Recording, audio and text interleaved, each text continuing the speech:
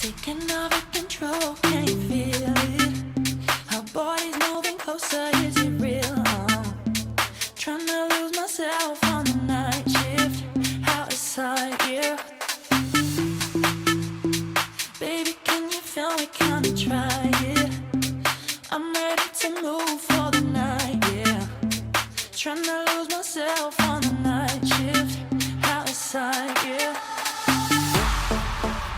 Taking over control, can you feel it? Our body's moving closer, is it real? Trying to lose myself on the night shift, outside, yeah. Alright. Baby, can you feel me? Come and try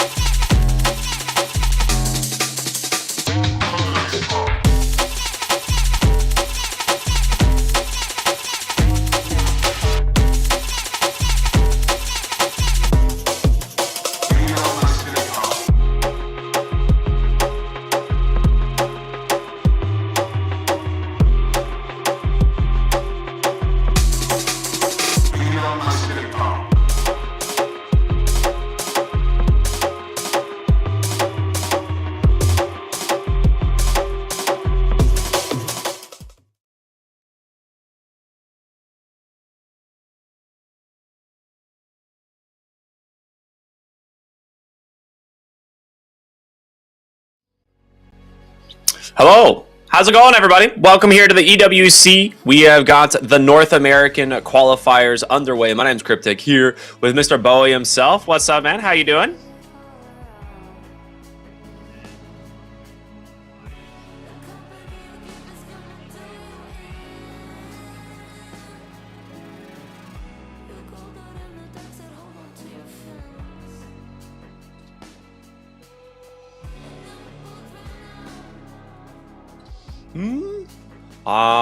Well, maybe. Okay, hold on. Well, I can talk for a moment because it's possible that y'all might not be able to hear Bowie, but I can. You said some great stuff though, and no one, if in case anyone didn't hear it, yeah.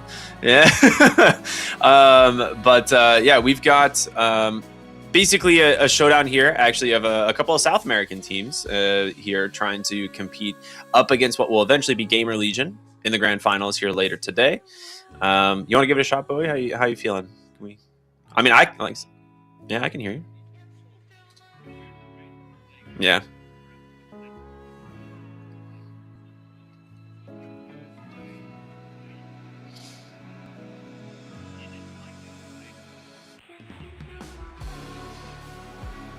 Yeah. I think that's kind of what I'm hoping for. To me, Storm Rage is a pretty solid team. I think this is probably the team I would expect to make it to the grand finals here. But they went up against GamerLegion round 1. They dropped 2-0, go to the lower bracket. So we haven't really seen too much from them in terms of play, right? Like the GamerLegion Storm Rage games were super stops, really fast. So this will be kind of the first time we've really seen these two teams kind of going head to head. So we'll see how it goes. So hopefully, like you said, a little bit better games overall. Yeah, that's what I'm hoping for. I was also checking, just the players on Ignite, and I'm so impressed. Like, imagine living in Cuba and having like rank 400 playing Europe. Like, these guys must grind so much. So, you said Storm Rage are the favorites, and they definitely have, I guess, players that are more known. But MMR-wise, I was looking at some of their profiles. Like, these guys are pretty good. That's hype. I didn't realize. Yeah, I mean, there definitely is some unknowns in there. We'll have to see, which one actually comes out ahead as we take a look at the format. So we had the 4 participating teams. We had the direct invite from GamerLegion, which makes a lot of sense if you guys have been watching. They've, throughout the year, they actually had a chance to make it to EWC, but off the most recent event, didn't have the best performance, so that hurt them quite a bit.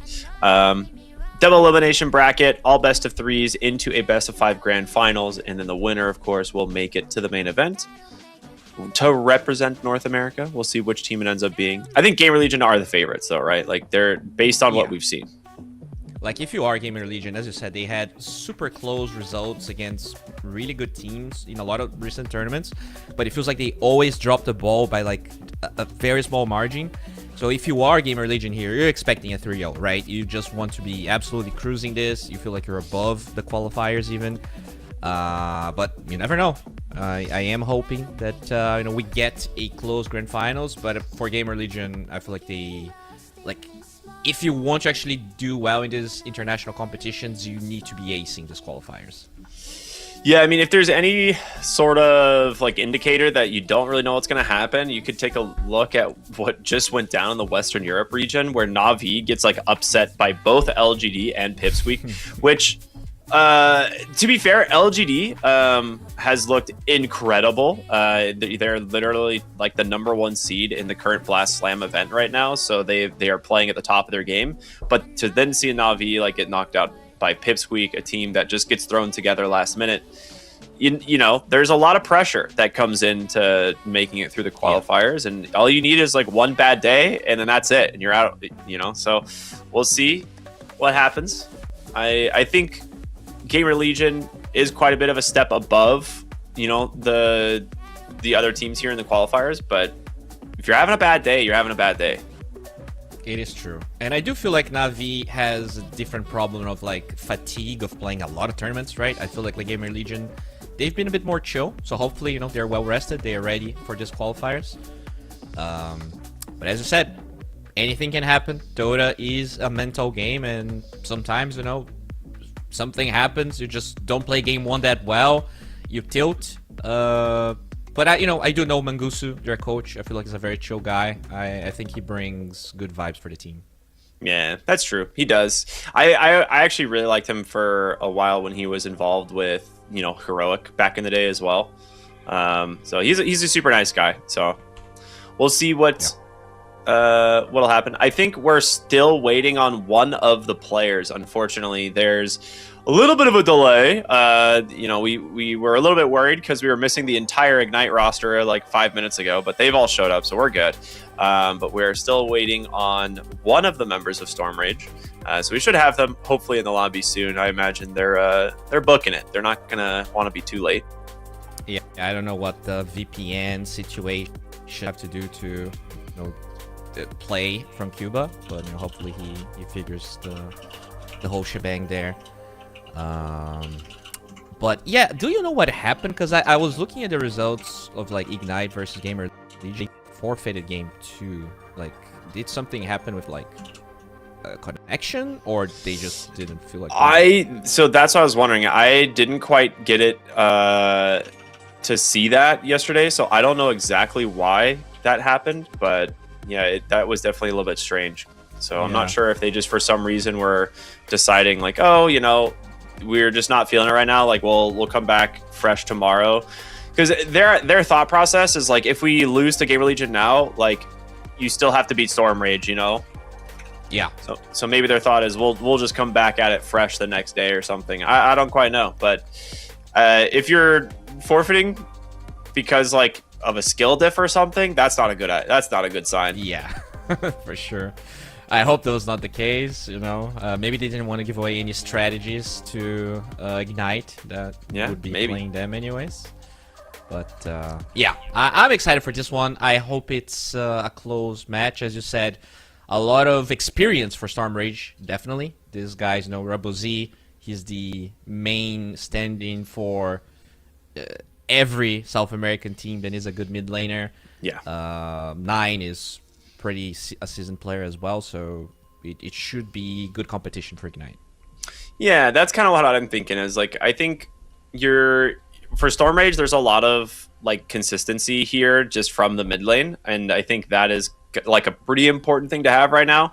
That being said, the laning stage seems to be very important at the moment, just in general. Like watching the meta, it's like I'm seeing a lot of teams like draft 4 lanes more so than in the past, where it's like, you know, you could maybe get away to like having an okay or bad lane stage if you had the right heroes, but I would say like right now lane feels really important. So I'm curious to see, you know, what they've been practicing and if, you know, what they're planning on actually bringing to the table, because the first drafts were a little bit weird, I would say. Like they didn't really feel super like cohesive in a way. Like there weren't a lot of like, from Stormrage's side, when they were playing up against GamerLegion, there wasn't a lot of things that like really came together to me in their draft. So if they tighten that up a little bit, maybe they'll feel a little bit better. Okay. Yeah. I was looking at some of their heroes here. Looks like they're pretty big on Necrophos for Ignite. So I am down to seeing that. I actually didn't cast a single Necro game in South America yesterday. So I mean, I love Necro. It's one of my favorite heroes. Yeah, I'm a big fan of it at the moment. I think it can work in the right game. The problem is it seems that like GamerLegion are just going for counter picks in their drafts. Like I think they know that they're probably the more experienced team, so they're just picking up like their straight counter picks. Like they have a pretty deep hero pool, and they're like, okay, you want to go Necro? Like we're gonna go the Karim Muerta. You know, you want to go Terrorblade? We're gonna go the Drow. So I think they're willing to be a little bit more flexible in their drafts and just get the hero matchups that they want, which is really important, I think, right now. So we'll see what ends up happening as we finally got ourselves a draft. All the players are here. We're going to see how things kick off. The Lone Druid banned. This is a staple. Pretty much always banned. Yeah. It's interesting. Like in South America, people were not banning it, but to me, like this hero is still very good. Even after all the nerfs, I know that like some people think the hero's dead, but it's still so good. Team ban. It's definitely alive and well, if you were to ask me. Clockwork, pretty much the only support that I've been seeing get priority banned in the first phase. The exception sometimes that I've been seeing is obviously the Snapfire, but that's mostly been getting ran as a mid laner now or an off lane. So we're seeing it in the core role as opposed to the support. Some honorable mention supports would be things like the Treant Protector or the Phoenix, stuff like that, depending on what kind of carry you want to run. I mean, looking at the bans here, nothing too surprising, I would say. Dire team pick. Yeah, I mean, it's pretty much staple bans. They do love Rubik on Ignite, so that does make sense. But I'm not sure I'm a big fan of Rubik. Like, the hero is very good right now, but just blind picking it first, I'm not sure if I like it as much. Yeah, I'm not a huge fan of opening with a Rubik. I think it can fall pretty weak in lane. If I'm something like Storm Rage right now, I am looking at picking up. I mean, depending on what you want to pick, I would go for something like a Shadow Fiend here, and then you have next, like Shadow Fiend on 9 is actually insanely powerful because you're guaranteed to get one of the 2 strong melee supports next, so either Treant or Tusk, and they both crush Rubik in lane. So that's what I would look for, but you can go for the Keeper of the Light. Overall, really strong hero, great healing, but also enables like tons of mid laners. So very good with Terrorblade as well. Gotta watch out for that one. Super annoying later on. You get the like 7 illusions with low cooldown metamorphosis. Yeah, it's crazy in the late game.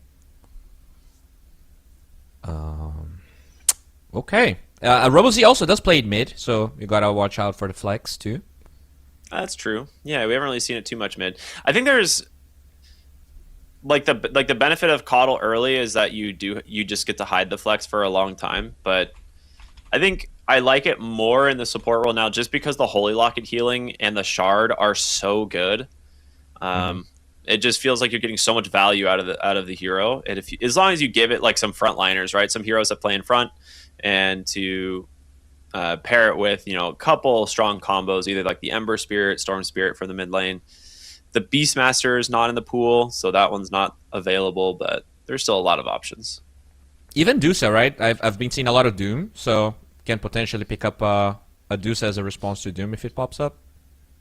Very good against that spell. Doesn't care about Doom that much. Yeah. Dire team ban. Yeah, there's the Storm. Okay.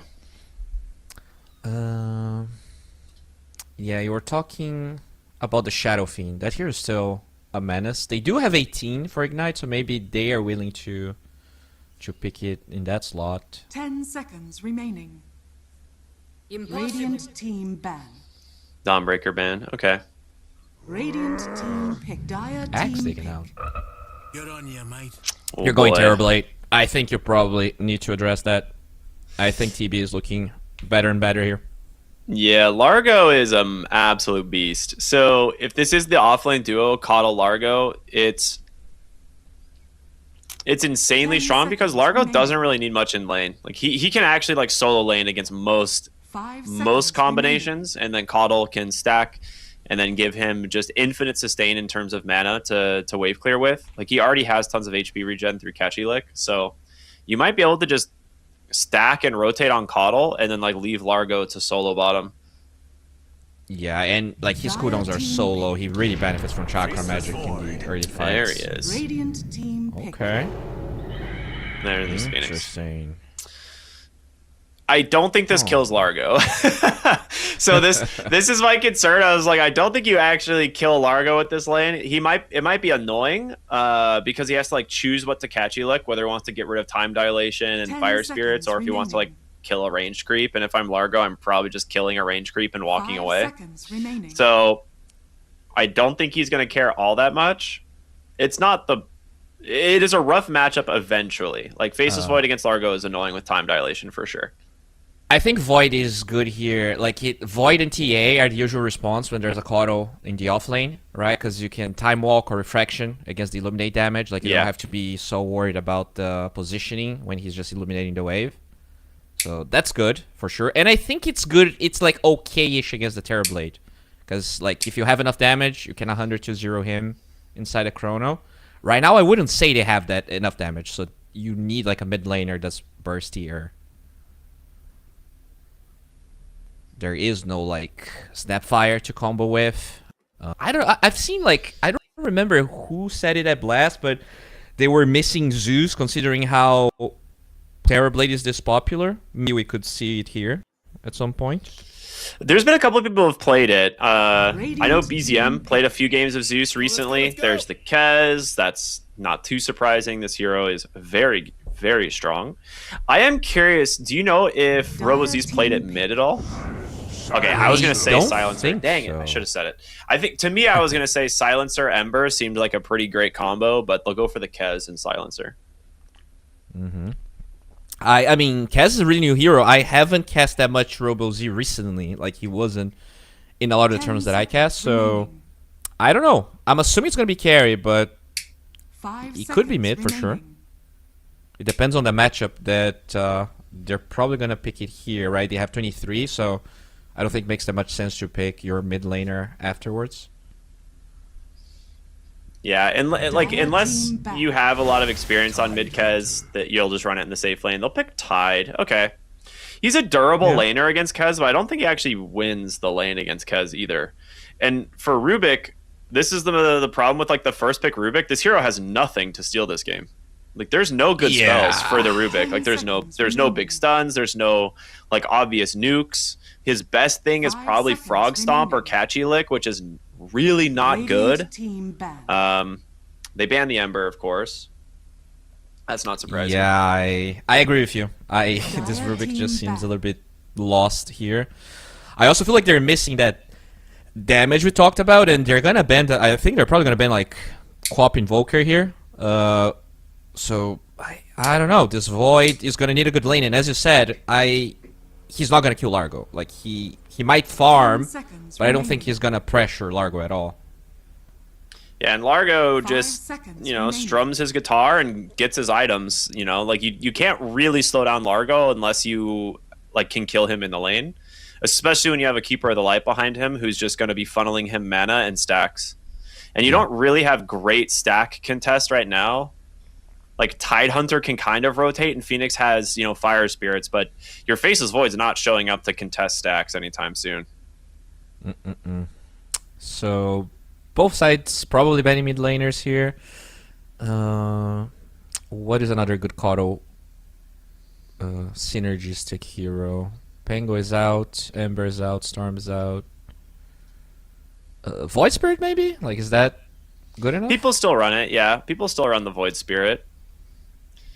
I'm curious, like, how much they may be willing. Well, I guess they have Ignite's pick first, and they probably want the Queen of Pain. So they get rid of Viper. Okay, that's actually a really straightforward ban.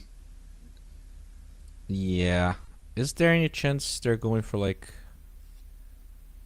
some cheese? I mean, you have 23. You're not gonna go for cheese. I think Quap is a solid pick, as you said.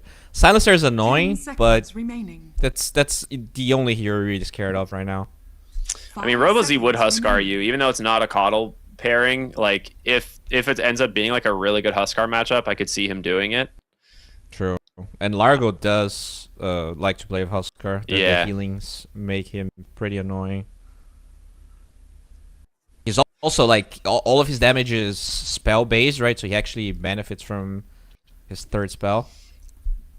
Thing is, Storm Rage really want Queen of Pain themselves. Yeah, so I'm curious if they're going to go for that. The Death Prophet is actually a really rough lane for Queen of Pain, so they banned the Death Prophet. I think you have to pick Queen of Pain here, because there's no way you give them Largo Queen of Pain.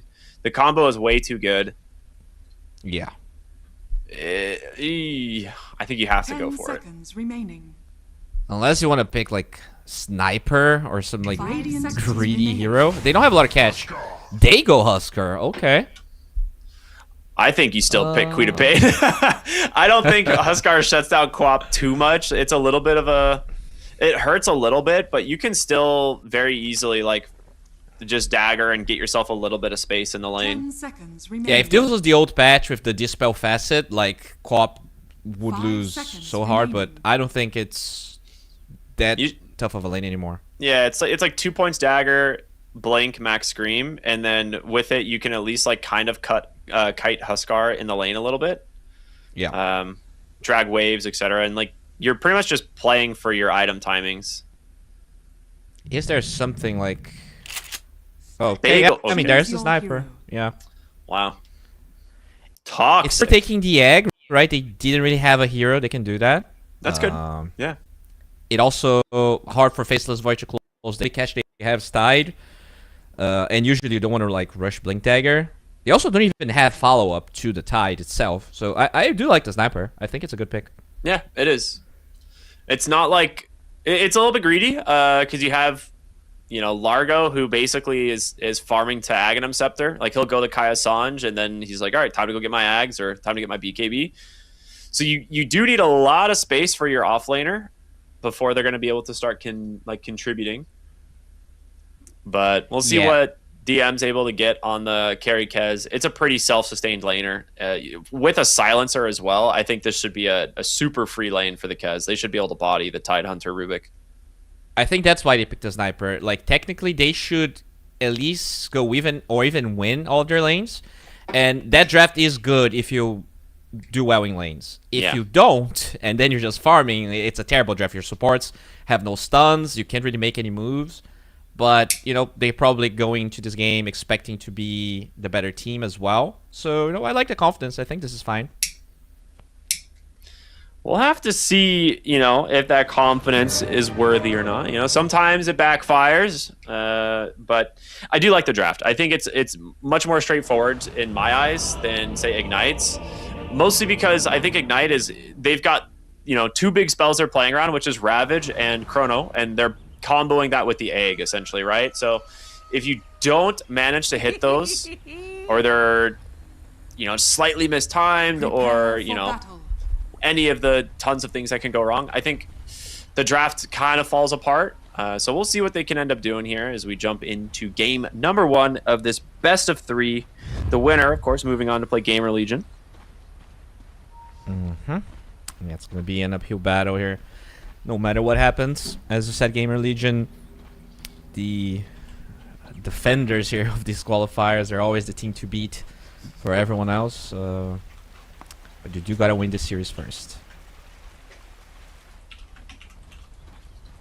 Both teams kind of smoked up, doing their little wrap around.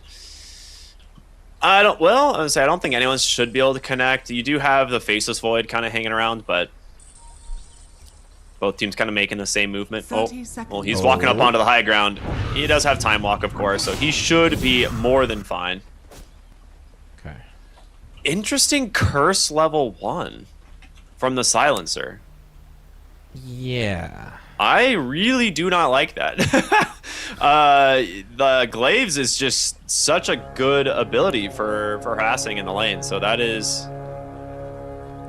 Yeah, I'm assuming he sees the Phoenix, right? And probably feels like he's not going to be able to get a lot of right clicks. Is that the reason? I mean, Phoenix has got to be in the safe lane, right? They shouldn't be in the same lanes. Oh, you're right. Yeah. Huh. It's like he's against the Tide Rubik, and if I'm against Tide, I'm just throwing right clicks into this guy.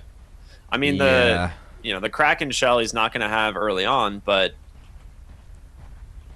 you're right. You're right. It's weird. It's maybe he feels like he got something out of forcing Void to learn Time Walk, but I think you're completely fine with Time Walk level 1. Yeah, I think this hero goes Time Walk level 1 like 90% of the time anyway. Yeah. But it's all right. We'll see what he can get done with it.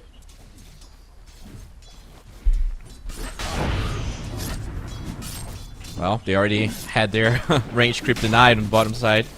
Yeah, 2 hero curse, I guess. It's just so much mana is the thing. Like, curse is a ton of mana. In terms of damage value, you just get so much more out of the glaives. You can potentially use it as he's gonna go for either Fate Bolt or Smash, for a range creep. But even then, I'm not sure if it's worth it. Yeah.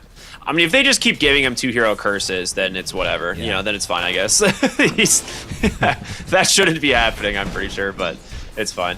Top lane, low on the Phoenix, but be okay. Good old catchy lick to pull him out of position. All right, we should talk about mid. CS-wise, yeah, I was gonna say that. I think that's really the lane you have to worry about. And he is going for shrapnel, so just gonna shove the wave, maybe stack for himself. It's not necessarily a lane he feels like he wants to kill the Huskar necessarily, or like pressure. Yeah, Because in the think- past you would see snipers like 0-2-2, or even more than that to try and bully the Huskar. Yeah, shrapnel's just so good. Like, I don't think the Huskar will ever have kill threat on Robo-Z here, so it's like, in my eyes, I might as well just put my points in shrapnel and be able to clear massive stacks and like shove the wave, because Huskar cannot shove the wave. That is his #1 thing he can't really deal with. And I think like in the past, Rift Band. Oh, Rubik? Is that enough? Falling low. That is it. First blood for the Silencer. The lane we knew was going to go very well. He's going to get himself some boots early, send out a Clarity with that extra money. That's going to be nice for him. Yeah, that's a good start. And yeah, that Rubik, not necessarily the greatest. Like, this is a lane where the Tide just, you just want farm, right? You're not gonna get a kill as Ignite here. This is a do okay lane. I don't think you expect much more than that as the Dire. 2 points curse now. I mean, I haven't been playing a ton. I haven't been seeing a ton of Silencer, so I'm a little bit unsure on like what the standard is. But top lane, I've seen 9. Oh, Trying to run down the Phoenix. Gets him with the last auto attack. The blood grenade's gonna expire. No He's bash? got another blinding light. Time walk on forward. Gets the miss. Catchy lick to pull him back. Uh-oh. That's a really good turn of events for the top lane now as well.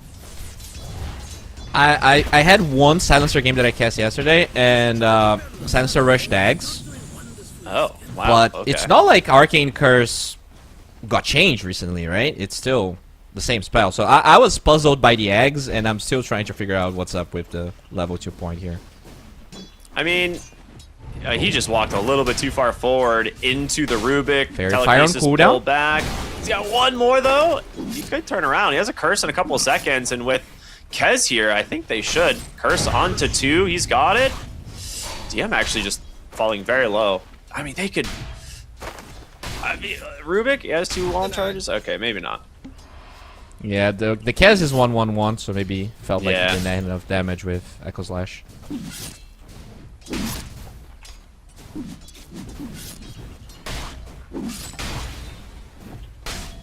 What about mid? Still pretty Yeah. good for the sniper. Oh yeah, he's having a great time. Every time Huskar walks to the lane, he just presses take aim and just bonks him over and over. Oh yeah.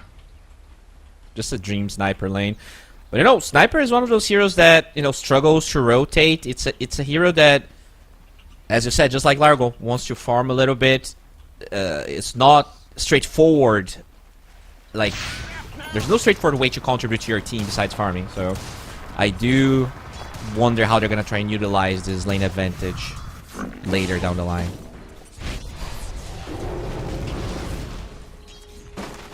Alright, I really need to find out, has Coddle stacked anything yet? It doesn't look like it. So he's been staying in the lane the whole time, giving Largo kind of as good a start as possible.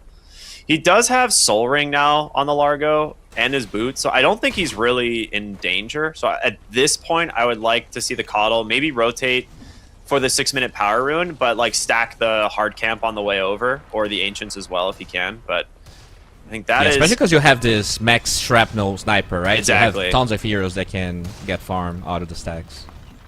And they are really trying to bring some heroes mid. Rubik's been sitting here for a little while. He's going to put a ward top on Robo-Z, so he's not going to see the Rubik kind of encroaching from the south.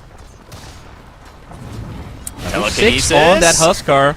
Yeah, they'll get him, bring him in close. He's going to try and hit him with the headshots, but it's not going to be enough damage. The kill will go the way of the Huskar. Silencer will find the trade. As the Power Rune spawns top, it'll be an invis. So Rubik, I'll just pick this one up. Be perfectly happy. That is so much. That's a solo kill of XP for the Silencer. He's level 5. Oh, like, what?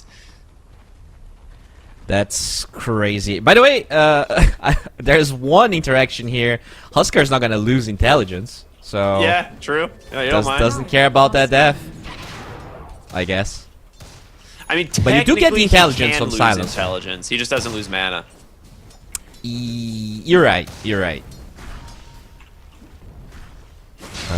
I guess you get like magic resistance, right, from that intelligence. So Oh yeah, I forgot about that. Yeah, Yeah. you do. 1.7%. Overall, it was a good rotation though from the Dire, like getting in, taking down this sniper who is, you know, pretty much free farming mid. He's still ahead of the Huskar, and I think he will be for quite a while. So he'll eventually just farm towards his Maelstrom. They did not stack the camps you were asking for, by the way. Kato goes for the wisdom here, but did not stack in the meantime as well. So not a lot of efficiency in terms of farm. We'll see if eventually they're gonna start getting those stacks done. Yeah, I feel like you got a Largo, you got to get the stacks going. That's the whole thing about this guy. He loves playing around stacks. Mm-hmm. Oscar will finish armlet real soon. But the game, yeah, it's gonna be a slow game, I feel like. Like, even though you have this early power spike heroes on the sniper and the Huskar, you don't really have a lot of catch on either side. Yeah. So you're fine, like, farming on both sides. I wonder which actually benefits more from it. To me, it's got to be the Radiant, right? Like you've Yeah, I got think so. this sniper, which there's not really a clear counter for outside of somehow finding him in a Chronosphere or a Ravage. Top lane, we're gonna see them make a play here onto Faceless Void. Okay, Damn. that was fast. They caught him on Time Walk and managed to just kill him in that like small little cooldown. Okay. Nice rotation from the Silencer as well. Gets another stolen int. Radiant's bottom tower They is did under start attack. stacking the triangle now. There's a double stack on the Radiant's left side. Dire's top tower is under attack. Yeah, Tidehunter now is strong enough where he doesn't really care too much about Kez, but I don't think this, like, I think Kez is also chilling. He's just going to get a decently timed Mage Slayer. Insane Mage Layer game, by the way. Yeah, like he just doesn't everything die. Yeah. Everything is spell damage here.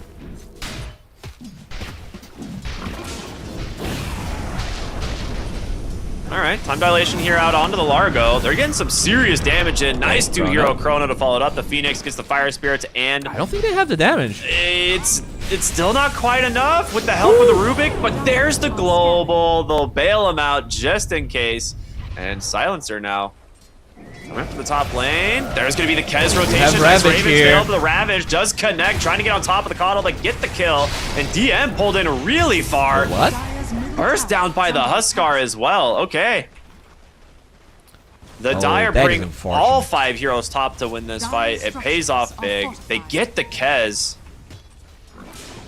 Yeah, DM rotated. You know, after seeing the Chrono, felt like he was fine, but just the angle he went wasn't great. Like, it's a nighttime fight. There was no ward, so he just ends up around 4 Dire heroes. Really unfortunate for him. He was having a great game. Radiant's bottom tower is Yeah. under attack. It's like he rotates in and there's just a Ravage and 4 heroes. That feels Yeah. bad. And I think if the Sniper plans to join, it's fine. Like, very different, right? We're going to see the Faceless Void again top lane. He needs a little bit more mana, but no. Dies to the last word instead. They do have a Huskar Huskar's here here, though. waiting. That's a lot of damage from the Huskar. Going to quickly clean up the Largo, but don't have the movement speed to chase for more. I do like his build. He's going straight up Blink, right? Because there's no stuns on the Radiant side. You just silence Yeah. any of the supports, and you can pretty much kill anyone. This has been the Huskar build I've seen more often than anything, the Armlet into Blink. It's really good. It's a great game for this build. Like, he even has 2 points of silence already, not Dire's necessarily middle tower is maxing the under burning attack. spears. Because it's all, I guess with the exception of Sniper, like, they also have a lot of spell damage.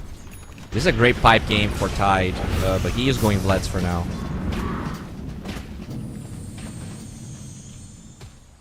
Radiant's bottom tower is under attack. Well, in terms of overall scaling and net worth, I think they've actually stabilized quite a bit on Ignite. Like, they're actually in a pretty good spot. Tidehunter almost has his Vlad's done.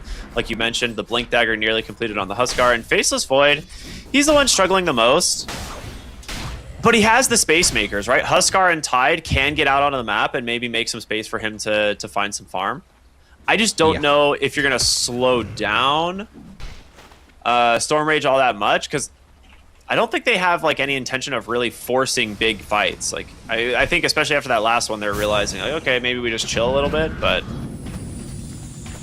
yeah, I think they probably want to take this tower. But as you said, the way they take this tower is by attrition. You're not necessarily gonna jump someone and kill them because their lockdown is very limited.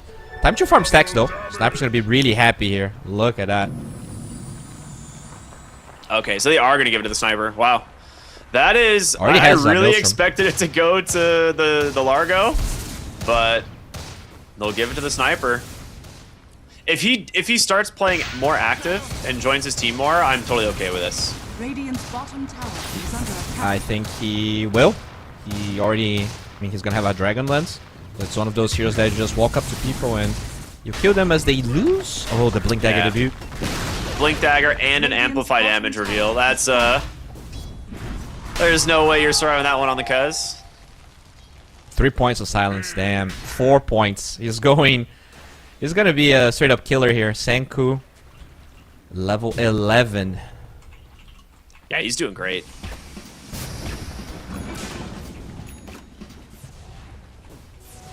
I mean, hey, he's a master tier Huskar player. He's got the experience. He knows what he's doing.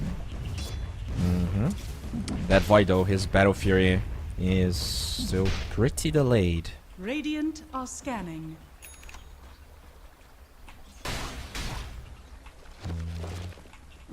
Mage Layer Yeah. done on the cast. You definitely would like to have Battle Fury right about now, right? That 14-minute mark is kind of the, all right, decent time Battle Fury, but he's still got a ways to go. He does, and like he's still at a point, especially with this build, where you have to be in the lane to get good GPM. Like if he's jungling with this build, it's just so much slower. So he is putting himself in. He's always under the threat of the Radiant heroes, because no tower has like this game feels like a pub in a way that like not a lot of towers have fallen. So, hello, The Sniper. Blink dive into the mid lane. They're going to be able to just drop everything on top of RoboZ. They get the kill. Armlet Senku toggle? here on the Huskar will no. die. They drop the egg. They get a 2-for-1. See if they can get out, though. Looks like they will. All right. Big commitment mid, but they get the target they want. Yeah, it's unfortunate. Kaz TP was on cooldown. I think he would be very happy to join the fight as Sunray. This Spirit Vessel is destroying them. Where did I see that vessel come from? Oh, it's just an Essence Distiller. Dire's bottom tower is under attack. Oh, it's, Okay. it's Rubik's, yeah. Radiant's middle tower is under attack. Speaking of him, dies to Kaz, DM. He's got Raven's Veil, and there's a regen here, so he's actually stoked. He just walks away, full resets. He has a This parry. could be He's not gonna have it, dangerous. Oh, though. Yeah, that's the wrong angle to go through. Didn't get the parry out, and now mid lane, Faceless Void has that chrono to drop it, catches the Keeper of the Light as well. I don't think you're going to take down 9, but you mentioned this is looking a lot like a pub. I agree. They are just running it Radiant's middle down. tower is under attack. Yeah, like now the tower's just gonna start falling, so it does feel like Ignite's gonna get control of the map. They could even potentially Roche with the build. You already have 3 Burning Spear points with the Phoenix Fire Spirits, but okay, no, looks like he's just gonna keep jungling. It's a little scary into Shrapnel, right? Like RoboZ can just Shrapnel the pit, and it's really rough to play into. Oh, look at that fight. Pretty deep, but as you said, if you're killing the Sniper that got all of the stacks and you're the one getting the kill, it's still worth it for you. Yeah, like they're using the big cooldowns that we mentioned, right? The Ravage, the Egg, like all this stuff that we like we're kind of hoping to see them play around. They're actually doing really well. Yeah, and even killing the Kaz afterwards, like that is really the cherry on top. You're getting enough kills that now you can use the chrono here and take the tower. This is a really key fight. If this ends up being a short game, this is probably one of the more important ones. Well, we're coming back live, and Huskar, he TP's in, but he's very low. Silencer, he's just gonna die. Dispels the silence. But he managed to at least get the global out before he died. Tidehunter continuing so to just run tanky. in, trying to find the kill before he goes. He's gonna live! Dies at the last second, but Senku on this Huskar going to continue the chase. Does have the life break, jumps in onto the Largo. The healing from 9 is not going to be enough. It's a triple kill for the Huskar. He is ripping this team apart. Damn, dude. And that's the thing, right? Sniper wins the lane, gets the farm, gets the stacks, but as you said, he's the gonna get farm an wants... Oh, he gets another one. Radiant's top tower is under attack. Sniper, it's not straightforward to use all of that network, especially with a draft like this where you don't have a lot of stuns, not a lot of initiators. So if the Huskar just closes the gap, there's also no saves. Maybe there's catchy lick, but it's not gonna be enough to stop Senku right now. Alright, well now your greedy lineup is getting punished, right? Because we were saying if you can manage to just stabilize and get to your items on the Radiant, you know, like getting to the Largo S and Y, getting to the Aghanim Scepter, you're having a good time. But the Kez has just been a non-factor in this game entirely. 1 and 4, just dying every single time he decides to show up. And now they're 6k behind. There's a Huskar who is absolutely crushing them, level 15. With a BKB on the way. So he has a BKB. God damn. Yeah, I honestly don't know what the recovery is going to be here for Storm Rage at this point. Like, they needed to get through this stage of the game. This was going to be the hardest part of the game for them, and unfortunately, it has not worked out for them. Yeah, with all of that, this might still be a long game just because you have Kodo Sniper, right? Yeah. So going high ground is still a pain. You can make mistakes, and that type of lineup can punish you. So if they want to play like very cautious, it does mean this is going to be a long game. But Yeah. we'll see.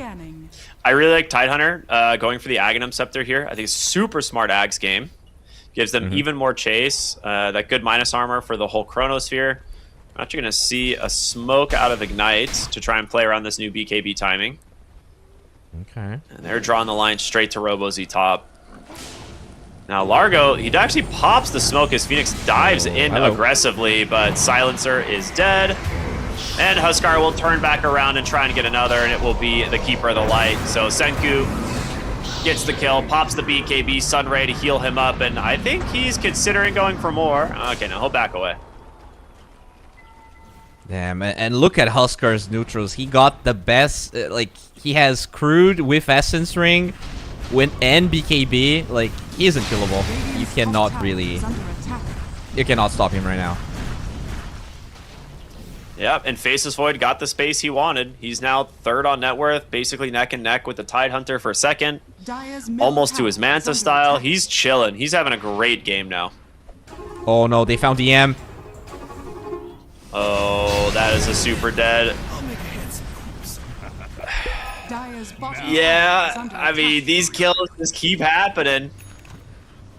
Yeah, and now they can get Tormentor for themselves, so either a shard for Phoenix or Rubik. Both are going to be quite happy about that.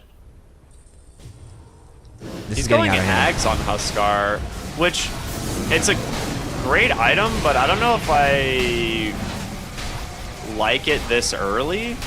Oh, Huskar? Oh, it's really low. That's close.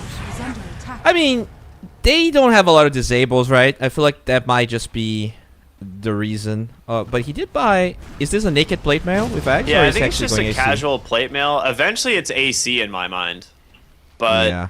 Because, like, right, you've got a Deso Builder and Kez, you've got physical damage off from the Sniper, so it's like, I think AC is quite good, but... It's going Lotus now. Oh, Just wants the secondary Dispel. Okay. Actually, kind of cool. Yeah, I like it.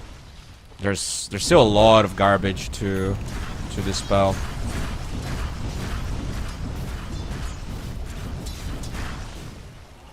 Blinding Light, what's the Kodo's Low thing? Solar Bind. Yeah, Solar Bind, all the Silencer stuff.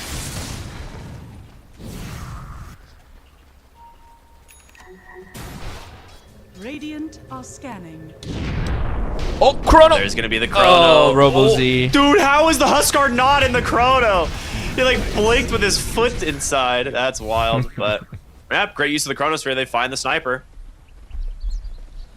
Damn.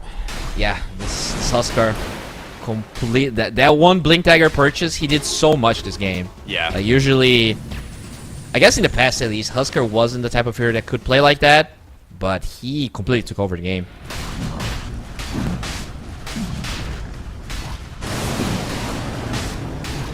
Free Roche now. Yeah, far in the past, you had to like buy the shard on him to be able to take advantage of stuff like that, which meant you had like a 15-minute timer, and you had to buy the Blink Dagger and stuff. So the rework to Inner Fire, I think, is one of my favorites. It makes the hero actually, you know, viable outside of like a cheese pick in a way. DM trying to play for the Wisdom Shrine. He'll take down the Rubik, but cannot stand his ground against the Huskar.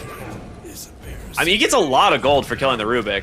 680 gold, but dies again, unfortunately. Yeah, it's really unfortunate because I think this was a really good cast game. Like, in a game where he didn't die as much and he just gets to spam the Maze Layer on Senku. Like, this could be a completely different game. But he did it to himself, right? A lot of his rotations just weren't clean enough. Yeah, I would agree. I think both, like, his first 2 deaths of the game were entirely self-inflicted. Yeah. Now, Aegis time, Lotus Orb completed. I mean, this Huskar is completely unkillable.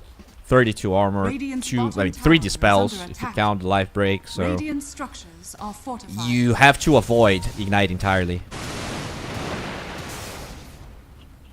I mean, how... Yeah, I was gonna say, how do you, like, save people that he goes on? That was actually a nice catchy, like... They're gonna get a lot of damage onto him, but like you said, there's gonna be the Lotus, the heals out, Huskar, his first life gets burned. Okay. Death so damage for Cass. He's not gonna be sad about that. That's actually kind of nice. Yeah, I didn't realize that. Oh, DM, you are in the wrong neighborhood, my guy. Okay. Should be fine. Alright. Does have a TP, he can probably like cut one wave and TP somewhere else. That's nice. He needs to be able to TP to the fight if the fight's gonna break out, because they are trying to defend their tier 2 tower here. Yeah, he'll stay to cut the last wave, so he'll get it. 9. Oh boy. Dead in the water. Yeah, there's no way you're getting away from that egg. Coddle, jump in, they find the Largo. There's the Inner Fire to push him back into the egg as well. The BKB out from Senku. Oh, Chrono is a sniper. He's got Sniper, he's got Silencer. RoboZ's gonna die. That's 4 for the side of Ignite. They lose absolutely nothing. Yeah, and now the MTPs, but it's a little bit too late. They couldn't really do anything about the Chrono. Yeah, this is looking pretty over. Not gonna lie, you know. You can always make mistakes. The high ground is hard, but the way they're so ahead, they can dive tier 4s. Yeah, I mean, Faceless Void has Ags now and is almost level 18, so there's not a lot of options at that point. Speaking of Faceless Void, doesn't even try. I mean, I'm pretty sure you lose this, Kez. I don't think there's a good chance for you to win this fight. Middle tower has fallen. Yeah. Okay. Radiant's bottom I thought he would just tower time walk in place and cleave the Kez with the 6 creeps, but I guess not. Same. Like, he would have actually just done like 1,000 damage. Maybe he felt like the Radiant heroes were behind, but I think most of them were dead when they started. He's just playing safe. Like, his game is super free as long as he just doesn't die. Or, like, make any risky plays type of thing. That's for sure. So Aegis, I mean, Aegis is down for a while, so I was gonna say maybe there's a chance Radiant can go for a play, but I don't even think that's true. Like, what's your initiation? Oh, that is... Did he mean to catchy lick the Coddle in? Okay, I mean, a little bit odd. He, like, catchy licked the Coddle to dispel the Gush, and then it just pulled him in range for the Dead in the Water. So that's kind of how the whole fight started. That's a little unfortunate, but...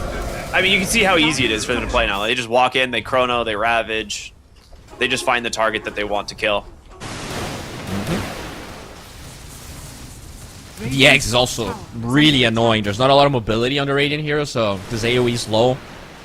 Makes it even harder for them to disengage from the Blink Huskar, the Time Walk Void. Tide has 91 damage block on Kraken Shell already. under Radiant's top tower has fallen. That's pretty good. Oh, Cass being chased now. Another Raven's Veil to escape. Essence Distiller didn't quite connect this time, so a good attempt from the Rubik.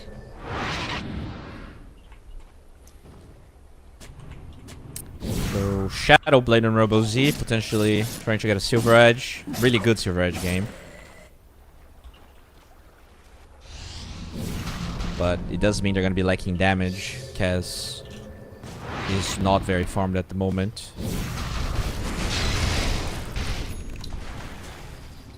Yeah, I'm trying to think, like, I'm looking for the silver linings here from the Radiant. You're right, you know, they have this high ground of Coddle Sniper that's super annoying, but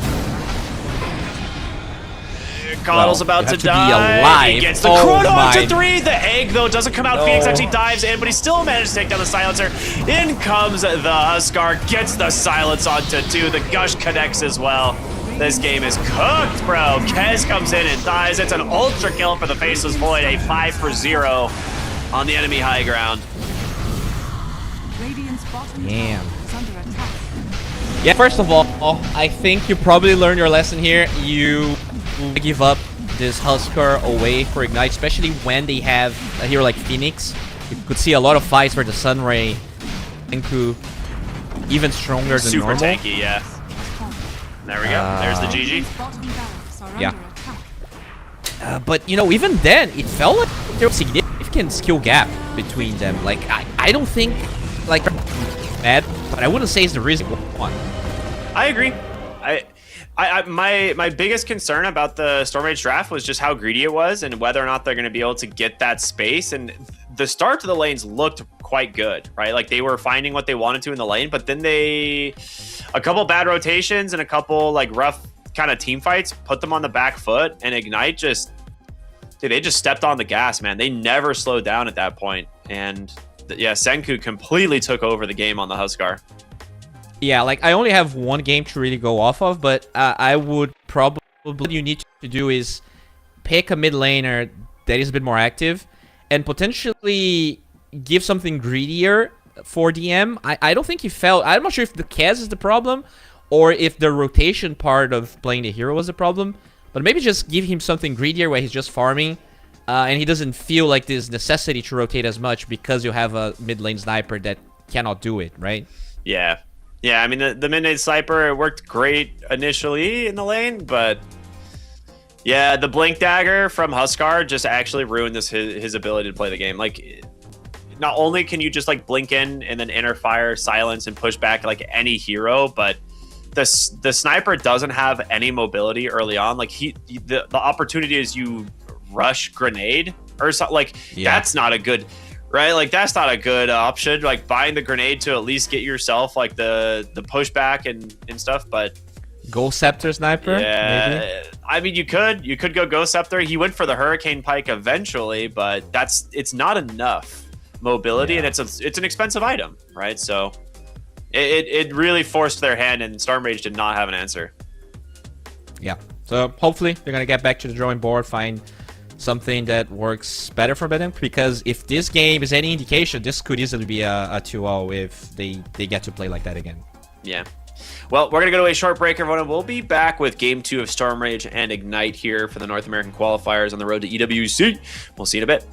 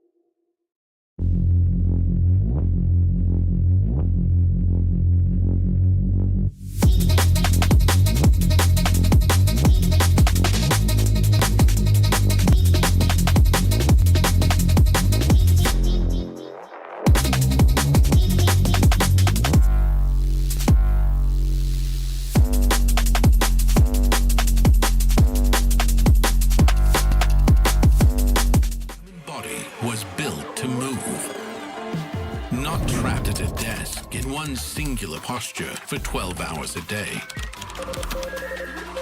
It's time your chair evolved. This is Secret Lab Titan Evo.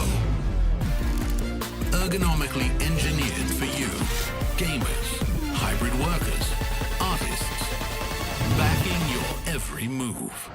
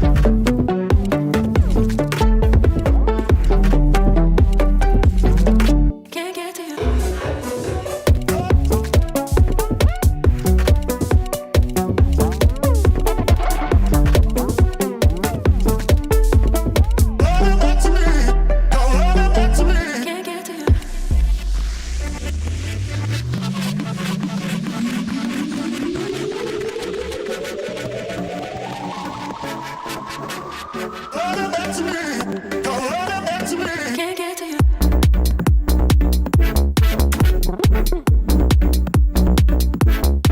Can't get to you.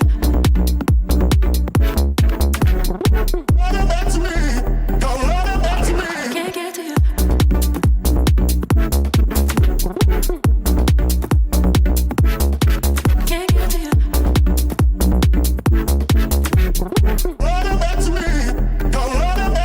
Can't get to you.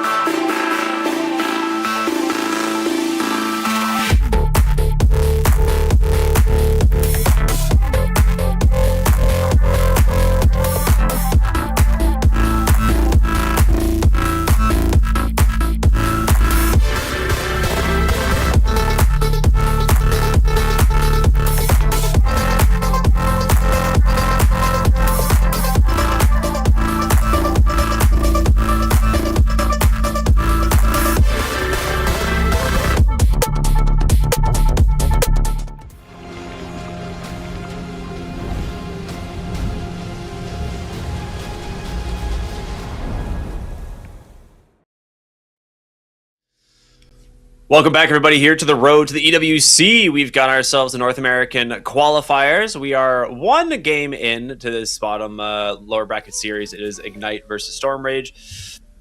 Honestly, game one, we had some questions on the draft from Storm Rage. We're like, is it too greedy? You know, can they get away with it? We're like, maybe if there's like a skill diff, you can definitely get away with stuff like that.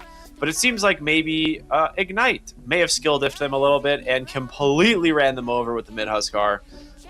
Bowie, what do you think they've got to change as we go into the next game of this series? I think I definitely don't want to see Cass, so I want to see them going towards a different carry hero for DM. Potentially also picking something else for the mid lane. I don't think the sniper was the problem. You know, it won their lane, but there were a lot of small things that I think could have enhanced. Like eventually the sniper did farm a big stack. Talked about how like in the beginning, like they could have farmed way more, right? The Caudle was sometimes not doing anything in the lane. The Largo lane yet there were no stacks being made. So I do think there were some like map movements that could have been refined a bit more. Agreed. Like just on the draft, I do want to see a more like a mid laner that can just make plays. Yeah, I would like that as well. And I think to me, like looking back at it, one of the options was Queen of Pain, and we were thinking, you know, like maybe if you want to play like a little bit more of an active game, the Queen of Pain, like it's going to struggle slightly into the Huskar lane. But the combo with a Largo, eventually with the Aghanim Scepter and everything is so good. She can build a BKB early. You know, Kaya Sanj BKB that game and she's chilling. So I don't know, like maybe it could have worked, but the early game that Ignite brought just seemed too strong. Like they were not prepared for that on Storm Rage at all. I completely agree. They definitely. I think it could have been a completely different game, right? Maybe it was just bad luck. You know, the Kaz dying to that Ravage in the first time. Yeah. Like, if he doesn't die those 2 rotations, he was having a really good game. Like, his net worth was high. Maybe the game is completely different. But at the end of the day, you can only work with what happened. And this is your potential last game of the qualifiers. So if you don't change anything, you know, maybe you lose and you're going to be feeling like, well, what if we did something else? So I am of the opinion that you should probably try and change what happened instead of... You have to be very confident with that draft to try and, you know, run something similar again. Yeah, I just want to see less greed out of Storm Rage. I think that's the big thing. It's like, just pick something where, like, pick your strong lanes and then pick something you can transition with instead of these, like, this Tricore that all needs, you know, 10,000 net worth essentially in items before they're going to start doing stuff. So, yeah. I mean, I've seen Kez get really active early. Like, I think one of the players that comes to mind specifically is Mikke. Iotoro as well, I think, are 2 players that get really active on Kez early. But it is off the back of a good lane start and then, like, capitalizing that and not trying to make these, like, big rotations into 5-hero team fights. It's like, oh, okay, I'm going to come through the Twin Gate, maybe like kill a support or something, or I'm going to rotate mid for the 6-minute power rune or for the 8-minute power rune and, like, you know, utilize my silence, you know, or something that, you know, can help turn a fight potentially. But Kez doesn't see, like, I think that's, like, in hindsight looking at it, that's probably the biggest difference is, like, Kez does not want to actually be in a 5v5 early on. I think he's looking for these small skirmishes, right? Like, he wants to be able to use his low cooldown spells, like burst down a hero, get out of the fight, kind of go back in. Yeah, and in that sense, sure, they did pick Kaz early, but the entire plan of Ignite was live, right? You have all the abilities, you have a Huskar with a Phoenix, you want everything, like, happening at the same time. So in that sense, it's really the easiest Kaz game for him. But as you said, he could have rotated earlier. He didn't have, like, he joined us super late. You know, potentially just went back farming if he felt it wasn't necessarily good moment. Yeah, that's a really good point. Like, just pick your battles a little bit better, right? If you just don't have an opening, and, you know, we'll see what happens. Just the pressure, the wall. You need to win this, and mistakes happen. So fix those. Potentially, hopefully, they have a coach. We are time to join because apparently there are electrical issues to play, and maybe that's why they didn't played against GamerLegion. We were confabulating. Uh-oh. Yeah, that's not good. So they say, you know, they're going to give them some time to try and reconnect and get into the game. Hopefully that happens, because that would be really unfortunate to win game 1 and then forfeit game 2. That would be a rough one. But they're going to have about 15 minutes to try and reconnect and get into the game. But yeah, it's one of those things that it's not super like from the South America region. I think especially over years and years and years of covering like qualifiers, every once in a while you're gonna have like one player with like a power issue or like weather issues, you know, like a big storm comes through, you know, can happen. You know, we kind of see it every once in a while, but because we're going to be kind of waiting to see if this person's going to reconnect, I think we're going to be going back to a break, and then we'll see if you know, we get a game 2. I'm sure we will. Hopefully they reconnect. So just stay tuned, everybody. We'll be back in just a little bit here with an update.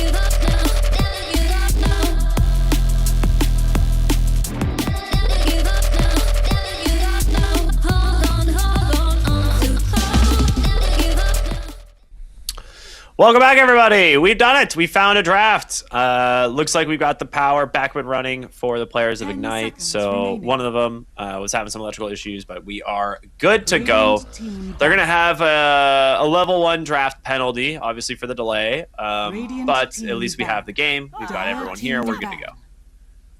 Oh yeah, and I mean, can't really blame them for the Huskar ban here. I think that's probably the 10 right seconds approach. remaining. You counterpick the Huskar, and you still like suffer as much as they 5 did. seconds I think remaining. this is appropriate. Yeah, I think if you're like on elimination, like you definitely just want to ban the one hero you struggle against clearly the most in that last game, which I'm curious what other Senku has available to play, because you know we've seen the Huskar and now we're gonna like be forced to see them on something else. So if they have last pick, which they do, maybe they'll save it for Senku to make sure he has a good lane. But yeah, a real driving force in their victory on game 1. So I would like to see him get a little bit of priority. Yeah, they do have 18 on Storm Rage, but 24 for Ignite, so they could go for that overall last pick if they feel like there's a cheese here they can pick. But overall, I mean, the way he played, and even just judging from his MMR alone, I'm assuming Radiant team he has back. a good hero pool. Now, Wind Ranger first phase is not something I have seen banned. That one is 10 curious. seconds remaining. Radiant team banned. I'm trying to think Dire what the team. idea is. Like, Like you want something right clicky, right? I think if you're banning this Wind Ranger. yeah, it's like Wind Ranger is usually played as the Radiant carry, right? We don't team almost ever see like Wind Ranger mid or anything. Dire I guess it team leaves in back. Clockwork. Maybe that was why. Okay. Yes, Let's clock go back is... to the Rubik. I mean, I do like it here, right? I don't think the spell steal is that good against clock, but just Rubik Shard alone to save Dire people from team cogs, or back. even just take Clockwork away from his own cogs is nice. Overall, I still, I like to see Rubik when you see like a Snapfire or a hero that you really are gonna have a good time against. 10 seconds remaining. Phoenix Ben. 5 seconds remaining. Hoodwink still available. They did ban it in the first phase of game 1.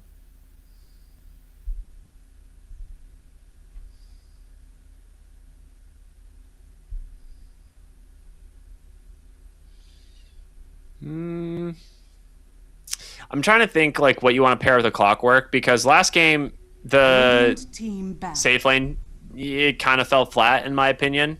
They get rid of Bane, okay, but if you're gonna have this Clockwork, you need to have a hero that's gonna take advantage of it. So to me, it's like I kind of go back to the idea of something like a Shadow Fiend. Yeah, I was gonna mention that the hero got ignored, right? I don't think it Yeah. was ever 10 banned. seconds And it's remaining. such a it's such a popular hero right now in 5 general, so that's seconds why I remaining. was a little bit shocked to see it not get picked at all. Yeah, it really is a staple of the patch. At least in the South American games I've casted, it was. I don't think it was ever picked because it was banned every single game first phase. So we'll see if they have plans here for a half. I think it is a good combo with the clock in the lane. A lot of reserve time being used for this last ban.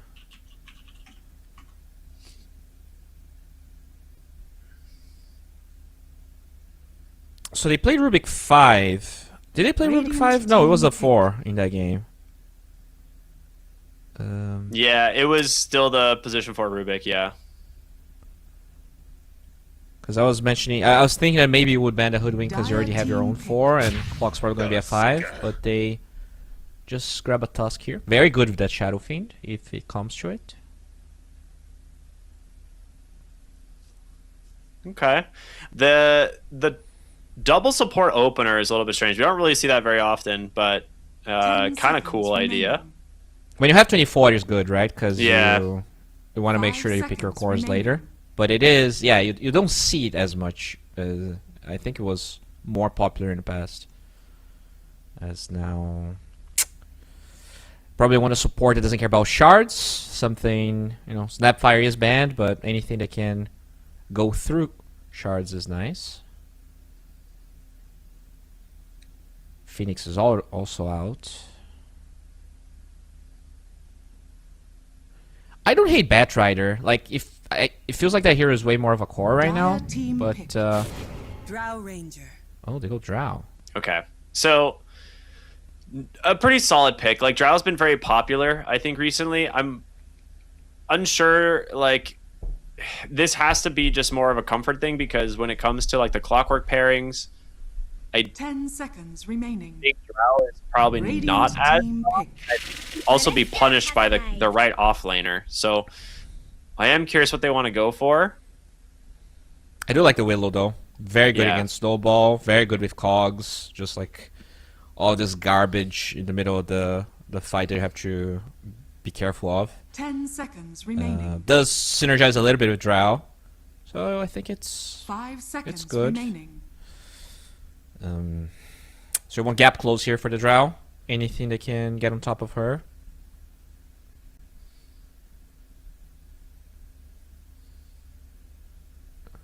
Radiant team. Morphling used to be very good. But I have not seen Morphling at all recently. There he is, the Underlord. So this this was exactly what I was worried about with the Drow pick. Underlord is quite good into this matchup. Like he's slow 10 and seconds kind of a big remaining. slug and whatnot, Dire but team pick. I don't really think you can actually get like reliable CS in this lane. Like Underlord's damage aura, damage reduction is super annoying. Clockwork can't really fight into him either, so he's mostly just going to be playing around in Cogs, which is kind of what the hero does. You just sit back, kick Cogs at 10 people, and seconds remaining. try and burn as much mana as possible. Yeah, you just also 5 shove the wave, seconds which remaining. Drow doesn't like, right? You Yeah. don't want to be CSing under tower with Drow, because as you said, the damage problem is real. But I think level 3 is definitely a lane where you can kill the Underlord. I've seen a lot of Dire lanes where, team like, banned. Underlord, Tide, just like melee offlaners get killed by Drow. As they do get a net. Wait, what? The offlane necro? Or potentially mid as well. Maybe this is. I I have feel like not seen mid this necro would... at all. So mid necro is still Radiant kind of team popular. It just depends on the lane. I think this is off lane necro in my opinion, though. In the tiny tusk, I think it's kind of free. Yeah. Double melee. Still a lot of like. You have the repositioning aspect, which is really annoying for Dire necro. team banned. Shards as well. Like this hero, if you get tossed into a tower, he just dies. But yeah, if you don't struggle with that, it is a double melee lane. So also even CS, right? Tiny's right click damage 10 is pretty seconds high remaining. against Yeah. necro. We'll see. 5 seconds remaining. Maybe it's a flex. They do take away Ember and Invoker, so they are banning mid laners on both sides. Radiant team. Stormrage needs like stuns, man. Like this is the second time they're drafting in. All of their disables are very unreliable. Yeah, they ban out the Carry Muerta just in case. You could just go mid tiny, which is a good matchup in a Necrophos, and then pick Carry Muerta, and then Stormrage's game would be completely 10 over. seconds So I remaining. like the Muerta ban. It's a heads up removal. In 5 terms of seconds just remaining. other mid laners, I think you're right. Like Stormrage doesn't have a lot of stun to play around, which is kind of rough for the Necrophos. Like he actually kind of needs someone to like get in there, start the fight, and like lock a hero down so you can actually like reliably hit those Reaper sites. Can you puck if you're Stormrage? You probably can, right? Yeah, you even if can. it's mid tiny, like Radiant I think that team matchup used to be pick. worse for puck. Yeah. Okay, that's some control. So what's your cheese? How do you? I guess you could pick OD and can save people from Reaper. It just 10 destroy the seconds puck. remaining. Man, when was the last time I 5 saw an seconds OD? remaining.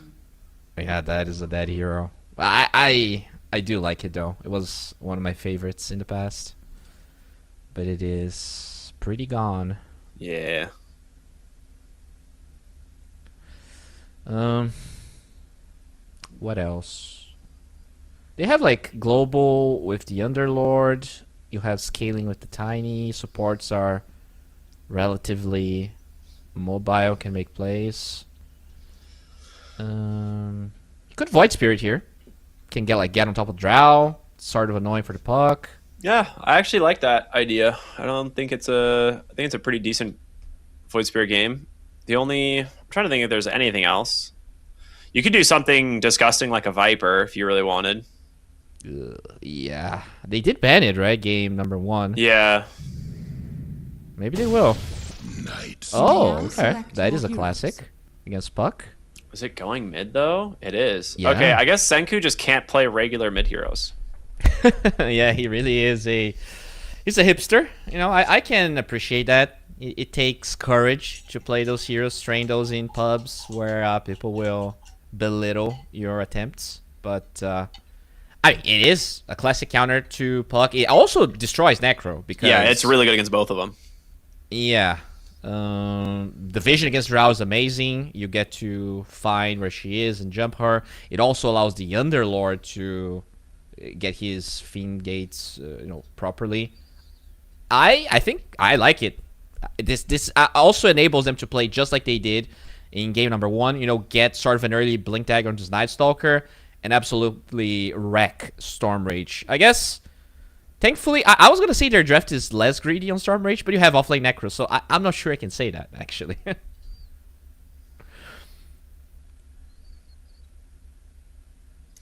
Well, I think it should do well mid. Thinking about base stats and everything. Night Stalker is actually pretty strong in lane. He only usually struggles in the side lanes because he's like in a 2v1 and doesn't really have much to bring to the 2v1. But in the 1v1, he actually has like pretty decent base stats, like good damage. I think he should CS like fairly well into a puck. I think. Oh yeah, he will crush that lane, I think. Yeah, I'm trying to think like what his starting items are going to be. Like you don't really want to go Quelling Blade in a mid lane. Like that feels bad. So you're going to be going probably just like Fairy Fires, some branches, and Tangos, and I think he'll have like 70 damage, maybe more against a puck. So I think he'll be fine.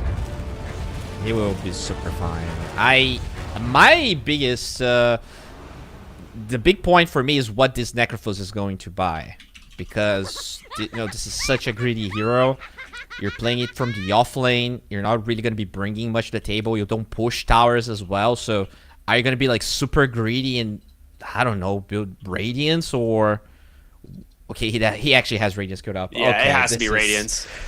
Oh my lord. It has to be Radiance. Probably greedier than game number 1, not gonna lie. Like, the thing is like Necrophos is like possibly one of the most item dependent heroes in Dota.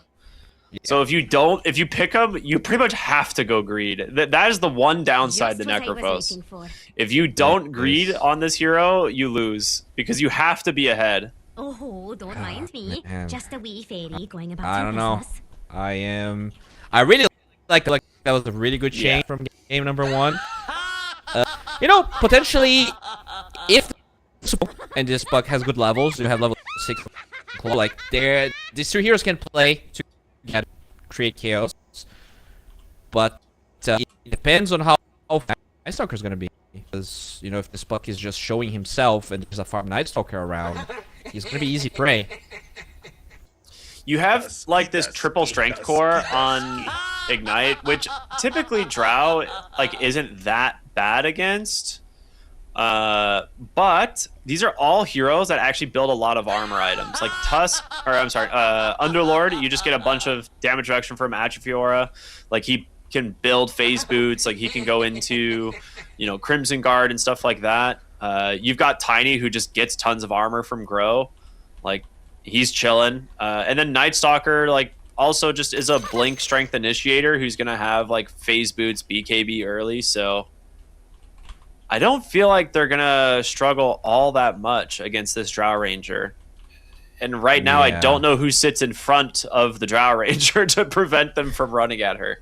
So yeah, that's the thing, right? If this game has long fights, the Necros is going to be doing a lot of damage because all those tanky heroes have a lot of HP. But the thing is, the Necros is supposed to be your first point of contact. He's potentially going to be the first hero bursted in a lot of these fights because there's no one else to show to posture. Everyone is so squishy on their side.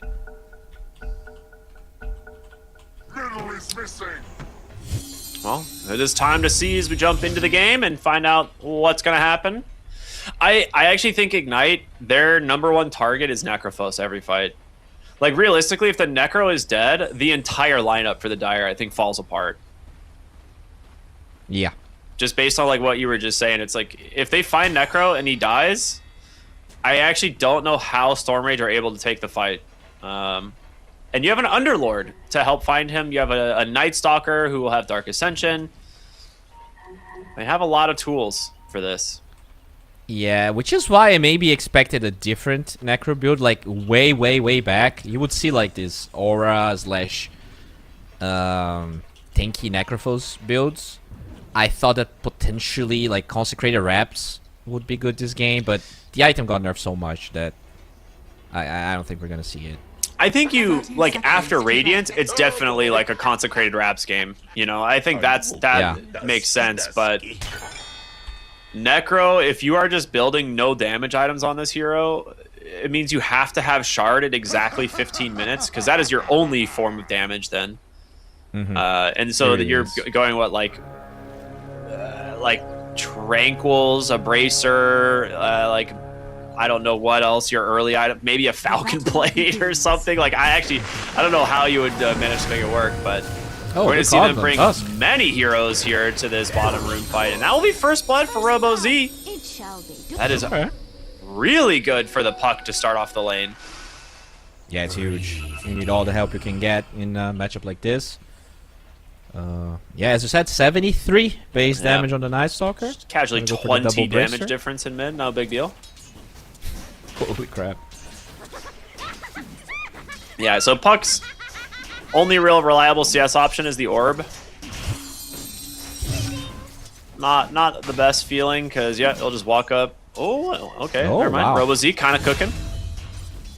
Didn't expect that, but they do kill 9 on the bottom side. Now TP to the top lane. That's a really nice grab.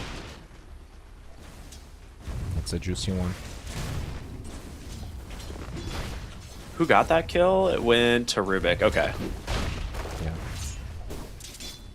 So for now, looks like just a straight up Bracer Boots Radiance Rush here on Fachero. We'll see if he will potentially change his mind later down the line.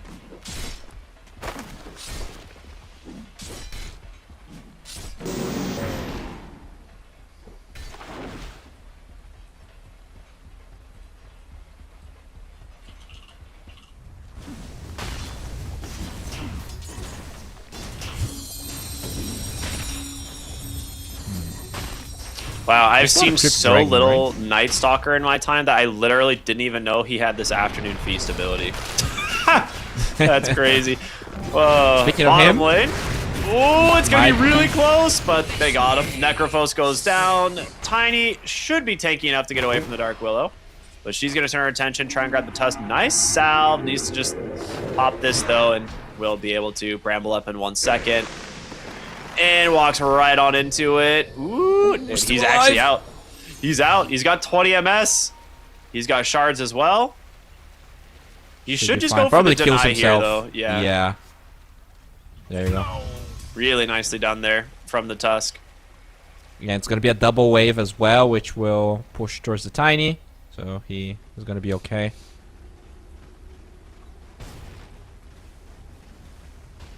Overall, the Underlord is struggling quite a bit, right? He started against 2 heroes. Didn't really get to CS as much, but they might kill Yeppy here. Blood Grenade. Telekinesis. That, I mean, getting a kill on Underlord is massive because you can see, yeah, you can see the extra damage. Oh, he actually didn't go Atrophy Aura. Never mind. I'd say the extra damage will help him put a ton of work here into the Drow, but only level 2. Nice turnaround from DM though, getting that follow-up kill onto the Rubik. That's massive. Pretty free game on the Drow so far. He had a really good laning stage game 1 as well. And Drow, you know, I think this is going to be a more stable carry for him. So curious to see how we're going to see more impact Combo coming out in the bottom lane. They're going to be able to get Necro one more time. Dark Willow going to try and finish off the Tiny. Will be able to. Kind of baiting your carry in a little bit, but putting pressure on the Necrophos, I think, is the best thing you can do. Keeping him low level, not letting him get to that Radiance. Your Tiny's going to get space. Like, he will farm. This hero farms pretty easily. Yeah. I fear, like, this Necro might have to change. Like, if you die another time, this is going to be, what, a 17-minute radius or something? And they do lose. I just walked at him. He just walked straight at him and just dropped the cogs and killed him. Pretty easy when you have those level 2 frost arrows. Yeah, it's so annoying for the melee offlaners. Tread's already done on Drow, so a lot of damage. Well, I thought the Drow lane was going to go worse, but he's having a really good time. I mean, I didn't get to... we were kind of bouncing back between a bunch of different lanes, but Dire are scanning. I feel like the first couple of waves should have gone better for the Underlord Rubik, but I guess Rubik being late to the lane to try and get first blood, or get that kill bottom, maybe hurt him more than they were expecting. They denied the whole wave, and then they didn't allow him to CS. It definitely Did you want to do that? made his lane much harder. But he has boots now, so I think... I mean, that's a level 5 Drow, though. He might be dead again. Yeah, I was like, I'm pretty sure he's actually dead. I don't think he can get away now. Courier has been Gets a killed. courier. And he's gone. Now that you're dead, I find Yeah, it that's easy to rough. respect you. Killing spree for the Drow, level 5, and walks into Rubik, who just happens to be nearby, so they know where the Rubik is now. This Night Stalker has a lot of work to do. Especially in that top lane. Needs to put this Underlord back in the game. They don't have any stacks for now. And that is a hero that can definitely come back if you have at least some stacks to work with. Because he cannot step in that lane anymore if the Rubik's not there. Even then it looks scary. They're gonna snowball bottom, but you know, they keep trying to make this play onto the Dark Willow, but she's got level 2 Shadow Realm, so very low cooldown. Able to play around this constantly, but in the top lane, a very nice use of the Firestorm Telekinesis, managed to get the kill on the Clockwork. But Drow just cleans up another. Yeah, level 6 Drow, minute 6. That's like... don't see that very often. And even mid lane, like Senku here on the Night Stalker, you know, he's got his 2 points Midnight Feast, so he is like pseudo Midas, right? Helps him immediately clear up some creeps and push aggressively, but I'm surprised we're not seeing more pressure being applied to RoboZ. I guess he does have a regen, but Yeah, it's hard for him to like get a solo kill. Maybe if a support rotated, they could potentially do it. If he's rotating bottom, as I said, killing the Necro I think is probably your priority right now. it's a smart time for the rotation. Just around 7 minutes, you're gonna have the ult of the Night Stalker. He's giving tons of vision back behind the tower. Oh, they're a As bit the scan's gonna late, come though. out. No, they're not. Yeah, this crippling Looking for the fear puck. doesn't do it yet, but puck is coming. The Night Stalker, as well as the Tusker, just getting completely controlled. Here comes the ult from Senku, as he's going to be able to try and turn it around. Tiny comes in as well, has an avalanche. Necrophos will be dead. Double Okay. kill for the Night Stalker. You need to get more here. 2 Think seconds he for... can. He's got to eat something. Okay. Hey, that's a double kill. Did they get the wisdom as well? They did. They did, yeah. So, that's pretty good. TP top, though. Looking for an angle on neutral. Oh, but there's a Tusk here as well. Okay. It's a good find. It definitely helps out the Night Stalker's game, and now he's coming top, so we'll see what he... I don't He's think under the vision. ward saw him, did he? Yeah, it was right Just in barely. the money. Okay, well, DM needs to be careful. Drow He's is trying low, to though. It sell might not behind the matter. tower. Yeah. Yeah. The Clockwork's not here either. They got him. Life is all a gift. Yeah, that's the power of this hero. This next 2 minutes. I is mean, they're going to get Clockwork as well. They can definitely just dive the tower here. He's got that Midnight Feast open. They'll just continue to run at him. Even the Rubik coming through. No tag team quite yet, but it's not going to really matter all that much. That's going to be the 4th kill now in a row for this Night Stalker at this first night. Going Midas. Puck, you know, not really bothering with responding to that. Rather just pressuring the tower. Which might be the right idea. You know, it is nighttime. Like, this hero is way too strong. Just make sure you get as much out of the map as you can.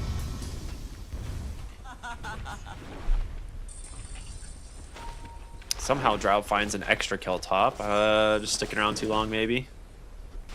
5 and 1.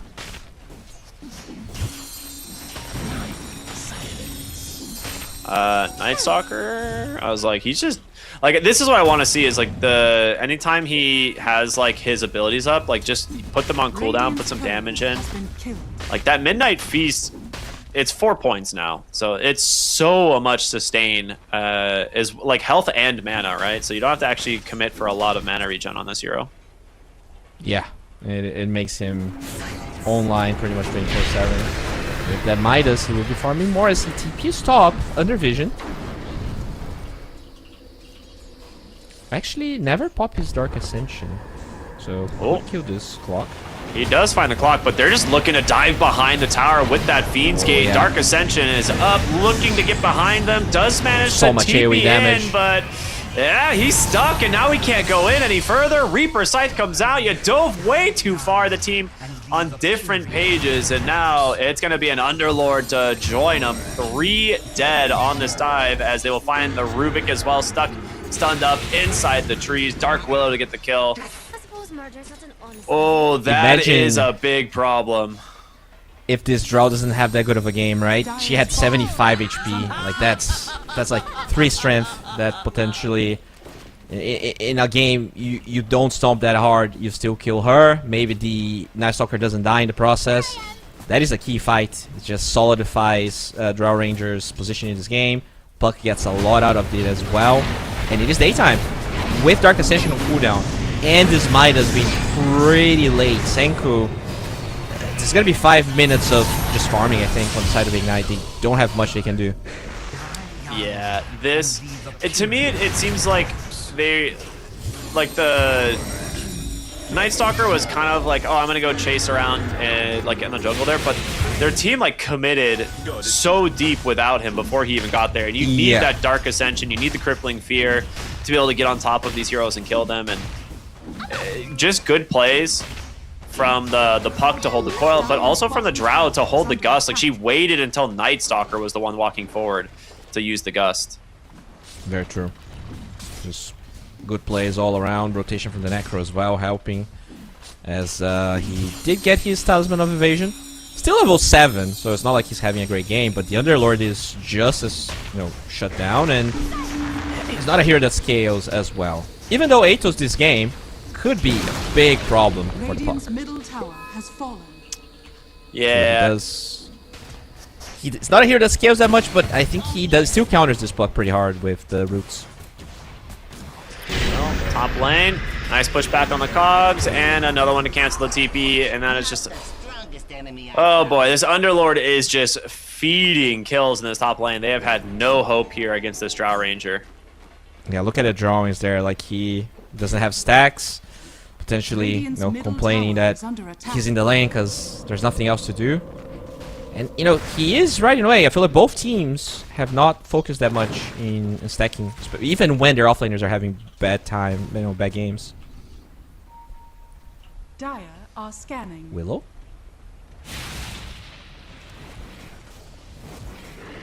Scans the Tiny. Oh boy, he's in trouble. Oh. Oh, he misses the hook shot. That's unfortunate, but still might be dead with the Curse Crown.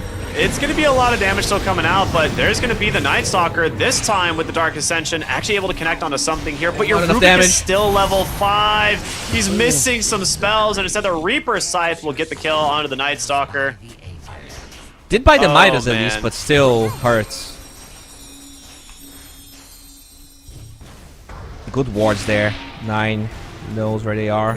Oh, that's level 5 Rubik. I didn't. Yeah, he was like 1 XP away from 6 for this fight, and now he is just gonna die again.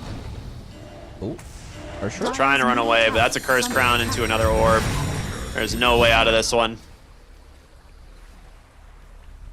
Well, at They least brought Drow as all on, of that, Radiant's bottom yeah. tower is under At least as all of that was happening, they did pressure top quite a bit, so they might trade here once. Which is, you know, not bad. It's gonna open up the map for them. It's gonna allow this Underlord to finally get things going. He did finish his Atos, so next rotation could be very, very important with the Pit of Malice combo. Is under attack. Radiant's bottom tower has fallen. Dire's top tower has fallen. Yeah, I think you definitely have a Drow problem this game. Like, she is on her way to the Manta, on her way to the Dragonlance, and you don't have like a clear answer for her yet. Like, you need the Blink Dagger on the Night Stalker, and he also needs a BKB, right? We're seeing him commit deep in these fights, and just the spell damage from like Necrophos, Puck, like Dark Willow, like all these heroes is enough to bring him down. So he needs to get to that Blink BKB. Tiny's doing okay. Like, he's gonna farm just fine. He's got his Echo Saber. He's actually gonna go for a Blink Dagger himself though, which is I kind of like it if they feel like they need to start fighting as a team. Yeah, I do like it. I feel like this is a game where a lot of the heroes hate gap closing. We talked about it during the draft. Both Necro and Drow would hate to be tossed back, and it definitely... He only has 1 point of toss, so that is sort of a problem still, but he will get the Blink Dagger in 400 gold. And that will time with these Atos being done, so this could be a good fight here. Nighttime. Things starting to align on the side of Ignite.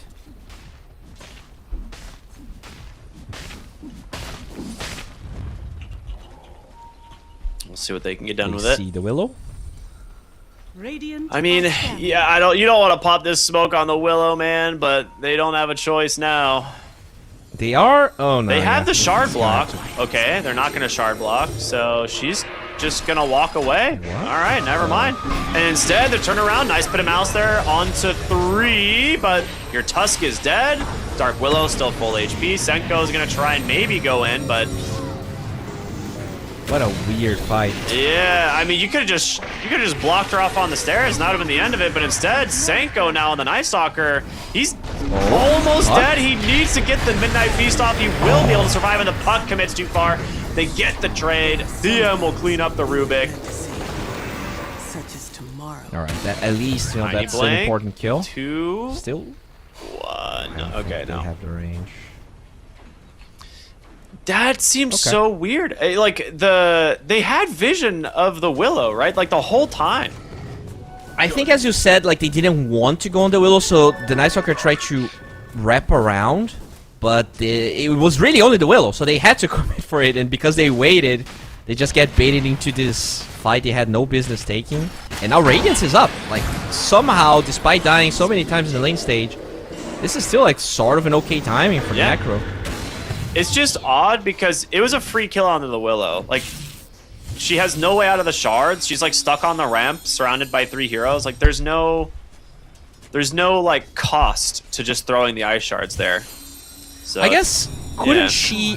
No, I think I get it. Like, she would Shadow Realm TP, right? Because you wouldn't have a target to snowball.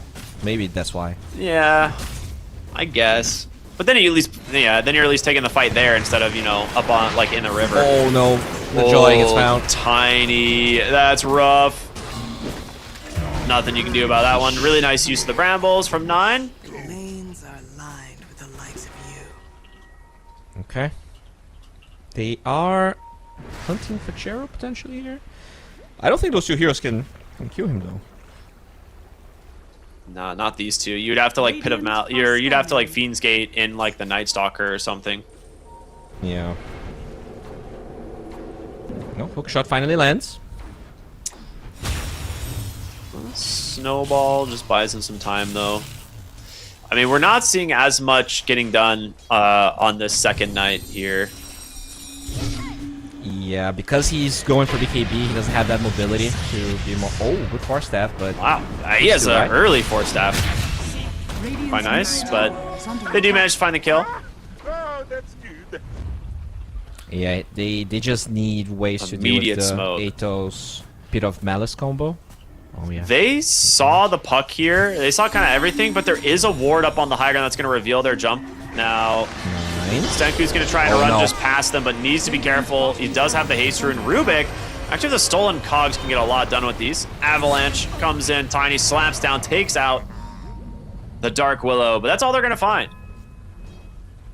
Yeah, this Willow has been really good at putting herself in between the cores of the Dire side. Like, when was the last time? I guess it was only RoboZ that died recently. But I think past minute 10, no the twin gate. cores have died. This is a really nice twin gate play. If they As can I find jinxed DM. DM though. Oh, no. They just... What? No vision. It's nighttime. but Yeah, might they, still see. it's like I'm just surprised they just ran in without the follow-up, and now they... Okay, It's well, too never mind. awkward. Yeah, very they're awkward. late. Dire's middle tower is under attack. Okay. I was just Get the hell confused out. why he threw a random firestorm at the ground, you know? I was like, you don't see anything. So he is going for pipe on Bucho. It is a lot of magic damage besides the drow. Dire's middle tower is under attack. Oh, greedy mana draft. Oh yeah, Rubik's happy.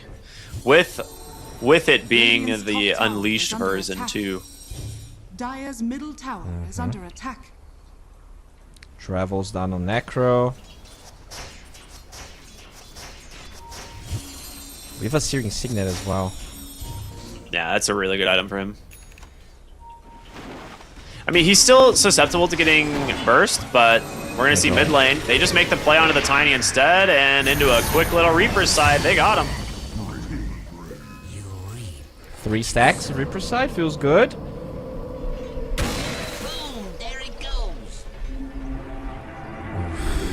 Yeah, this is a tough one. Night Stalker still trying to get that BKB done. So no blink for the foreseeable future. The Underlord, sort of a walking Athos. Tiny, very unlucky recently, just dying a lot of times. So he's not as farmed as he could potentially be. And now this Drow has all the itemization to, like, doesn't really care about the Athos, can just 4-step away. I just Has got a the full Manta as Hurricane well. Pike. Yeah.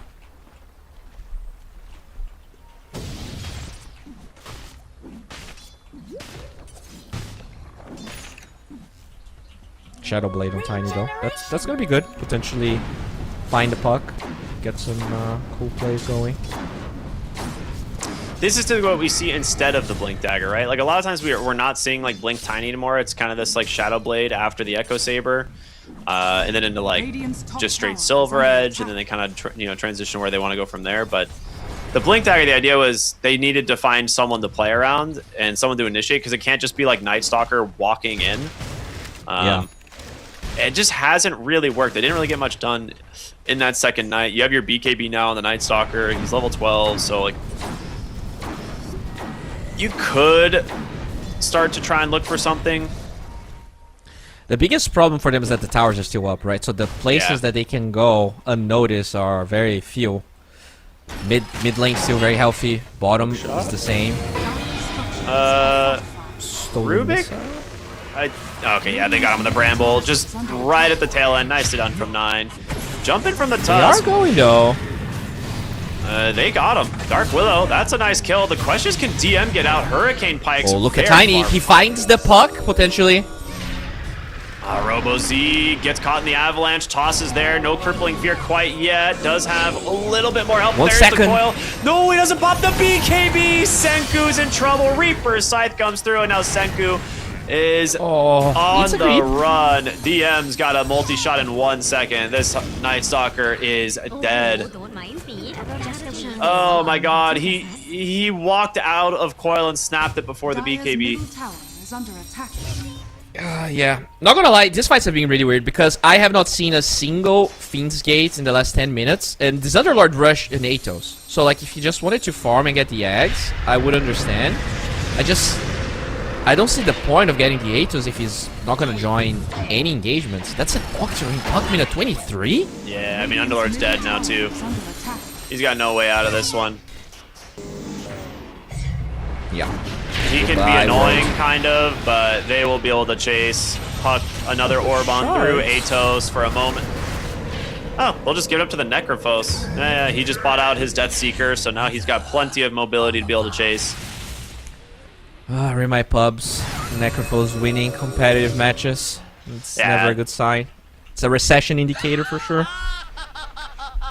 There's a game I was casting the other day, and I looked at the draft, and I'm like, I'm pretty sure if you pick Necrophos, you win the game. And then they picked Necrophos, and he was like 20k net worth at 25 minutes. And I was like, yeah, okay, this game's cooked. It is looking like that. He's just, I mean, he might surpass the Puck. He's just farming so quickly. We'll get a BKB and the concentrated reps we talked about. Yeah, I mean, they made the attempt here to go for the Puck, but this right here, snapping the coil before getting the BKB off, is just a disaster. He loses like 3/4 of his health instantly. Yeah.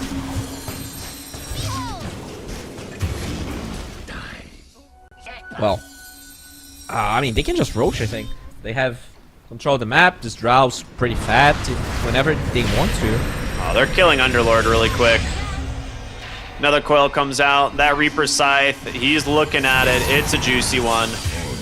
Number 5 for the Necro. Oh, yeah. That's pretty much his BKB done.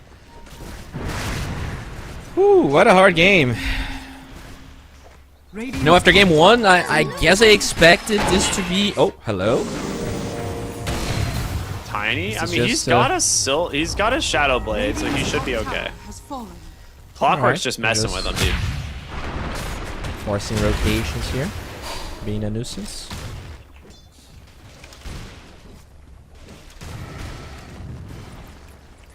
Man, Drow finished up BKB as well. So they've got their like almost double BKB, right? The Necrophos is about to get delivered. He's about 100 gold away, or 30 gold away now, so that's done. Yeah. So who can you actually start the fights on if you're Ignite? Like, who do you actually get the opening for? Which bottom lane It's Night Puck, Stalker right? is getting absolutely destroyed. Oh, no. He's actually just dead. Straight up to the Drow. He didn't... I guess he expected Drow not to have vision, but there's a ward in the river there. Got greedy with the BKB. And he was so close to his Blink Dagger. I think it was just worth to pop the BKB, man. Oh, hello. Tusk, yeah, he gets the snowball off. Blink away. All right, nice little play there from the Tusk. He's out. You're going to lose the vision, though. Oh, how did Rubik get over here? All right. Rubik not as lucky. Necro is in their there's base. a Necrophos in the base. He has BKB, though. I don't think he actually cares all that much. He can just kind of turn on them. Drop a Reaper Scythe and full heal, and that's exactly what he's going to do, baby. Back to max health. Oh my god. Tiny stuck in the Terrorize, cannot do anything. Give him another kill. It's going to go the way of the Necro. And look at the regen. The Sadist stacks are happy. And with this Senku, I mean, he's going to look for the Clockwork. Yeah, it's like you have to BKB for this. The healing from the Necrophos is going to make it difficult. Curse Crown's going to force him back. He might be in trouble. With Robo Z here, he's got Coil. Yeah, they just GG out. Hey, they realize this game, it's Damn. impossible at this point. 19,000 behind. We're going to go to a game 3. Okay. A little bit of spice here. I was maybe expecting a 2-0, but Storm Rage, they come back, they get a better draft, and I think, you know, they played really well. Necros was pretty calm, didn't really tilt out after dying so much, just kept farming, got his Radiance. RoboZ played so much better as Puck. I think it was like you could see so much impact everywhere. This time around, the Drow doesn't have to rotate, so gets a good lane, farms, eventually gets a couple of kills. Overall, I mean, just much better from Storm Rage. That's sort of what we expected with the names that the roster has, so, you know, kudos to them. It was a good game. Yeah, I also just feel like the impact of the Clockwork over the Silencer as well. Like last game in the lane, the Silencer was kind of not as useful in terms of like actually putting out the damage and getting the harassment in. But Clockwork is just so reliable. Cogs is an insane ability. And, you know, you have a Drow who can just get like a little bit of a slow, like from those frost arrows, Clockwork just walks up, traps you in the cogs, and then you're just gonna get ping ponged all over the lane. So yeah, it worked out much better. I think they drafted strong lanes, they got what they wanted, and yeah, Ignite kind of just the midnight soccer just wasn't it. Yeah, I actually like your point, right? Because you have this clock against 3 melee cores that all want to run into the enemy team. And there were a lot of fights where they were struggling, just being bounced around everywhere. And that was the first big clock, so there's a reason this hero is banned very often. You can potentially, you know, go back to the draft and fix that in game number 3. Yeah. All right. We're going to go to a break, everyone. We'll see you in the last game here, see which of these teams will move on to play against GamerLegion in the grand finals. Stay tuned. We'll see you then.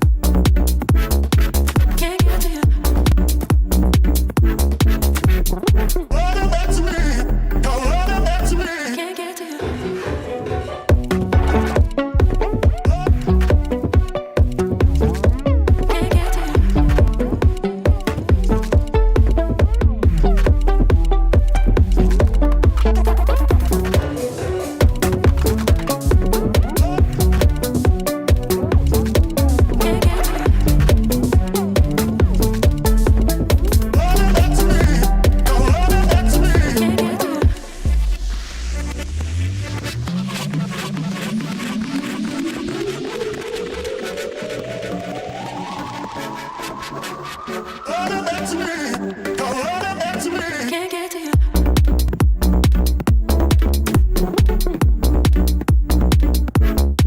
Can't get to you. Can't get to you.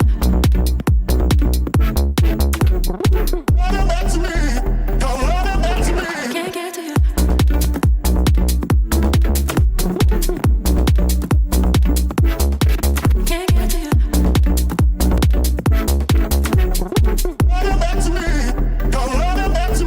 get to you.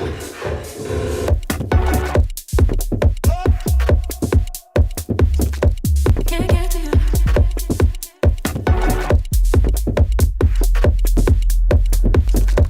Can't get to you.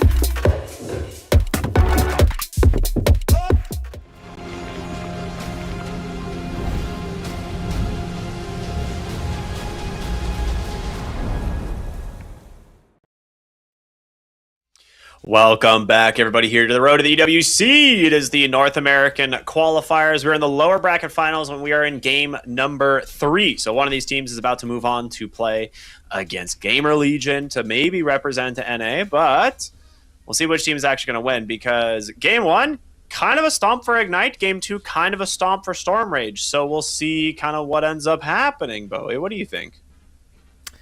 Yeah, I mean, after game 2, not gonna lie, I am a little bit confused. It seems to me that Ignite really, like, there's one playstyle that they excel at, which is this do well in lanes, run at them, and like just continue to get advantage non-stop.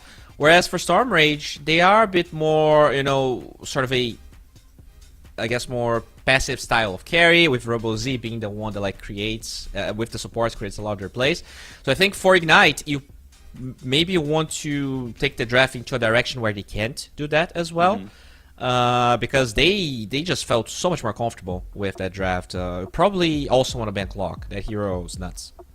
Yeah, that's the thing. It's like there's a reason Clockwork pretty much had a 100% contest rate in the recent tournaments, right? Like everyone is seeing this hero as just too powerful. Like cogs are insane, and one of the things you had for you was Rubik. Like if you're fast enough on Rubik, you can steal the cogs, and then it's actually quite nice because you can just sit back on Rubik and just like throw these things through the fights, and they do tons of damage. But yeah, it's not as easy. You'd rather just have the Clockwork, the hook shot into and cogs pushback is just classic combo. You never really have to worry about it. Yeah, there was like one stolen cogs, I think, but Yeah. it was not like good enough. So besides that, potentially deal with the Drow. I guess we didn't talk about it during the draft, but the Wind Ranger ban was because they wanted to like force that Drow super early. And it's crazy how like it's a second pick Drow and it still looked that good. Yeah. I don't think you can just pick Underlord into it. Maybe it was the fact that Rubik wasn't in the lane, but I think the Drow just got way too much. Yeah, I think I'm not really sure how they like can kind of come back into the game when Drow's like literally sitting at like 7-1 in lane, and you have like this offlane Necrophos who's free farming. You have a Puck who they didn't really shut down, which shout out to RoboZ to not like chase the Night Stalker around to try and be active during first night. He just sat mid and clicked the tower until it eventually died, and then daytime came around and they were so much stronger. For sure. And I think it goes back to, I guess, you know, before the Tide is strong enough, there's not a lot of siege. So even though they were getting some kills with the Night Stalker, they didn't transition any of that into towers, which meant that everyone was just like stuck in the same place. You don't get to dive as much because the towers are obviously, you know, protecting you to some point. Even that dive into the Drow survives because there's still a tower there.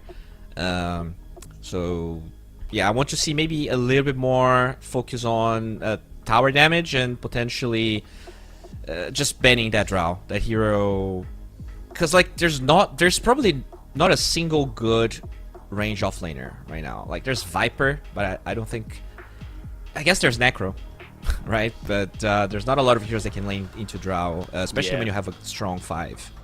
Yeah, that's the thing where it's like if you give them Clockwork, it opens up so much of the like hero pool that you can just pick early. Drow suddenly doesn't lose lane to almost anybody because you have the Clockwork in front of you, and you can make the same kind of argument for heroes like Tree and Protector in certain matchups, but currently Clockwork I think is too strong, and that's the main issue. Like you can just snap pick the Drow and you're fine. Yeah, I don't know what I think if you get rid of the clockwork, it fixes a lot of your problems. But we'll see which team ends up having, first pick and what they do with it. Currently, right now, it's going to be Ignite. We're waiting to start the game. It looks like Stormrage has one player that's unable to join the lobby at the moment, so we're getting them, situated. It should be a short moment before they're actually here, but yeah, I think start off, don't let them have clockwork, and from there, it should be better. Yeah, was Treant banned? I think it was banned, right? In that game. That's crazy. I don't think it was, but yeah. maybe now it was. that you say it, let me double check because it is an interesting game where like both Shadow Fiend and Treant seem to be not valued as much. It's kind of cool how some regions value heroes differently. Yeah, I think if you're gonna just give them clockwork, you need to have a really powerful offlane lined up. And I thought the Underlord was going to be fine with the Rubik, but the Rubik not being in the first wave really screwed them. The Drow just got absolute free farm. They end up killing. I think they killed the Underlord not too long after. She just had a level 3 when he was level 2, which is not what's supposed to happen in those offlanes. Speaking of Rubik, I think we can probably say, right, this is the second game in a row teams are first facing Rubik with no actual counter or anything good against, and both Rubik teams lost. So maybe let's step away from that hero a little bit, because he's definitely not a super strong in lane, especially against Clock in this range carries. And yeah, I just feel like it did not help them at all to have the Rubik with the Underlord there. Yeah. Well, wait, hold on. I think that because Ignite picked it both games. So Ignite got the win in game 1, but I don't necessarily think it was because of the Rubik. Yeah. It was Ignite grabbed it both games. But it wasn't like they won game 1 because of the Rubik. They won game 1 because of a Huskar. Yeah. Who just ran over the lobby. But yeah, it didn't feel super impactful in this game. I like the combination of Rubik Underlord. That is a great combo. But it's just you can't beat a clockwork lane with that at all. So that's not and I don't good think sign. it's particularly good against Drow, right? If you're against the Terrorblade, if you're against the Tiny, those high base damage heroes, it's very good because of the minus attack damage. But Drow, because of her passive, still does a lot of damage regardless. I guess in the lane it could be hard, but since the Rubik wasn't there, Drow just got level 2 and was having a good time anyways. Yeah, once she has multi-shot and multiple points and frost arrows, it's really difficult to gap close onto the Drow. But then the next worst part is that if you try to get close to her, you have to get through 5 cogs, which is just not going to happen. Yeah. So it's pretty difficult. Oh yeah, looks like we do have players here in the lobby, so hopefully we will be going to game number 3, which very exciting. Decides who goes to play against GamerLegion. GamerLegion didn't drop a single game, right? Let me double check here. No, yeah, they swept. It was not even close. They beat Stormrage 2 games, 19 minutes, 17 minutes, and then Ignite in 32 minutes, and then we're not really sure what happened in game 2. Yeah. Well, it did seem like Ignite gave them a little bit more trouble, so yeah. We'll see if that's an indication of who takes game 3. But no, as we said, as we saw, Stormrage definitely stepping up to the plate and playing a pretty good game 2. Yeah, well, we got the draft ready to go. I'm definitely curious to see what they do with this. I checked and they did not ban Treant, by the way. So yeah, okay, that's good. Games. I didn't think it was banned in either game, but it's nice to double check for sure. They do take the clock, which it's Stormrage banning it, but it is because Ignite has first pick, which makes sense. 10 seconds remaining. 5 seconds remaining. So they banned Slaughter first phase as well, and I think they also took away the Phoenix. So those are the heroes I'll be looking at. Especially Stormrage might take the Phoenix because it does pair up with the Huskar Also, do you ban the Husker this early this time around? Because I don't think you're first phasing the Husker. 10 seconds. So maybe you don't have to rush it. 5 seconds. I feel like with how good it was last time, Radiant team ban. Oh, they do? Team yeah, I feel like with how... Radiant team pick. Okay, yeah, never mind. I was like, Wow, okay. that's wild. That's an instant drow pick. So... Do you Wind Ranger here? Because that was the ban that they had for Drow itself.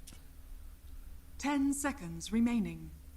I don't think it's that good of a counter, to be honest. 5 seconds Yeah, remaining. I actually don't know if I like the Wind Ranger, but you should pick what I imagine is a carry matchup, and then you should pick one of the two supports that are left. So the two supports that are left are Tusk and Treant Protector. Those are the last two supports that play well with these ranged matchups, right? Clockwork's already gone. So those are the heroes we're going to be looking for. And since Storm Rage has 9th pick, they have the first pick coming out of the ban Dire phase. team ban. So there's the Tusk. Yeah, so you can I was going to say, the idea is you ban one and pick one. I figured they would pick it after the ban phase, but they'll just take the Tusk now. I imagine they ban the Treant Protector as the next hero. Yeah. 10 They seconds don't really seem to be keen on playing the Shadow Fiend. I thought that there was a chance Ignite was going to go for game 2 when they had it, but... So I'm assuming Shadow Fiend's not really an option for them. I do like Wind Ranger. I like Terrorblade, but the lane itself's a little weird with... You only have a range here when he pops meta. But it is good against Drow. Like, even though it goes through your armor, just the multiple illusions tanking a lot of the multi-shot, I feel like it's a still a good hero.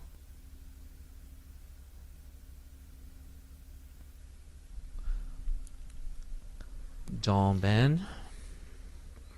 Like the Muerta ban as well. It is one of the better matchups into the Drow. 10 Yeah, they seconds remaining. could potentially pick that Necrophos as well. That 5 they seconds did see remaining. working for Storm Rage. Treant ban, or is that hero just not available in North America? Maybe it's a region block thing. I mean, it has to be Radiant Treant. team There's... pick. Okay, they banned Tide. Okay. So I think maybe your idea is, like, we know the Treant is coming, unless there's some other melee support that we've been seeing get a lot more attention that can play with the Drow. Yeah. But 10 seconds remaining. When are they picking their carry then? Because they have 24, so picking 5 seconds carry remaining. second phase. I don't think you pick it here. So you might as well just pick your offlane matchup because you know Drow's Dire carry. team pick. Phoenix. Not that good against Drow. Pretty easy for her to dodge Fire Spirits. Also has the range to kill the Egg. But it is an overall really good hero right now. yeah, maybe their plan is to go back 10 for the seconds Faceless Void. remaining. That could True. be it. Like, you run like a position 5 Phoenix, 5 Faceless Void, Tusk seconds off remaining. lane, something that can get on top of the Drow. But the Dawnbreaker is banned, so like the good combo of Tusk Dawnbreaker is not available. She also can just like gust you out of it, so Yeah. we'll see. I would like, if you're gonna run this Tusk in the position 4, you've got to go for something that can actually like play aggressively into the Drow, or something Yeah, that like- just doesn't play into Drow at all, and you just like drag waves. So you could go for something like an Axe and just like run behind the towers and just go cut waves. Yeah, that sounds good. We saw a lot of Axe doing that type of thing. Ignite. Taking a lot of time here. Not really feeling like picking your 5, because I think if you're picking your 5, you know what the hero is. Dire team pick. Oh, that hero, I have not seen Ogre for so long.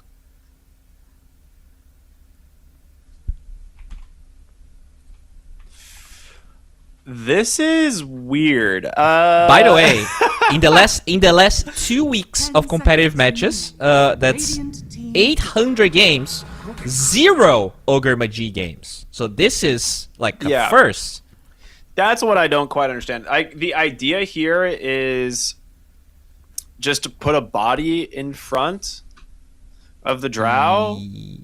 I guess Bloodlust is nice, but even then, that's...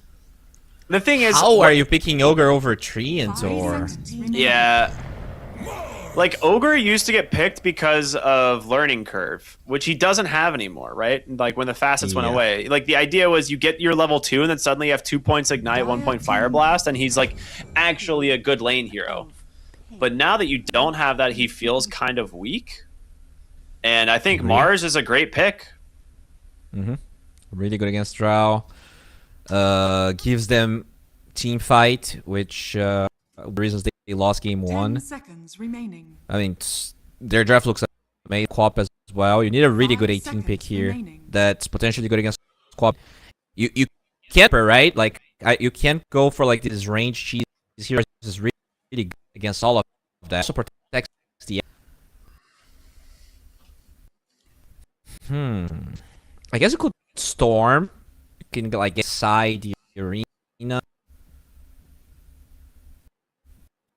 Not that much catch for the Storm. At least stun the spear. Like punch.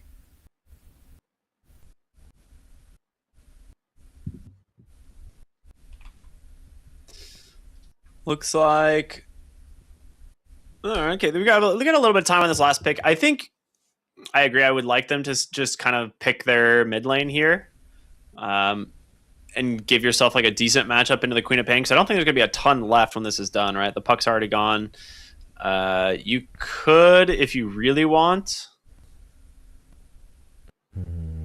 play like the Ember. It's not the worst in the matchup, just because he does have like Flame Guard. He can shove the wave a little bit, and then eventually you have like Slight Chains and everything.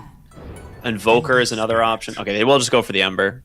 I think it's it's better than the Storm Spirit against the Queen of Pain. Like, Queen of Pain eventually can, like, he just can't kill her. Whereas Ember, I think, has a lot more like damage options, and he's a Mage Slayer builder. Yeah. Dire team back. Yeah, Mage Slayer is really good this game for sure. I said Storm because I think he combos well with the Ogre. He does. I don't think Ember benefits that much from the attack speed, but this Ogre pick, I'm still trying to digest what's going on 10 here. seconds remaining. I mean, it's just still Ignite max, right? Like, I can't imagine this hero does anything else. I'm gonna look at his change logs and see if there's been anything. True. Okay. They nerfed his strength. How did this hero get nerfed? In 4-1C, this hero got nerfed after not being picked for like since the 4-1 patch dropped. That's wild. crazy. Yeah. Okay. I'm just looking at turbo win rate or something. Yeah, that's very weird. That's very weird.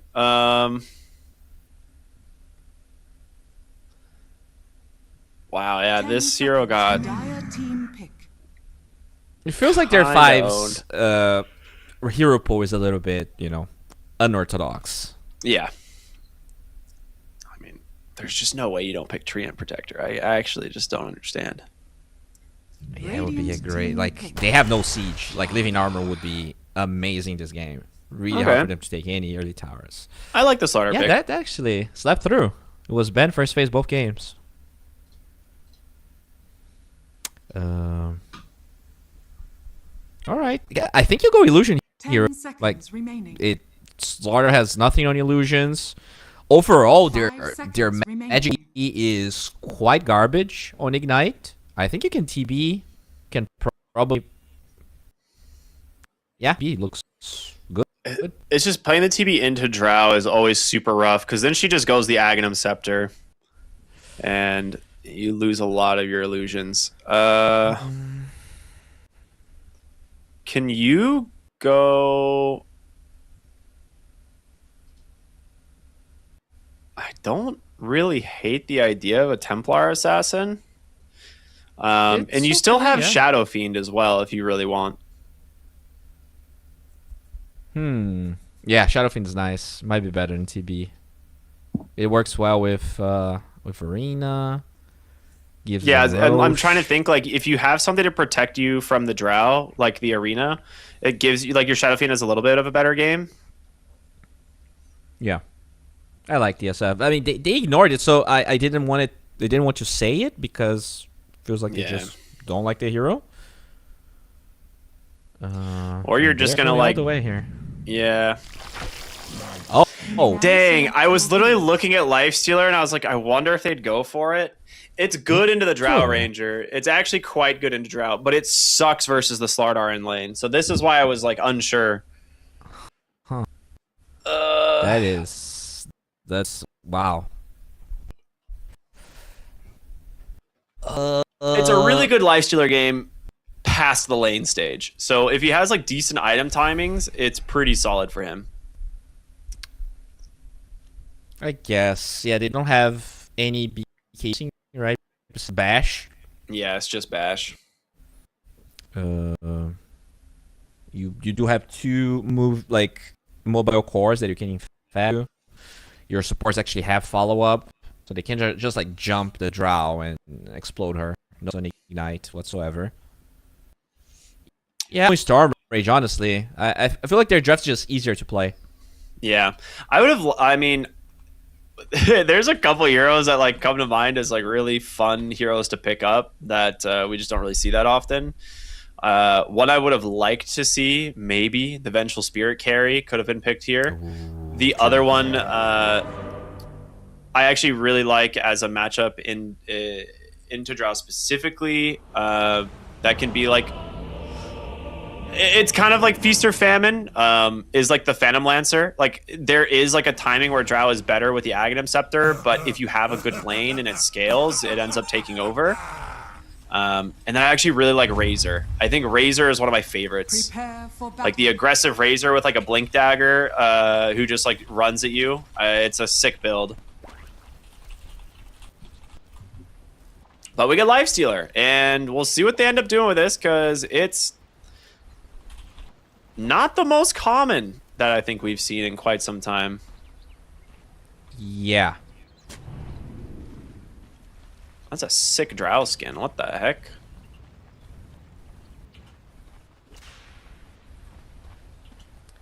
Okay. So, yeah, I mean, this Lifestealer, do you think this is still going to be like a game or? Yeah, it's still Radiance. Yeah, it's definitely Radiance. You get for your Radiance because you actually need the evasion. Like, obviously, you have marksmanship and stuff, which is nice, but the evasion is very good against Slardar. Like, it makes his life, like, impossible. He's not going to have, like, constant bashes against you. Drow will miss some attacks, which is good enough. So I think Radiance is good. I think after that, I'm curious where he's going to go. You definitely want to build Aghanim Scepter eventually this game. Probably, like, 3rd or 4th item. But it's probably just Radiance, Manta, BKB for the Lifestealer, and I don't think he dies really once he has those 3 items. Yeah, they just don't have really hard for you to get speared. The rest of the control is severely limited. Yeah, like what's Ogre gonna do? Ignite him and then run away? Like you have Manta to get out of Drow Silence. You'll have BKB to team fight. You have Rage to get out of, whatever you want outside of that. The only thing that kills you is like getting caught in a gust and then like, tunneled down by everyone. But the moment you have Manta, it doesn't really happen. Okay, top lane, they both got ignited, both got blood grenaded, and now they are burning to the frost arrows. And Mars, down just a sliver of HP, they lose a courier as well. Okay, that is just really poor positioning there from the side of the Radiant. They took way too much damage from that. I guess you just forget, right? Like, when was the last time they played against Ogre? They're like, wait, what? I can actually get double ignited? I forgot. But, yeah, I mean, it's a lot of chase with the 15% slow plus the 25 of ignite. Mars just struggled severely there. Yeah. He got the double ignite again, so he's chilling. The ignite slow with the Drow is actually kind of sick. It is pretty nice. Yeah, especially on a Phoenix that doesn't have Icarus dive, so all you can do is run. Potentially, if you land Fire Spirits on Drow, it can be a little bit worse, but he was pretty good at sidestepping the Fire Spirits. And when it's on cooldown, that's actually when you can... Oh, another too many ignite. He's dead. Sure is dead. That is first blood. Oh my goodness. Phoenix, no dive away, has Frost Arrow spam. They should be able to just stay on top of him and Ignite coming up in another second. I was like, they should have to commit it here. And they will. Another kill in the top lane. Oh, boy. I mean, this all stems from that first positioning mistake they made. Yeah. To me. It really was. And now this Mars is also, like, gonna be completely zoned. So, yeah, this is a nightmare lane again. This Drow Ranger hero just... There's not a lot of... Like, sure, they made a mistake, but I still feel like this hero just bullies. They have to nerf this hero somehow. Like, maybe the mana cost of Frost Arrows level 1 is too low.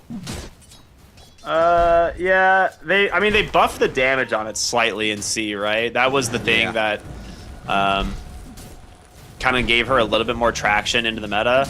Like that little bit of extra damage, it's significant, right? Yeah, it definitely helps. 82 base damage, level 3? Like... Yeah, this is the thing that's kind of crazy is she has so much agility gain and just goes max stats in the lane, right? Like, he started with Band of Elven Skin, double slippers, full wand, and a circlet. Like, this guy has all stats right now. Yeah. And it feels like the lanes they used to punish this hero heavily are not that common anymore. Great. DM bottom taking a beating here, forced to pop the rage, but they will just continue to run at him. Slardar is so tanky, and Rubik, he's looking for the lifestealer. They know they're back here somewhere. He's got a Fade Bolt in one. He didn't focus Gets any him targets. so low. Oh my goodness. Crush is available. I mean, there's still a huge wave under the tower. They could just keep doing this. Is under attack. It's actually Oh, he kind of missed. worse for the lifestealer. He's gonna die anyways. Yeah, he knows he has to just give up his life at this point. Because he's gonna lose more creeps if he's alive. And oh my, that's 5 and 0. Both side lanes are just completely destroyed by Ignite. Yeah, and mid lane is going about as I expected. It's not bad for the Ember. Like, if you dodge like one Shadow Strike, you know, it's nice, but he actually chose not to go any points Shadow Strike for this lane. So he's gone 2 points Blink, 3 points Scream, so he's playing for kind of the side lane rotations and farming. That means Ember Spirit, he just shoves the lane just as fast. Yeah. And yeah, like losing 2 side lanes and then being even in the mid lane, it's just gonna be a hard game for the swap. And this is a hero that can create space, can actually get kills. But when you have to do too much on Quap and you don't really get time to farm, this hero struggles tremendously. Like, this is a hero that also needs to get some farm. Yeah, this is... I'm not entirely sure of the lane setups, right? Like, they put the Phoenix top, they put the Tusk bottom. Like, the Slardar doesn't care about either of these heroes, so Ducho is just completely gonna bop this... bop the lane, and because of the mistake they made in this top lane, now suddenly Drow has an absolute free lane when you should have been able to apply a lot of pressure with the Phoenix Fire Spirits early. Yeah, I mean, Fachura has 9 Radiant's CS. bottom Yeah. tower This is under lifestealer attack. is completely crippled. And we talked about it, like, he was gonna struggle in lane, and you already knew that top wasn't going to be easy. Mars might just be dead here. Has been killed. They have so much attack speed from the Bloodlust already online, and they're just going to walk down the Phoenix, trying to force the dive. Multi-shot is out. One more auto attack down to 14 health. Nice spear away from the Mars. But again, like, they don't really care all that much. They're chilling. They've got full lane priority. Yeah, the Mars is surviving, but he's getting no CS. Like, every time he tries to draw aggro, he just gets... He's might dead. be gone. Yeah, he's dead. The second he gets him within threshold of the kill, you just go for the multi-shot, and yeah, they'll pick up a Lotus, toss that one over to the Drow. She'll be very happy to have that. You are winning all 3 lanes at this point. I mean, you're drawing mid, but like Ember drawing his lane is kind of winning because this hero gets active very fast. Yeah. Okay, Snowball bottom. They're gonna try and at least turn this good cards. DM? Oh my god, he's just dead on the Slardar. The Slardar just And the kills Rubik him. TP is out! Okay. As a level 5 Slardar with 3 points crush, you are not winning these trades. Well, I should have just walked in and got bonked for like 400 damage. Yeah, And now they're gonna go for the wisdom here. This might be Robozy's another here. hero death. Oh, Okay, anyway. he'll get one, but I don't think that you get much else out of this. He does have a blink, so yeah, they will take the wisdom shrine, and they actually intentionally give it over to the Ember Spirit. Oh, they do lose the slaughter though. How did that happen? I think he wanted to die. Okay. He killed Tusk, maybe. Okay, Yeah, I yeah, he guess so. solo killed Tusk. It was 2v1. He kills Tusk and then dies to the Lifestealer. Okay, I mean, 2 important cores that were really farm dying, you know? A Lifestealer recovering some, I mean, very little, but still, this is good. And the Quap surviving, getting a kill. This is some breathing room at least. It's good max HP for the Lifestealer as well. Like, he gets that extra 10. Not bad. Like, those types of things add up. But the main thing is you got double Wisdom Shrine for the Dire. I'm a little bit surprised they gave it to the Ember Spirit as opposed to the Ogre, because you would have a level 6 Ogre right now, but... Or, like, level 6 Ogre and Rubik, potentially. Yeah, and I mean, that Rubik, even still, is already level 6. I mean, he's very close level 6, so... Yeah, he gets it on He the next will. wave. Stolen Spear, there's a lot of good spells for Rubik Yeah, this time this around. game definitely better than the last couple we've seen in terms of abilities that he could go for. Yeah. And now Ember going bottom here. I mean, Sleight of Fist is maxed into a Corrosive Haze. Look at the damage it's about to do. Oh, he Oh dodges my. it on the Tusk. Very nice, but DM, he just dies. You're playing around Corrosive Haze now. This game is going to be very difficult. Max Sleight of Fist with an Orb of Blight, Corrosive Haze. Like, a single Sleight is going to do like 400 damage. Yeah, that Lifestealer had like 30% HP, and he got to 29% after those Light of Face Corrosive Haze, so... What a time to be 10 alive. reduction. Lifestealer TP stop, actually. But I guess he just wants to farm. He's going to jungle. Uh-oh. Jero is gone once again to the Drow. Gonna try and backpedal using the Bulwark, but... Oh, Ogre will clean it up. as a golem. Hello. Okay. I mean, do you have the damage with Quap? You should. Big Sonic Wave. Stolen Try to Sonic just Wave. chase her. The stolen Sonic Wave. Oh no. DM is dead. Robo-Z in trouble as well. They clean him up. The level 6 Rubik. We were talking about this guy's having a great game. He has 5 earn charges all of a sudden. Yeah, he is having the time of his life. Max Fade Bolt. Dude, he did the most damage in the fight. 1600. 2-man Sonic Wave. I think we're gonna see a refresh on that because it deserves to be seen again. I mean, it's a really awkward gank, and that's all Snake Key. He got 3. It hit the Phoenix on the dive. Damn. Yeah, Phoenix dove in and instantly died. Took like 80% of his health to the Fade Bolt Sonic Wave. Wow. Okay, you're in a really good spot now on Ignite. Wanna guess the win probability right now? I would say like 80%. 91. Yeah. I mean, part of it is just this Slardar having such a good start, and he's rushing Orchid. Oh, Which- I love it. We were talking about the silence. You need the Manta on the Lifestealer. Dude is not even remotely close to his Radiance. He's not getting that Manta this game. Your Queen of Pain needs to be able to deal with the silence from the Drow, and now a Orchid from the Slardar. So she's rushing Lotus. Okay. Yeah, I mean, I guess that's what you have to do. There's no other item that's gonna save you. I love that they're just bringing the heroes to the mid lane. They've got the catapult, use the amplify damage, take down the tower. They are shrinking the map. They see these two very heroes similar. bottom. Mars is baiting, but he's underneath a ward. Oh, that's awkward. He sees the ward expire now. He's like, I see.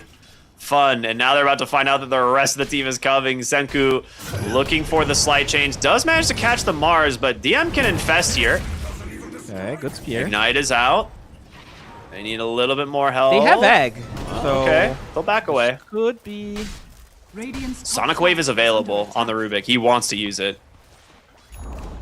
Radiant's top tower has fallen. How many points in Arcane? Okay, this is 377 pure damage. They see the Quap. Oh boy. Can they catch her is the question. Maybe they bait the rune. There's no blink. Jump in. Can't get the slight chains yet. No blink yet. Dire's middle tower is under attack. It'd be hard.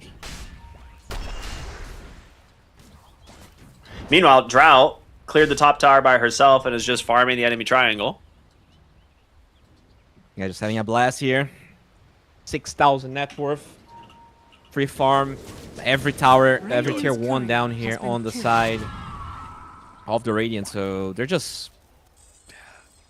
They need this Lotus on the Quap, but that's still so far away. I guess Mars is a blink, but he is 200 gold into a blink. It's hard to, like... I don't know what you can actually do. You need to, like, farm and not die and hope that they're going to overextend, because right now there's nothing that they can proactively do to change the status quo, I think. Yeah, it's going to require like an uphill battle of Ignite making some big mistakes, because your Mars, he's a blink dagger away from blink, right? Exactly. So, you know, you've got a long way to go. The Slardar has the Orchid and will probably get to the blink dagger before your Mars. Yeah, potentially. Oof. Yeah, Well, you we'll just find the gotta Tusk farm. here.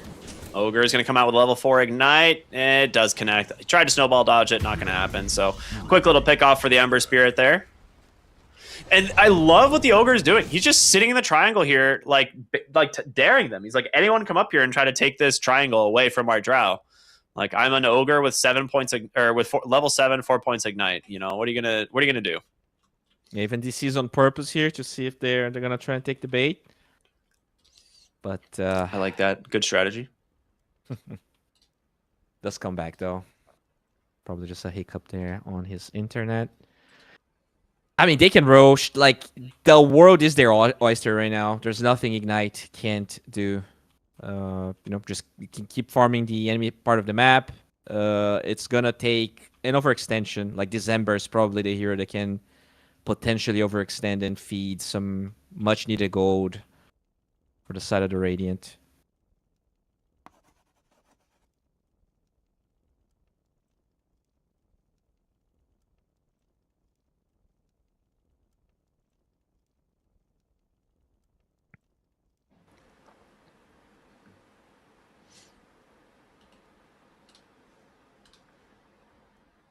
Gotta make sure you don't feed Spear as well, because if Rubik gets his hands on Spear of Mars, that's max level.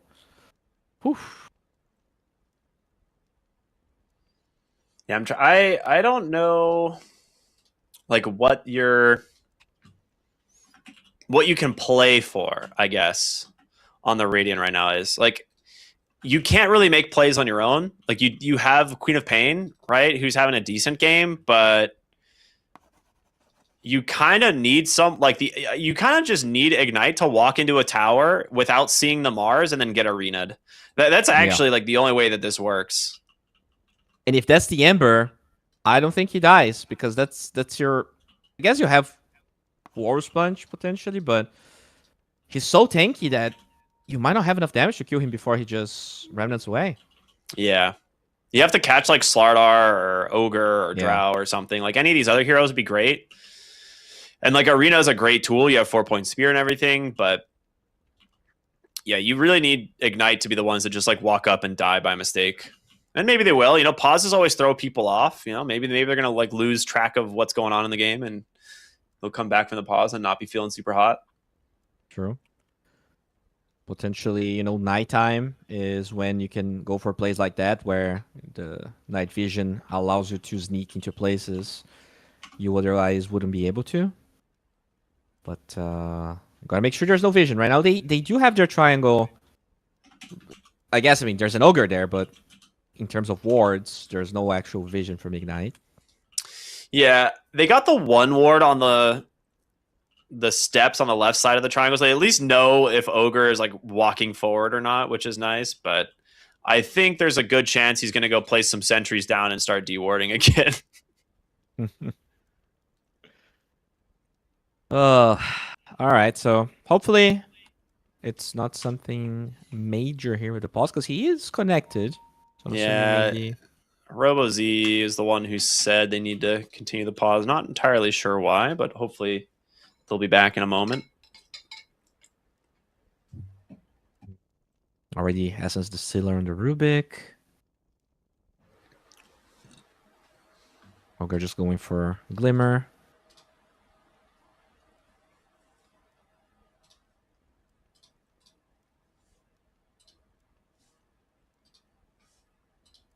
Okay, we're back. All right, heck yes. Yeah, that's exactly what he's just walking up here on the Ogre, plants a sentry. I'm surprised he didn't place the more aggressive one that sees the staircase, but it's all right. 14-minute wisdom shrine. Yeah, there's no way they give this one up. He's gonna try and God's rebuke them away. Can't you get into the ring, Ogre? Oh my goodness. Honestly, I actually think this arena is worth it. 100% worth. Yeah. There's no way he's allowed to get that. And they could just slaughter. Like, Yeah. that's definitely a fair trade. Ogre Magi didn't realize the real objective was the wisdom shrine. They will take tier 2 tower damage though. The Bloodlust already allowing Magi to farm incredibly fast.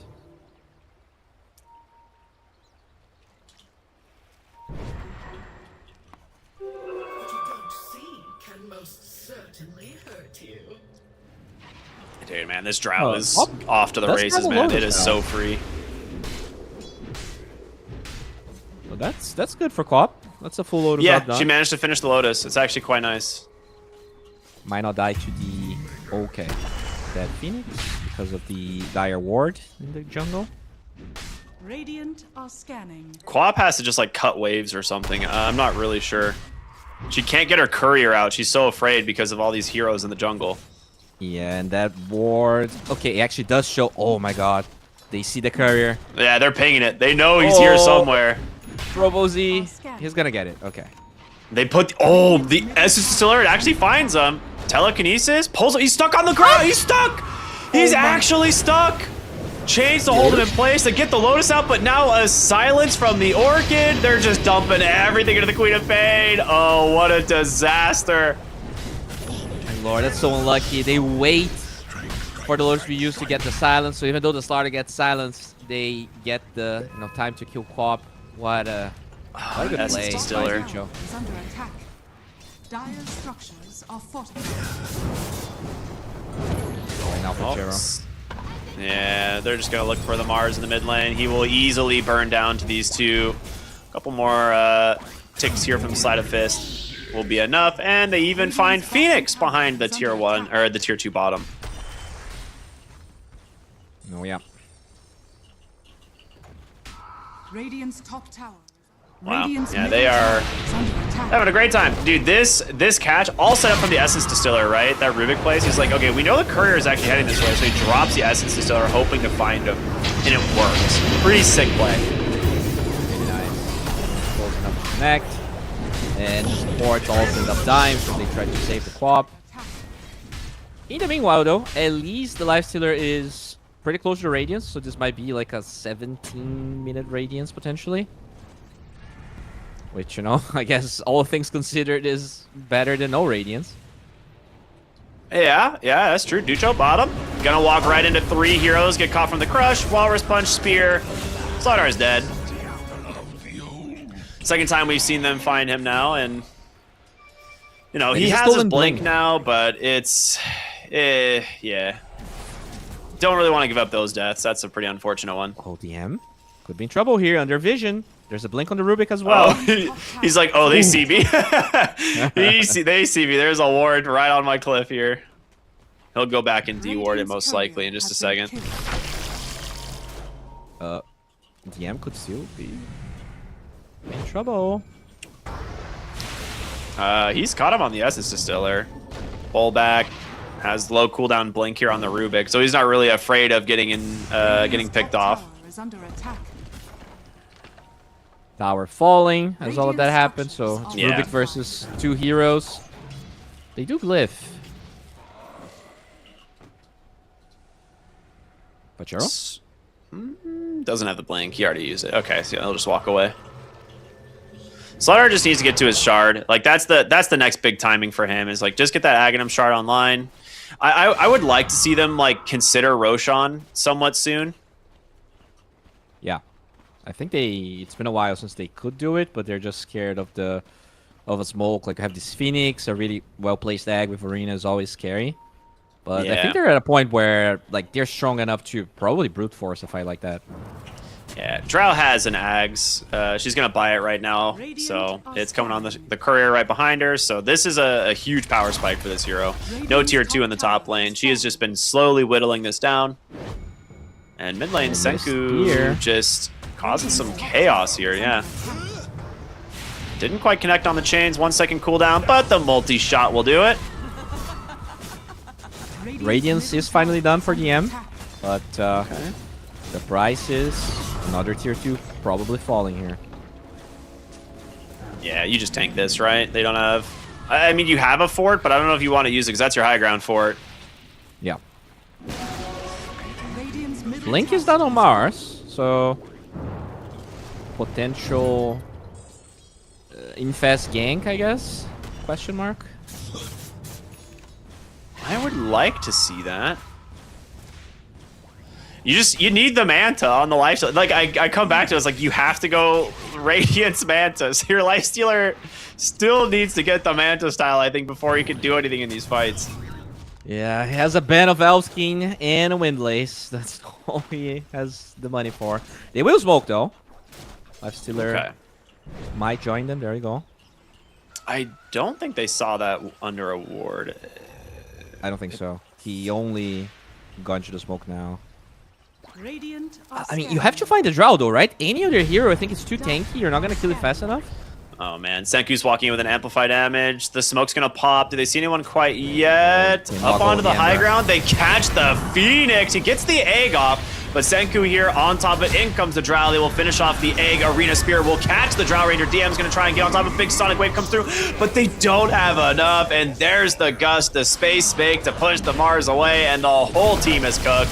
That's a 5 for 0. You are 20,000 gold behind at 20 minutes. This game it is completely fallen apart. Yeah, it really is. It's been a while since I've seen, you know, the 1k gold a minute stat. It feels like it doesn't happen as much nowadays. Keep you safe. This has been a stomp. Yeah, And there's who got no the way shard? back into this Rubik. one. Rubik, yeah. So he can now save his allies, which is fantastic. I mean, it's a really good ag. Like, he lived for this amount, he got the fire spirits off, but they just don't have any damage. Like, you had Yeah. to initiate on the Drow, but he didn't find that opening.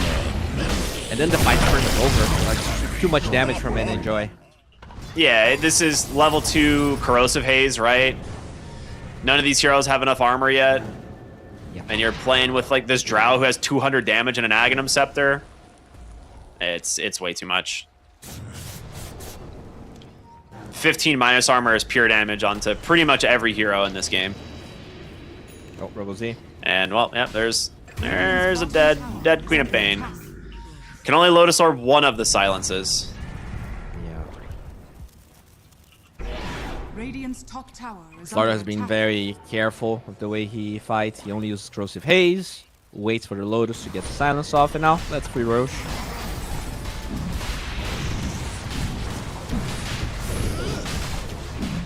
I mean, this is high ground, right? Like, Yeah, can you just should. walk it off. You're so far ahead. Your Drow has an Aegis. You should just plant her outside the buildings and just siege. You have Bloodlust. You have everything you need. Yeah. Level 4 Bloodlust, so plus 80. Yeah, and then if they try to make a play, you have like Slardar who can come in after you. You have an Ember Spirit who can dive the back line. Like, there's not really a good way to take the fight unless you can get the arena onto like 3 heroes. And he does have the blink. He's looking for it right now.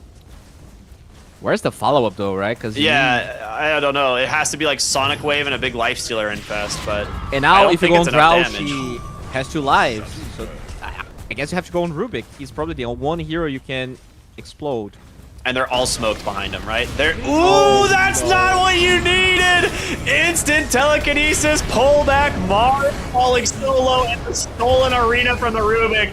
They knew what was gonna happen, and boy, oh boy, were they ready. That is 2 dead on the high ground, even a buyback now for the Mars, and this game, it's about to be over. We're gonna see the G's drop in here, I'm sure, any second. Yeah, they want to try their hardest. Radiant's middle barracks It would has be fallen. very nice to get to play a BO5 against GamerLegion. I'm sure Radiant's top tower you don't get is to under do that attack. every day, but as it stands, The initiation is so hard, right? We mentioned it's like Mars has to get like the Dream Arena, has to find the Rubik, but he's smoked and has a Blink Dagger with telekinesis, right? So the second you make the attempt, he's just gonna lift you. That's exactly what we see. And well, oh look at Mars. that's a lot of damage. Oh no, Senku fighting 3 heroes by himself in the fountain, just making space while his team continues to clean this up. Largest TP in bot. I guess they have a tier 2, so that's why he TP'd. But Yeah, wants to get the wave pushing, maybe. I feel like you can just go. he can go tier 4 for sure. Yeah, I was like, I think you just go tier 4s. Do they care? Nice chains there onto 2, but the fountain is no longer safe. Radiant's top barracks He actually has fallen. TP's bottom, walks back. He crushed the wave and just sprinted back down the river, yeah. Oh, that's funny. There we go. Seems like, guys, pretty sure he can end. Yeah, he was definitely the mindset like, oh, I'll start pushing bottom so we can go tier 2, and then he like saw his Drow like one shot a Phoenix and was like, okay, maybe we just end the game, guys. Come on.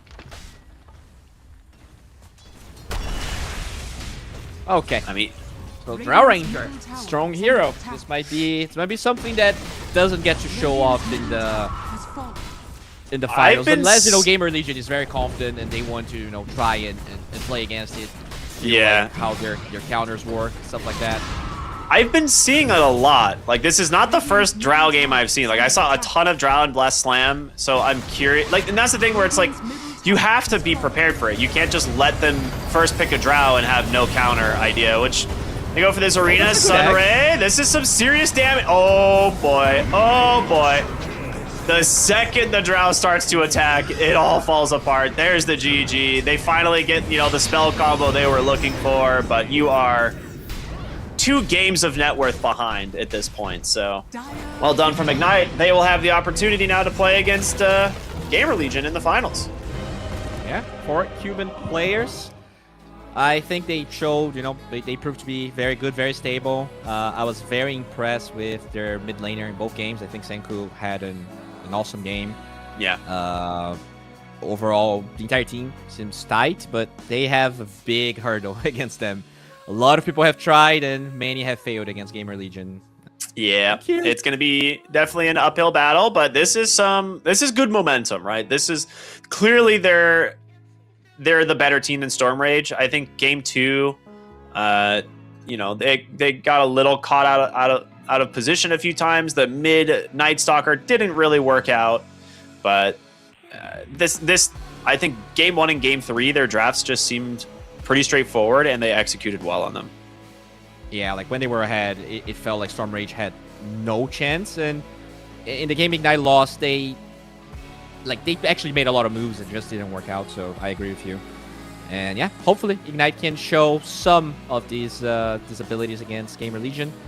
How much time do we have until that game? About an hour. Yeah, 50 minutes ish. So it's gonna be a little bit of a wait. It'll be time for Ignite to grab some food and drink maybe, and then come back. So they'll be, prepped and ready for their final best of 5 against GamerLegion, which will be it should be a fun one. I really enjoy watching GamerLegion. They're actually one of my favorite teams to watch. I think they have very creative drafts, and they're not afraid to pick things that are kind of quote unquote off meta, but part of that is the support duo, right? Like these guys they always have some fun stuff that they like to play, and Fade has a couple of niche picks in the off lane as well. Yeah, I'm a big RCY fan. Yeah. So I He's do the hope GOAT. to see them qualifying, but it would be a huge upset to see someone else go. So either way, I think we're going to be all pleased to watch this BO5. Yeah, absolutely. I completely agree. I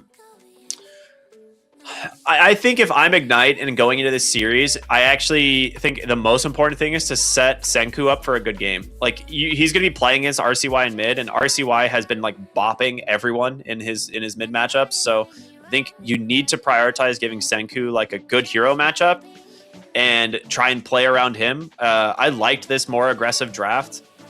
We'll see if like their safe lane can continue to perform, because this like Drow Ranger combo just seemed to own. But part of it was, you know, the immediate mistake, right, they made on the lane, where they like both group up, they get double ignited, blood grenaded, and just auto attack to death, right before the wave even collides. So hopefully fun game though.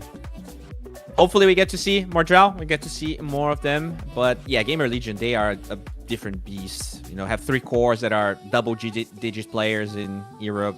Like they are, and it's not only the skill. You have a coach. They've been playing together for a long time. It's gonna be a big uphill battle, but I'm curious to see. You know, their game against Ignite was 30 minutes plus, so it was not the biggest of stomps. So hopefully, you know, it's still gonna be entertaining. Absolutely. All right. Well, we are going to go to a break, everyone, and we'll be back with that best of 5 grand finals in just about 49 to 50 minutes. So stay tuned, everybody. We will see you then.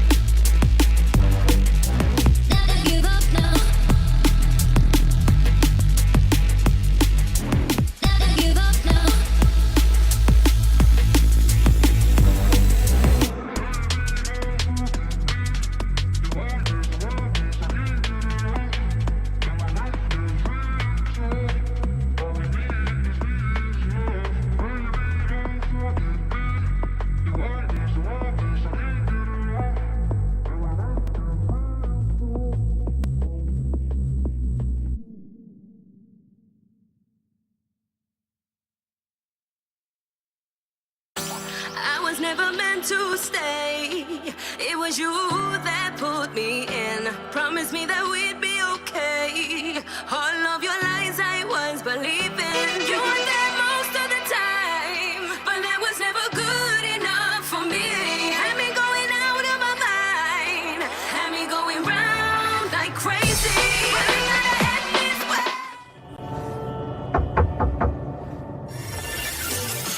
さあ進むんだまだ見ぬ新境地目指していこうドキドキしようよ準備快適早くまだまだないこの世界を楽しんでみたんだ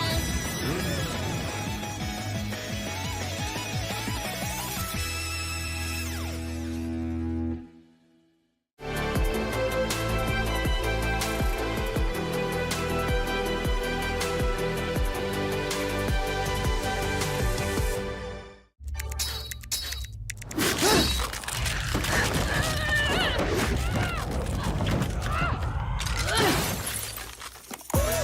Feature Impossible, Lenovo Legion.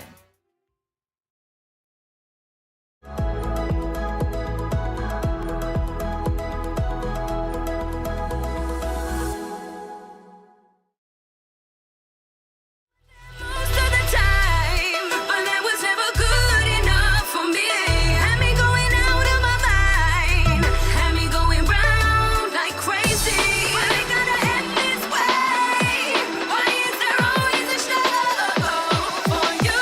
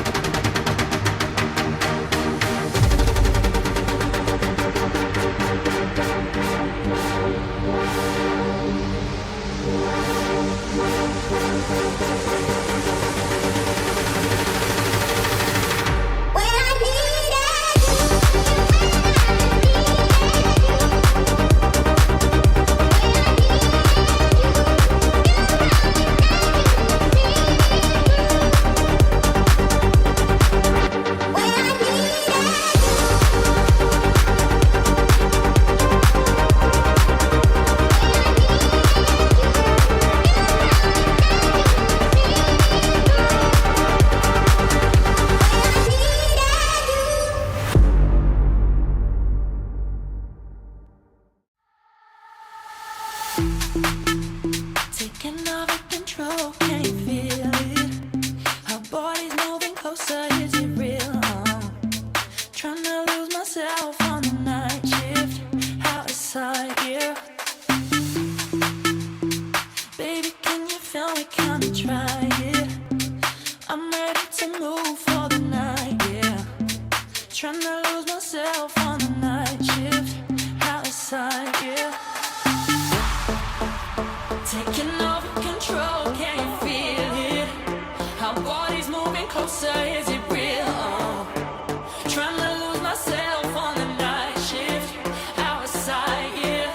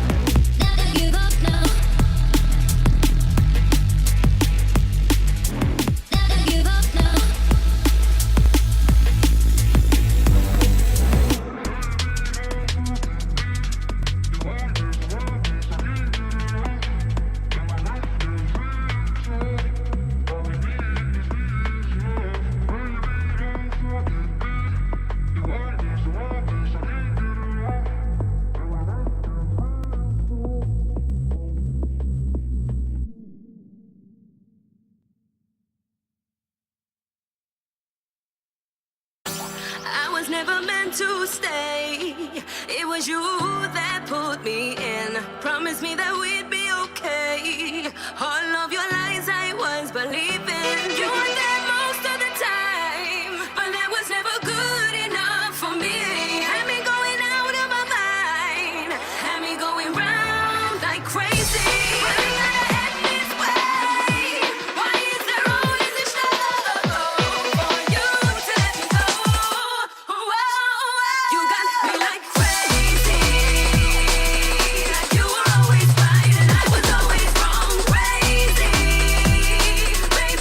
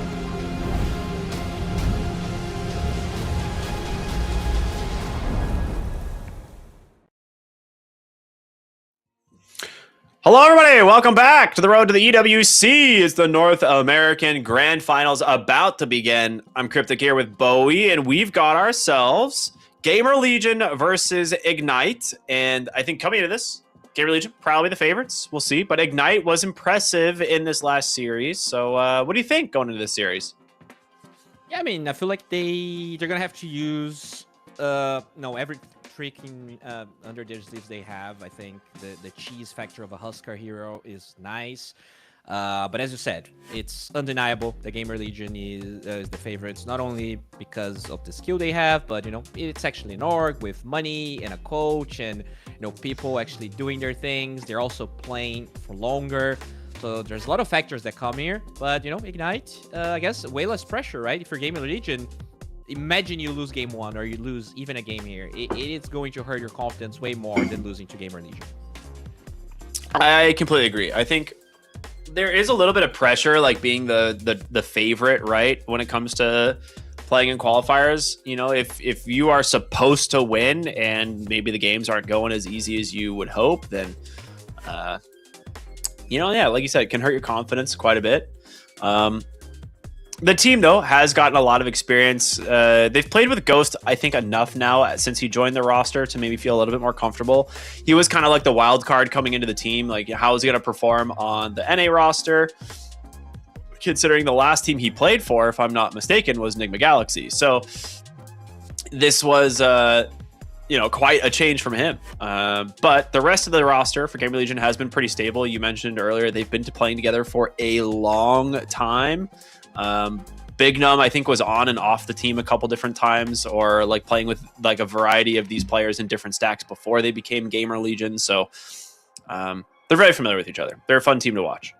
Yeah, for sure. And I think GamerLegion, they hit the jackpot real hard with Ghost because obviously there's more to it than just like the results a team has, but I really don't feel like Ghost was the weak link or the reason Enigma wasn't doing as great. So the fact that they actually managed to get Ghost as their core, I'm a big Ghost fan, and I think he, every core there actually has the potential to do well in EWC or even TI. But Ignite, these are the 5 players that did surprise us today. They were having some internet/electrical issues, right? I hope that doesn't come to be a problem in the series. Yeah, that is never fun. Like, tech issues are the worst. I know this speaking from experience because this morning my camera was not functioning correctly and I was losing my mind.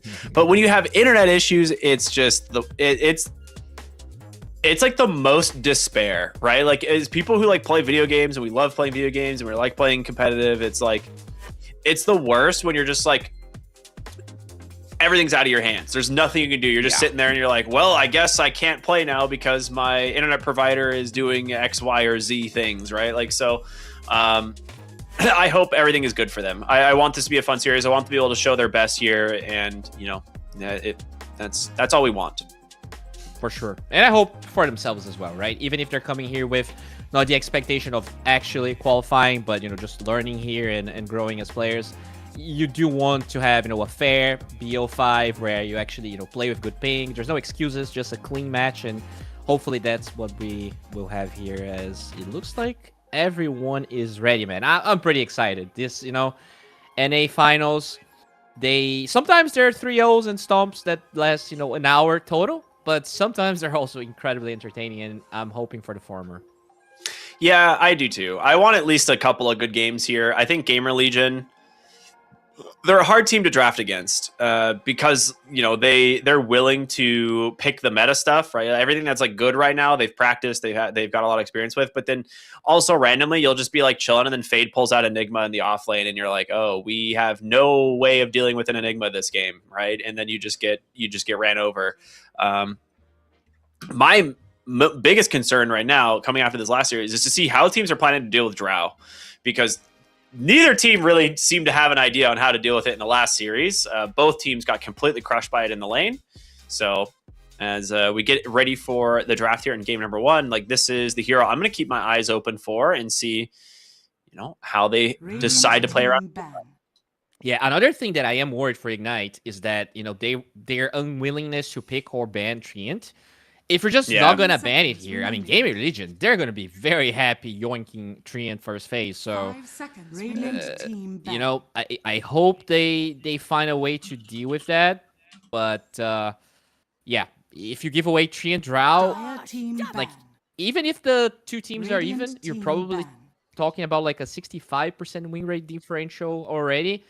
Imagine if GamerLegion is the other side playing. So 10 they're gonna have seconds to. I mean, remaining. they didn't touch Treant, so they're gonna keep playing the same way. I'm 5 scared for them. seconds remaining. I think the Huskar ban is hilarious. They saw that one game from Senku and they're just like, nah, let's not deal with that. GamerLegion, rightfully so, get rid of the clockwork, right? We know that this is not a hero that's going to slip through in these drafts. It's just way too good, so they do not want to play against it. 5 seconds They did go for remaining. Rubik a lot here on Ignite, so I'm wondering if they want to up the ban priority on it. I'll get rid of the Both sides Beastmaster. actually play a lot of Rubik. So if Ignite doesn't pick it up, okay. There it is. First pick, Drow. Okay. Here comes the theory crafting because GamerLegion had to know that this was coming. They have to be prepared. Yeah. So do we see the Wind Ranger? Do we see, just a normal 5? Just pick Treant 10 here, get a seconds strong remaining. 5, and you wait for a good matchup. 5 seconds. Dude, I think you just Team pick ban. Enigma. Okay, they go the axe. So this is what I wanted last series. I was like, I think you just pick something that ignores the Drow and drags the wave. And to me, axe is very good at this. Now you have to ban a 5 here that can prevent you from playing behind the Dire wave. team ban. So Yes. that is where things get a little bit difficult. You're in the same position on 9th pick where you can ban and pick like one of these heroes. So the big ones are the Tusk and the Treant. We saw the Ogre last game, so maybe they are more more willing to play the Ogre on Ignite. So maybe you pick Tusk, ban Ogre. 5 seconds remaining. Yeah, I like that. I would be yeah. down. Radiant team ban. I just don't think you want to give Drow the strong lane duo, and I think you would rather. They actually ban the techies, which is really smart. The good thing here is you don't have to worry about Treant if you are GamerLegion. So you actually don't have to ban that hero, and you can ban the Ogre. That might be a better ban 10 here than actually seconds banning remaining. Treant, just because, as far as we know, they don't really care at all 5 about seconds Treant remaining. Protector. Yeah, poor guy. Or maybe...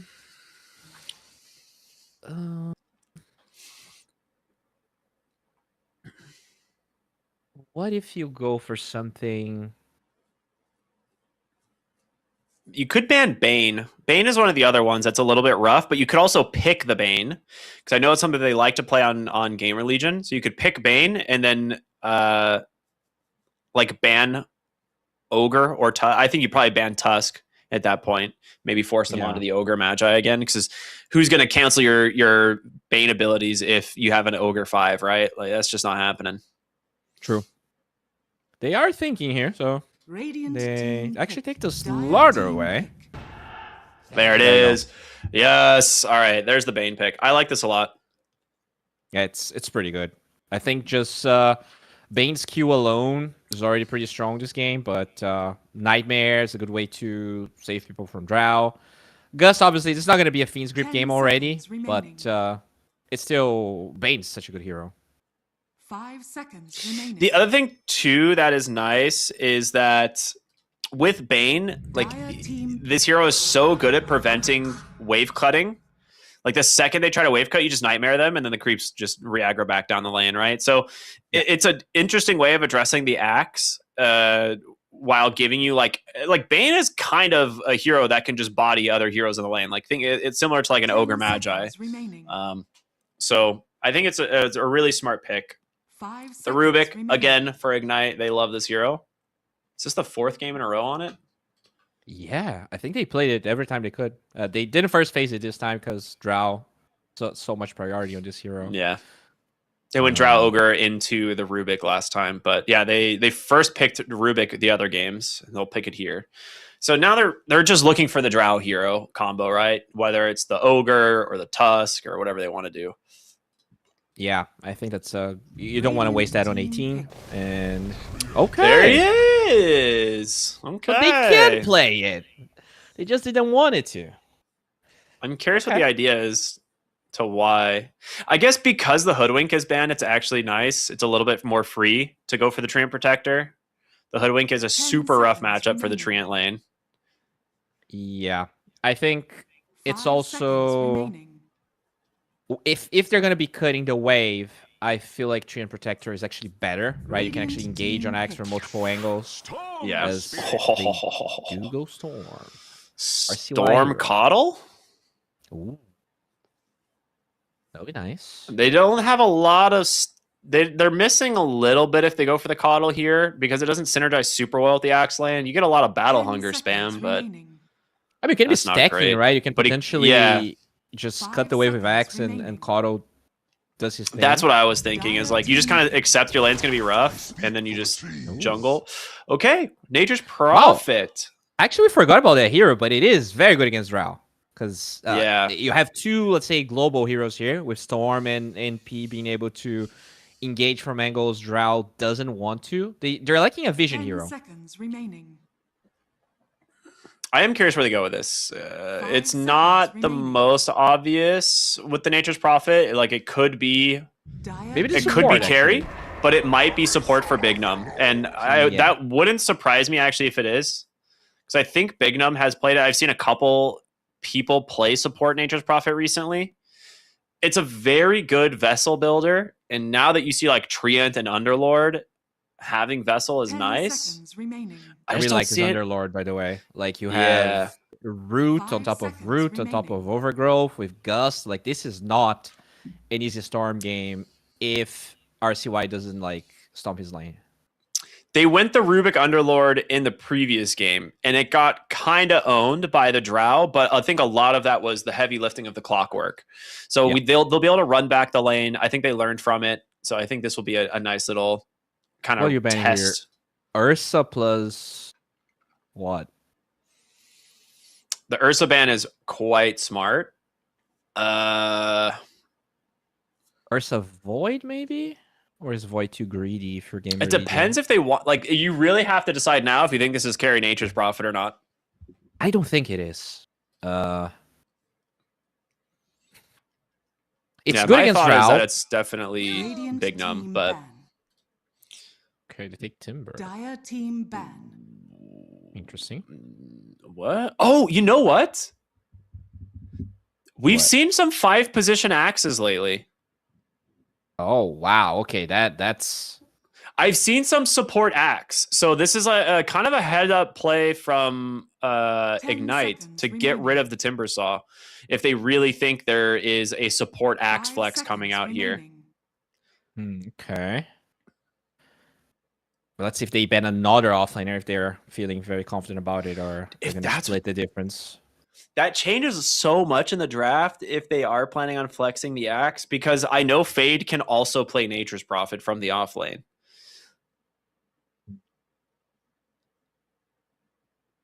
Okay, they are taking their time here. I mean, RCY also plays NP, right? Because Yeah, I've he's seen very good carry at it. Storms in some games. So if we're gonna go crazy, there is a chance it could be like carry Storm with mid NP. I would actually be more down for a mid NP than a carry NP this game, because the tempo it would bring and just the siege itself is pretty powerful. Radiant team Just get a ban. vessel, run down all of these heroes, into like even an Doom. Ags. Oh, okay. So they The do Doom not ban I'm take- not super sold on, but maybe it'll make Dire sense with their team mid lane hero. They got a Death Prophet. Okay, if they were considering Death Prophet, the Doom would have gone super hard. They could go Queen Quap, of, right? yeah, I would say Queen of Pain's probably the most straightforward. They don't have the best catch for her, but I think it's pretty safe still. Yeah, it's only Bane. I think it's a 10 pretty good seconds remaining. Quap game. 5 seconds remaining. If you don't go Quap, you can no Huskar. Radiant Sniper's team awful. pick. Oh, Okay, go for the Void Spirit. It's not like the strongest mid laner, but when a lot of the options are gone, you kind of just fall back onto Void Spirit often. Yeah, 10 seconds remaining. I guess it's a hero that can deal with the Fiend's Grip a little bit better. 5 seconds remaining. Once you have eggs, it also deals with Storm better, so it's okay. Choose There's a the Necro. That's carry Necrophos for Ghost, 100%. So let's see where these go. It will be speed on the 5 Nature's Prophet. So about what I expected in terms of the lanes eventually, but it just, we were kind of question marking where things were going before the Necro comes out. So Axe will be played in the off lane versus the Drow. We'll have the Bane with it, though, which I think is pretty smart. It's a really strong trade, and it does kind of give your Axe some space in the lane if you're just like dragging waves and stuff. Yeah, it's a stronger. I think it trades well in that lane, so it makes sense to me. 10 seconds Speed remaining. will be playing this NP, and obviously, if you have the NP in that lane, Bane can't like teleport connect to you, but it can help when it's the opposite. So I feel like shutting down the Drow is probably the most important part of this draft, and it allows you to have 3 heroes constantly in NA Joy's lane. So this is not going to be easy here for Ignite. They're going to have to be very careful with their TPs, because this is a game where like Drow can die 3 times in the lane just out of the level 2 of the NP with Teleport Sprout. It's definitely a little weird now for Ignite's offlane, like this Underlord Rubik. Now you have to deal with Necrophos, Nature's Prophet. Like ideally, Underlord wants to play into these like melee heroes where he can like trap in the Pit of Malice. If you trap Necrophos, he's just going to spam Death Pulse, and it's not a good matchup for the Underlord. It's one of those heroes that doesn't care that the wave's pushed, right? You just farm in their tower and you don't care. I think you want to go an early point in Atrophy Aura for this lane, though, because I think the only way that you can win this lane is by not allowing the Necrophos to get Sadist stacks. So if you can deny your own creeps a decent amount, you actually might be able to kind of like trade even or maybe win the lane, because you're not going to beat him in terms of regen and resources. That's the whole point of the Necrophos. You're definitely not going to kill him Prepare for with those heroes. Okay. I mean, you can kill him if this NP is constantly rotating. That's probably when the Necro is going to be the weakest. So this might be the play. Maybe instead of trying to protect the Drow, you double down shutting down the Necro. It's just that Necro recovers in the jungle much better than Drow does. Yeah, he doesn't need a lot of resources. RCY scouts a ward in the mid lane right away. That's nice from him. Necrophos really just needs like Death Pulse and like the Radiance, which you get the Radiance pretty easily because like level 4 Death Pulse is great farm. You have tons of sustain through Sadist. You're chilling. Top lane, Fade is just chopping away at these trees, but needs to be careful. All right, so they will smoke. I like the late smokes. These are always fun to see. Smoke has now expired completely on Ignite. They have a good ward here in the river that they've now placed. So yeah, they're trying to potentially find a Drow as she goes back to the lane, but there's way too many heroes here. They're not going to be able to do that.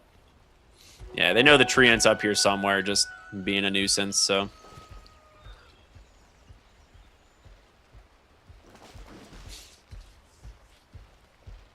All right. Well, even on the runes, I believe, right? Oh, no, 3. Never mind. 3 go the way of GamerLegion. A little bit more pressure thanks to the Nature's Prophet coming in for that one.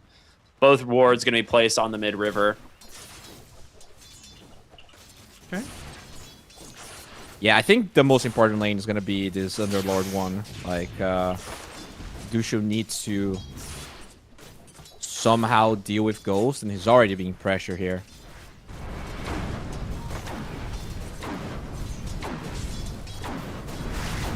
Yeah, it's like speed is just gonna like sit on the side of the wave and just click you to death, and he is dead. Yeah, the right clicks of the Nature's Prophet quite a bit. Ghost still has 2 wand charges and a fairy fire, so he doesn't mind. Yeah, you got to remember Nature's Prophet, he's still got the right-click damage. That was one of the things that, yeah, they nerfed it a decent amount, but he still hits hard. And the Treants did get buffed. They also do a decent chunk of damage. Yeah, like the Underlord just tries to right-click under the creeps, but the Necphus is one of those range heroes that doesn't care to be in the midst of creeps because he gets the heal, damages him. He tanked like 2 Death Pulse. That's why he died. And now there is level 2 on speed. He doesn't have teleportation, which means for now the Drow couldn't really be that scared. Yeah, I think he wants to farm to the urn first anyway. Like, I don't think he's trying to... Oh man, he actually traps him there. Death Pulse in 1. It's not going to kill the Underlord, but he is going... Well, I say that. Speed might just run him down. They are getting so much damage in this bottom lane. Meanwhile, mid, RCY is crushing Senku at the moment. Nearly gets the kill here. Yikes. Yeah, he's just going to deny the creeps right in his face. I mean, look at the CS difference, man. 15-4 to the 6-0. About to be 7, but still. Yeah, I mean, that's the double digit. The Water Rune denies. Speed sent one of his Treants mid. Dang. That's brutal. Senku just got his bottle delivered. It was walking to the bottom rune, and it is gone. Damn. Yeah, that is, you know, that's the difference of an international team against players that are trying to get there. Like every detail being thought to perfection. Top lane. Kyoshi, very low. One more auto attack. Goes the way of Fade. How could be dead? Nightmare pullback. No battle hunger for 5 seconds, but they will get some good damage into her. So. He does have a double fairy fire and stick, so. But look at that wave. This is a huge wave. They can potentially dive. He has level 3. Oh, they just denied the half. They just died 3 in a row. Oh. Mid lane, solo kill from RCY. Okay. He got him. Cannot predict the movements of a storm. Damn. But RCY. we talked about this in the last game. Like, Drow does not like being under her tower trying to CS. It is not a fun experience. So she actually did pretty good. Got like most of them, but still not the best. Yeah, she doesn't have a lot of agi items. Did go for only 66 base damage. I think we saw a Drow that had 74 at level 3. It was like 80, bro. It was like 84 damage at like level 4. But he has to go boots first, right? Boots right away, as opposed to the double slipper, the Band of Elven skin, like all that stuff. You know, exactly. Changes how you can play it. Golducho gets sprouted. It's going to be a lot of damage here in the bottom lane. Ghost just needs one more auto attack. He's happy. Gets his Seda stacks. And top lane, they put a ton of damage into the Drow Ranger as well. Like, they managed to get like almost a full duration battle hunger. Which, oh my goodness. All right. Yeah, like we expected this axe to be like cutting waves, but... Bane. Oh, Fade? Okay, Fade might have... All right, gets the Nightmare. Fade needs some health, bro. I don't know. He has a salve on Courier, but his Courier, well, still not even a base yet. It's running back, so it's going to take a little bit. Yeah, the only reason he didn't die is that he's so farmed that he already has chainmail. That extra armor definitely helped him there. Where are we on Urn? All right, Urn is done for speed. This is exactly what he wants. He needs to get this timing. Oh boy, Big Num just finds a solo kill top. Oh, good tree. Okay, almost gets the tree plant. That would have been a crazy play, but nice play from Najoy, finding the return onto the Bane. That'll help him out quite a bit.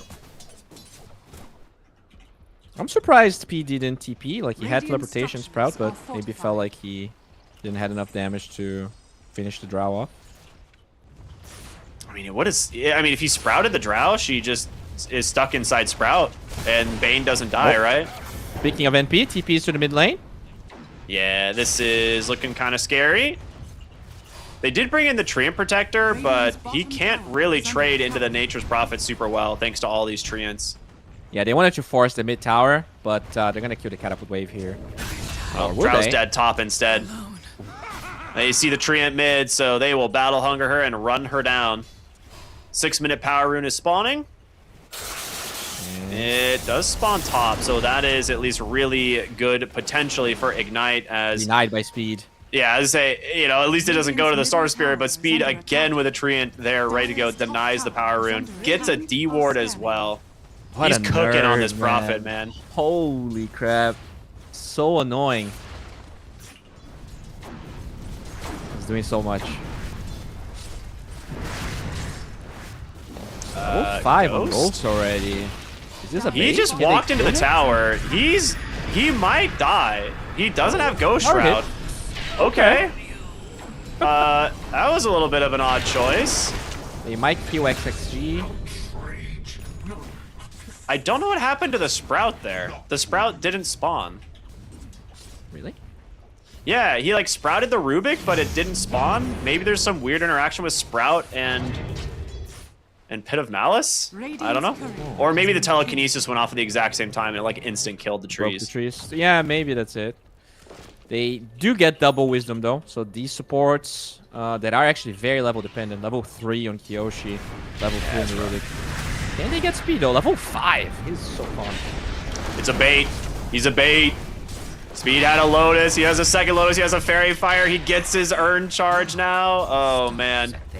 RCY's here gonna zip in. He doesn't quite have level 6 on Necrophos. He will get it now, though. This bottom lane is looking real rough. Even with that, like, the freebie that Ghost donated a moment ago, they are still really far ahead. Dire are Yeah, scanning. 2k gold lead already. This Underlord is, Tower is under I mean, attack. almost as farmed as Speed. But But he's he's about level to be level 5. 6. He's got Wrath of Nature now. He can literally rotate top the second he sees these heroes. Which, Yeah. They do have a sentry that could Yeah, be Kyoshi.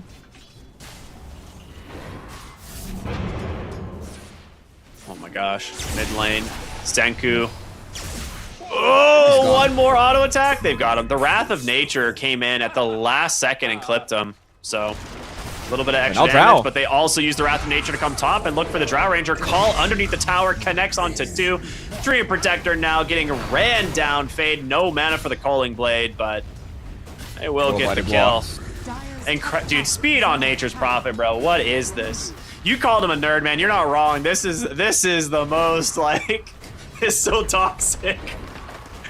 Like, it's just every single detail has been playing to perfection. And it's one of those heroes that like can look awful in the support position if you don't know what you're doing, and it can look absolutely broken in the right hands. Yeah. It's kind of like Naga support.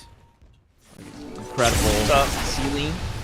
Yeah, it all starts here, right? Wrath of Nature connects onto the Void Spirit, and then it hits them top, and then they just go to connect on the top lane. Like, they're making 2 plays simultaneously. Like you mentioned, it's the difference between the international teams, right? They've got that experience. Yeah, just every single inch that's given by Ignite is instantly abused here. And now they get towers, and that's another thing that the support NP gives you. You know, we had some patches with Pugna, and even Enchantress, like allowing you to get those before minute 10 towers, and NP is the same thing. Already level 4 Nature Call, and these towers are gonna keep falling if they don't find an advantageous fight. And Fiend's I Grip think is they up. will.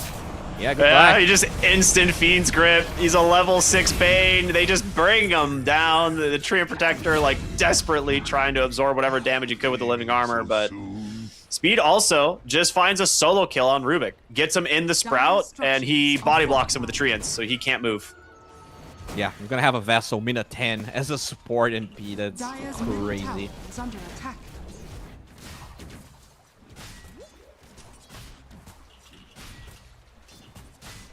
All right, so I guess the Drow is having the best game for Ignite. That's a good thing. Oh, can he kill the Storm? And they're gonna try. I don't think they can. Like, Big Num has Nightmare plus like a Lotus he can dump in. And instead they just turn around onto Kyoshi. A couple more auto attacks that goes the way of RCY. Nightmare now onto the Void Spirit. Of course, not really any lockdown here at the moment, but he has one Astral Step to play around, and he doesn't get to use it. Instead, Ducho comes in, and Fade is gonna show up now on the Axe. Looking for the dunk, but Telekinesis pulls it back, but it's the RCY show, man. He just dives to the tier 2 towers. Oh no, 4 dead in the mid lane, and Speed, he's eyeballing Drow Dire's top. bottom tower He wants Yeah. the kill here. 11-minute radiance, by the way. Yeah, that's the fastest you're gonna Dire's see. middle tower is under attack. Radiant It structures is. are fortified. Yeah, this is not an easy game to come back from. Dire's bottom tower is under attack. Yeah, I mean, like, there's not much you can do, right? Like, this Storm Spirit's got a regen rune running. He's level 10. Like, how do you actually fight into this guy? Yeah, I guess this was maybe a ping issue. He didn't get his one, but even if he gets the one, they don't have damage to his heroes. Storm Spirit's got regen. He's gonna run you down. You can't get away from this guy. The supports are under level. They don't have any LTs to work with, and that's another one. Body block, Speed. He Hello. finds the Drow. Oh, he getting a got little bit of stunned by the assist Kroger, from the man. Give neutral him a creep, break. bruh. Come on. Yeah, they GG. They you know, when the neutrals aren't even being neutral anymore, you know this one's over. Such a limited. Oh boy. 12-minute GG. GamerLegion come out swinging. Very much prepared for the Drow that we were talking about.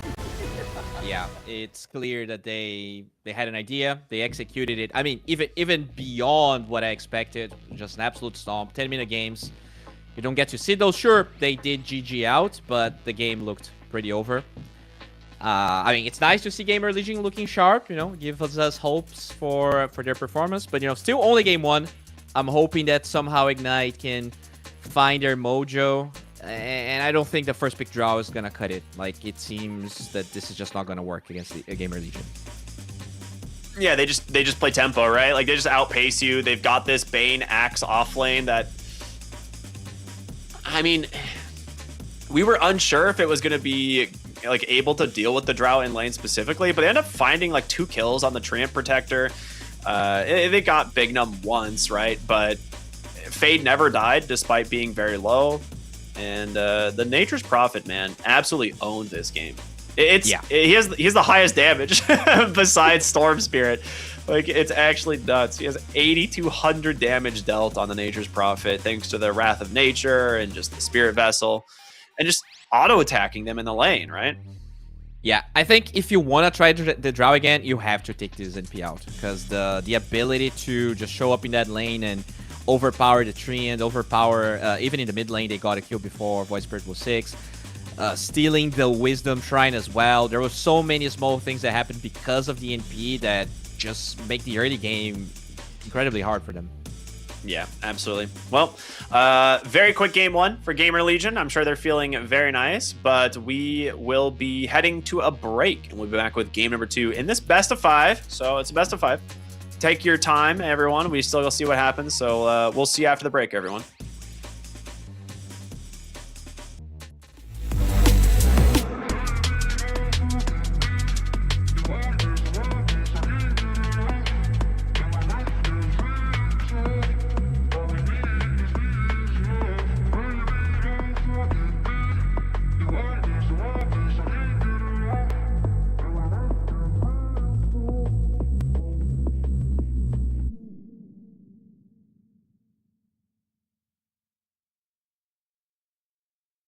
I was never meant to stay.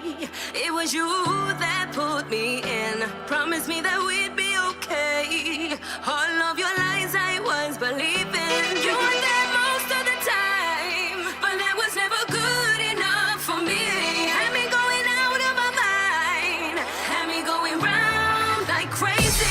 But I gotta end this way. Why is there always a struggle for you to let me go?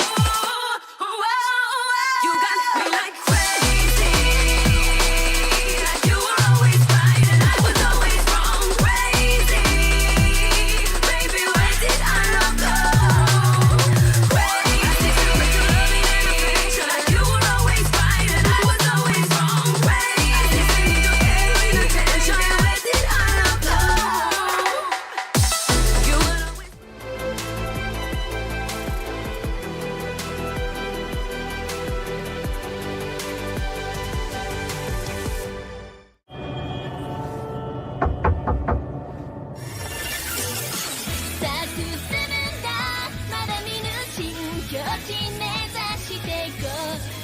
きしようよ準備快適早まだまだないこの世界を楽しんでみたんだ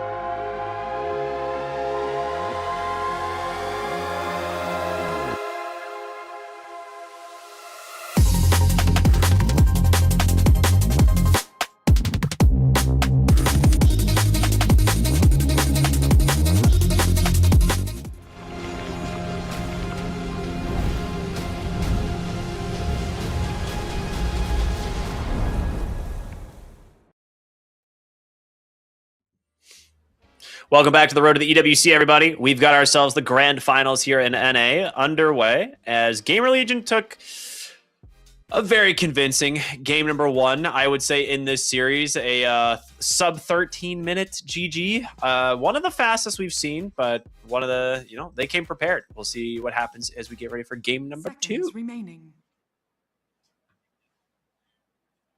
5 seconds remaining. Speed, we glaze him enough, but every single rune, every single rotation was on point. Remaining. Body blocks, everything.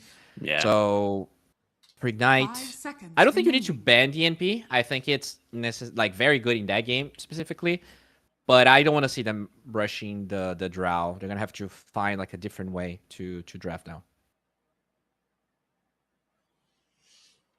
Yeah, I think going first pick Drow is such a kind of ballsy play that if you aren't prepared, or if you don't feel like you're the better team for sure as well, it's just going to get punished. I think that's probably like one of many things that they could have done to deal with it. So I don't even feel like GamerLegion feel pressured to, deal with, to like ban out the Drow still. They do get rid of the Rubik though. Yeah, they don't like to first phase the Rubik, GamerLegion. So maybe that's why they're taking it out. Snapfire's still in the pool. Maybe, I think they want to play Snapfire. Maybe that's why you ban Rubik here. Not ban. Yeah, I think they're trying to force Ignite, right? Like Clockwork and Snapfire are left, and they have 2 bans. So Ignite has to kind of consider banning both of them. Otherwise, GamerLegion's going to get one. And then maybe they're the ones that get to first phase Drow, but I'm pretty sure GamerLegion doesn't feel pressured at all to do that. Oh, they actually do ban DNP. Okay. A lot of respect. Deservingly so. They have to they ban Storm. Okay, they're going to leave them both in. So they're going to take whichever one doesn't get picked. I'm curious which one GamerLegion want.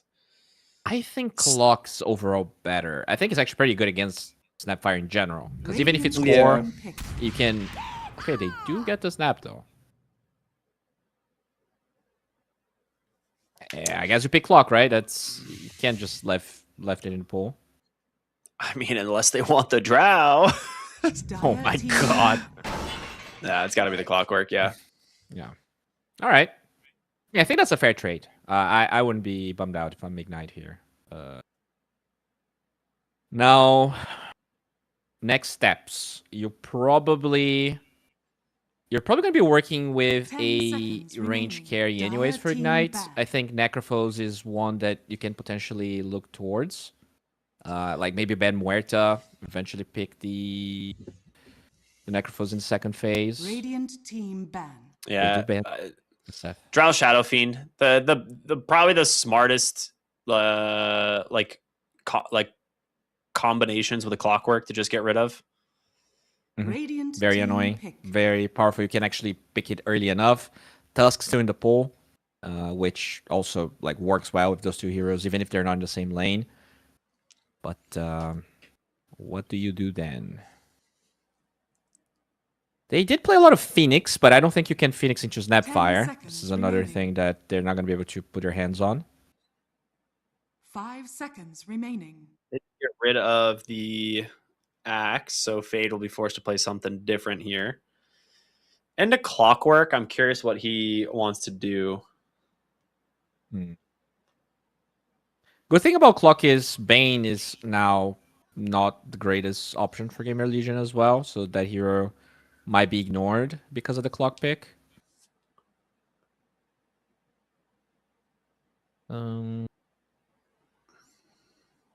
Dire team pick. Pretty good against Snapfire, but we did had our doubts on this hero and the skill build that they used. I'm okay with it in Snapfire, but the thing is Snapfire nowadays is mostly just blink in cookie into scatter blast and stuff. They play around much closer range than in the past. It'll still cancel the Mortimer kisses from downtown, but I don't think she's gonna I don't think it's gonna shut down the Snapfire gameplay all that much. Yeah. And I feel like when you were the weaker team, to me, Silencer, like, he's not that strong of a laner. Dire team pick. He's also not a hero that can make plays. Fade Lycan. Oh There it my is. God, yeah. Yeah. So you're playing Silencer into like one of the worst matchups in the game. So this is a Fade classic. It's one of his best offlaners. He now has the freebie of running the Lycan into Silencer forever. 10 seconds Yeah. remaining. Not much you can do. 5 seconds remaining. Damn. What would be a good pairing here then when you have this Lycan? You probably want a decent laner just so you... Because Lycan can be abusing lane. Obviously, a lot of the, Drow, specifically Shadow Fiend, those heroes really hurt him. But even Necrophos, I think, could be a bad matchup. Lion. So they get Lion. I wouldn't be mad if they go Necro. Sure, he can get the Purge creep, and that's sort of a problem for Necro later on. But I think you stomp the Lycan in the lane with Necro. 10 seconds remaining. 5 seconds Man, this remaining. is super scary. But they have Muerto on 18. They didn't ban Muerto. That's why picking Necro here feels bad. Yeah. Radiant I think Lion and Snapfire could just like do enough damage to kill the Necro anyway, if they really wanted. It would do well in the lane, but they'll go for the Terrorblade. It's good against Lycan. You get the auras for yourself. Mhm. Lycan doesn't 10 like to go seconds Manta or remaining. Dispels. 5 seconds remaining. Doesn't save your Silencer still, but it is at least a strong, like you said, strong for the other reasons. They don't really have kill threat on the Terrorblade yet Dire either. team pick. Oh, there you go. Okay. So off lane Batrider or mid Batrider? It's honestly, knowing Senku, this is probably mid Batrider into the Snapfire. I think that's a good matchup. This might be a game where Snapfire has to play offlane instead. 10 Wait, seconds remaining. I guess that's impossible because of the Lycan. So yeah, that's a really good bet if that's the 5 seconds remaining. the rationale for the pick. Yeah, I kind of like the idea of it being a mid Batrider. I don't think Snapfire will struggle too much, but Dire team ban. you do have to watch your positioning. Ooh, I have boy. not cast this hero since the whole Diffuso change. I have not cast a single PL game. I've got a couple Radiant in Blast team ban. Slam this last week that were interesting. It definitely seems like a stronger hero, but it's still very item dependent. So it needs its like 3 item timing to really come online. Dire team ban. Okay, it's pretty good against Batrider. Hard to find the right one. Very good against PL. I guess it used to be better against Terrorblade because now you don't burn his mana anymore. So Yeah. he gets the Thunder off. Getting the right PL is probably impossible though. So it's still 10 annoying for the seconds TB remaining. to like just queue. They also just severely 5 lack seconds any sort of remaining. control for PL. Like who actually finds PL right now? Yeah, Silencer is awful against PL. Clocks, I guess, probably their best hero against PL, and even Clockwork's awful against it. Radiant team ban. Take Ember.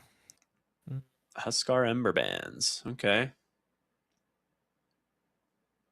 So they're liking a support for GamerLegion, or I guess they're expecting Snapfire to be a 4. 10 seconds. I mean, it Here's could why be, he's right? confident. I think. Well, I think it would be 5 Snapfire 5. seconds I think the idea was it would be PL Snapfire in the safe lane.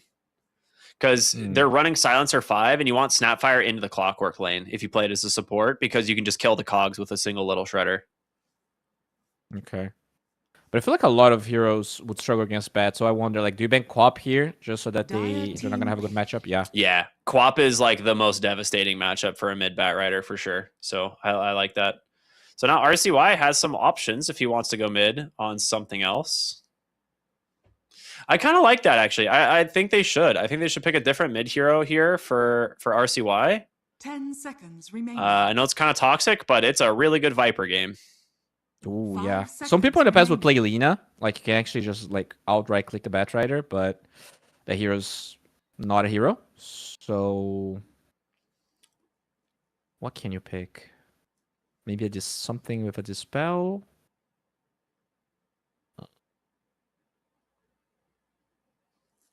Yeah, I would really like to see Radiant Can you Viper. coddle? Just like Speed Venomancer. What a classic. all right. So mid Snapfire. Yeah, So- mid Snapfire. Speed is like an absolute monster on Venomancer. It's disgusting. So there was like one tournament where teams were literally first overall banning Venomancer every 10 single game seconds against them remaining. because they beat. I think they beat Liquid or some. It was either Liquid or 5 Spirit. I think they seconds beat with 5 position Venomancer, and then ever since then it got banned. Yeah, I remember it. It's pretty annoying for the Batrider. Just you're gonna be scouted, you're gonna be slowed, so any blink initiation gets harder. Just farm so much. You even siege, right? That's another thing that Vino does, kind of the same as NP, with the Plague Wars being maxed out. Yeah. Offlaner that is good against PL. Do you Underlord again? Like it sounds like Yeah, an it has okay to be Underlord Underlord. game. It right? has to be Underlord. It's the only hero that like wins the PL game and is not bad overall. I think it actually It's a gives you great lot. Crimson game, like insane Crimson game. Yeah. There's no way it's not Underlord. It has to be. Like it's good Or, against like- Lycan as well because it controls his like minions and everything. What that are about a super annoying. Centaur? Like it saves your silencer. Also builds Crimson. Choose your hero. Offlane bat then? Mid Coddle then, right? Yeah. Okay. So they are going to do offlane bat. I mean, it is a lot of Uh, synergy with Terrorblade, a lot of synergy with Batrider. Coddle, I mean. I mean, yes, but with it being like mid Snapfire, Coddle's not going to stop Snapfire from farming. And so I think RCY is going to have a really solid game, and your like ultimate from Silencer is not going to be available early enough. It is a great So- Blinding Light game, right? Just, Yeah. the mischance, the illusions can't really deal with it. You're going to need like Blowthorns. That comes pretty late into the game. But yeah, Snapfire gets a free lane at the expense of potentially having answers for just Lycan.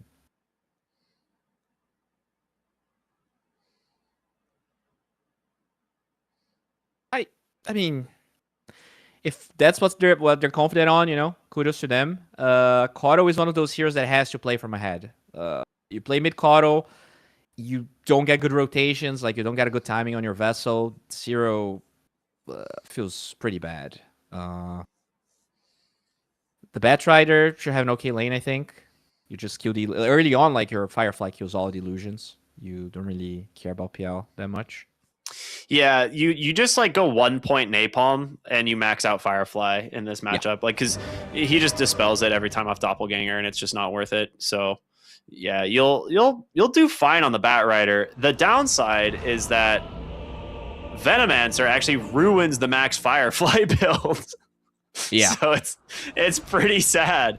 If you try to play aggressive with it and you go to like run down the PL, you just, you know, you get caught from like a gale or just like auto attacks with like poison sting slow and from the plague wards.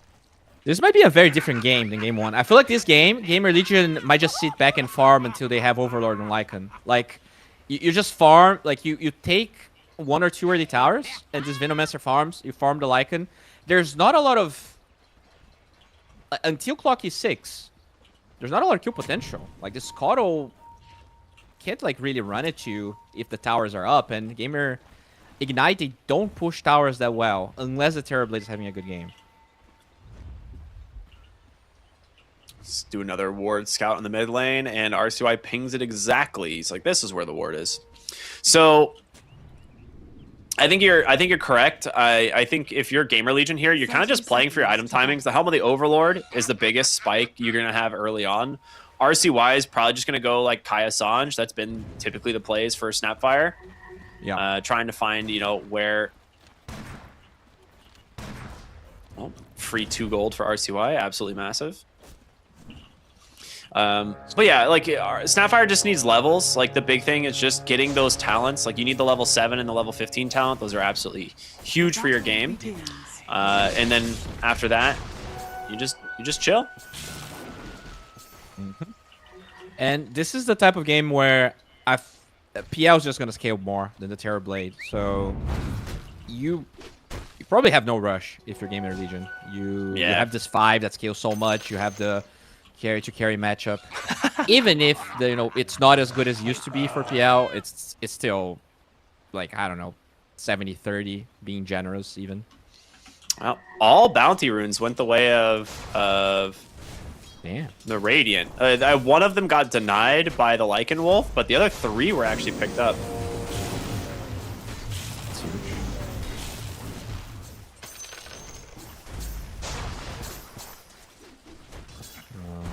Did he just hit him with like 3 cogs in a row? He did. So the downside for Clockwork is he can't go anywhere near this like area of the jungle where speed is.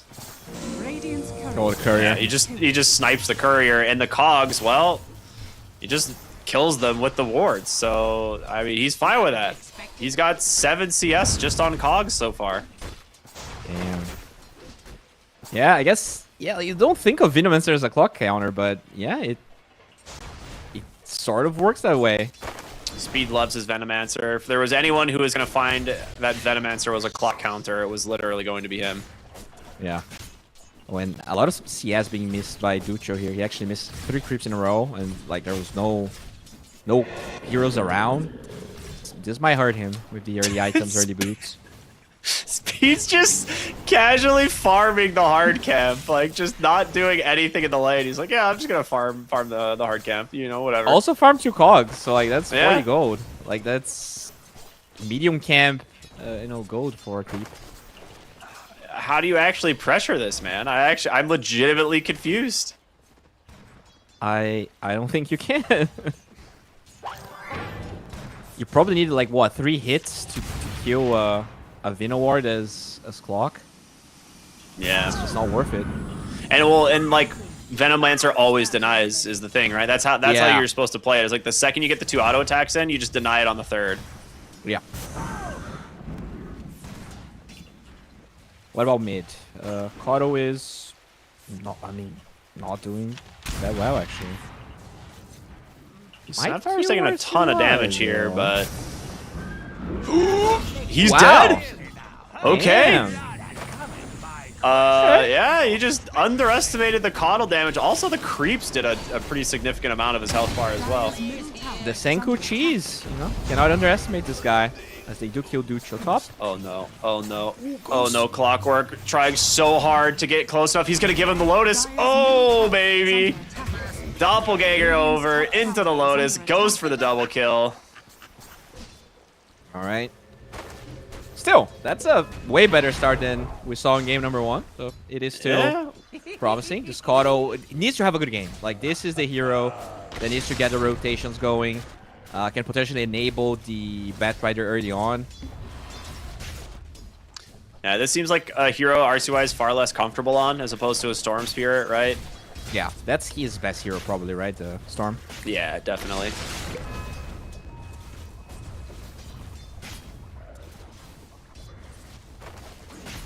Well, Silencer has 0 mana because he's being sucked. Yeah, they've just been spamming the Earth Spike mana drain in this bottom lane. How much that he can do. But the TP is farming okay. Oh, Speed spent Gale. And he's in trouble here now. Does have 10 wand charges, but I think he dies. Yeah. He's gone. What about the Cannot- PL? Yeah, they're gonna get the double kill here. Firefly doing decent damage, microing the... He's got 12 wand charges, never mind. Woo. Another cog? Does he hit the lance, though? Oh, does he hit the lance? He's pretty fast. He's got it. All right, Ghost on a killing spree now, but a lot of resources spent. Yeah, and the bad living through all of those kills is nice. He's recovering. Oh, he might get the Phantom Lancer with that. He just needs 1 auto attack. He's trying really hard, but nah, he'll miss that last napalm, so he'll get the reset. They spotted him. I mean, they're bringing 3 heroes here to the top lane to try and deal with this. That leaves your Terrorblade just solo bottom, and he is not having a good time. Just zoned off the wave entirely. Yeah. Clockwork, it's working. He's burning out a lot of the mana. Oh, good pull there, though. That's a huge wave pull. Yeah, it's going to deny the whole wave. Batrider in trouble. Big double curse, though, but they'll have to deny the Batrider here, I think. Down to, well, maybe not. Oh, another hit? Oh, my Speed God. got it. Speed got the kill. There's no way that's supposed to happen. Silencer just standing right there watching him die. And look Here at the comes Caudle. He Caudle. rotates, but he's already scouted. Like, these wards, they're so annoying. He's just walking through the Plague Wards. Oh, no. And now Clockwork off the mark with the Gale, but if that would have connected, he was certainly dead. Snapfire is going to make the walk towards the top lane, though, and maybe try and find him. Otherwise... Yeah, that's the thing. The Snap gets both Mid? runes. Uh-oh, here comes Big Num. Oh, nice flame break. Yeah. You could just Mortimer Kisses, though. Yeah, they will. Not much you can do about that. Look at the D ward. They have a catapult wave in the mid lane. Oh, Yeah. no. No, I don't know why I said that. There's no Oh, no, I thought it was too, but never mind. Yeah, you're right. Well, Coddle's back, so he'll defend. They are bringing in some extra supports, which Snapfire needs some help. Oh, he's going in! Okay. Snapfire brought the shotgun. She was ready to fight. Starting to struggle, but does have that illusion rune to get away. Dispels the curse. Has some bottle charges now. He's chilling. Okay, I mean, this game is much even, right? 1K good advantage. 7 minutes in. This is playable. Absolutely. Wisdom trying. Okay, the wisdom is really rough if you lose this, which Speed is higher is level making than him work Bad for Rider. it. Yeah. Now, they are bringing even more heroes, but they're not going to give this up. Yeah, Ghost barely makes it in time, and now they're going to look for XXG's Clockwork. Dude, it's a triple kill for the Phantom Lancer. Oh, no. Triple kill into the Wisdom Shrine. Dude's almost level 7. Yeah, that's a happy PL. This hero usually doesn't get you in his lane, but against Batrider, that's when it's 600 gold. Oh, Big Num? Might be dead. Yeah, Big Num's super dead, but it's all right. That is spirit form down. That means, you know, that'll be off cool, or you know, the duration on that's gonna expire soon. The speed's coming mid. He's here to brawl. Radiant's top tower is under attack. This Batrider struggling with experience. I mean, Speed farms so many cogs. I feel like his levels have to be in part because of the amount of cogs that are killed. Then He's also just like not dying in a lot of the fights top right away. Like he was forcing a lot, like getting tons of damage out. They actually just found him in the enemy jungle as he was very deep trying to just roam around, but he did leave a good ward, so they Yeah. might be able to get a kill afterwards because of it.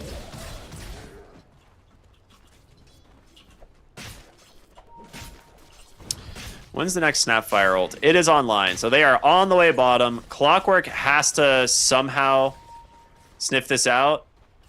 Otherwise, the Terrorblade is going to die. So they will find the Clockwork now. There's going to be the Earth Spike, the Stomp, the Cookie. He's dead. Now, not a good way to cancel Mortimer Kisses, so you need to be very careful. Yeah, they still have it, and there is a center creep, so if they ult Yeah, the they're Lycan... running. Yeah, They're running for their lives. Get the hell out. Oh, picking up.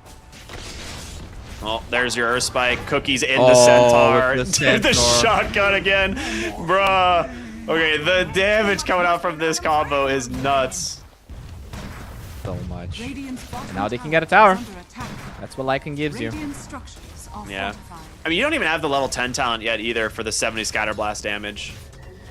They're TPing in a lot of heroes here now. Clockwork will get scouted from RCY. There's the Great. Flame Break. Great Earth Spike. Cookies back the other way. They turn in. No way! They get the kill in RCY. He's gonna have Mortimer Kisses still. Just 2 dead on the initiation, and Fade still in this wolf form, looking to try and chase for more. Oh, they're gonna have the Earth Low Spike and in a big now. second. Mortimer Kisses are in. They're trying to kite him out. They've got him.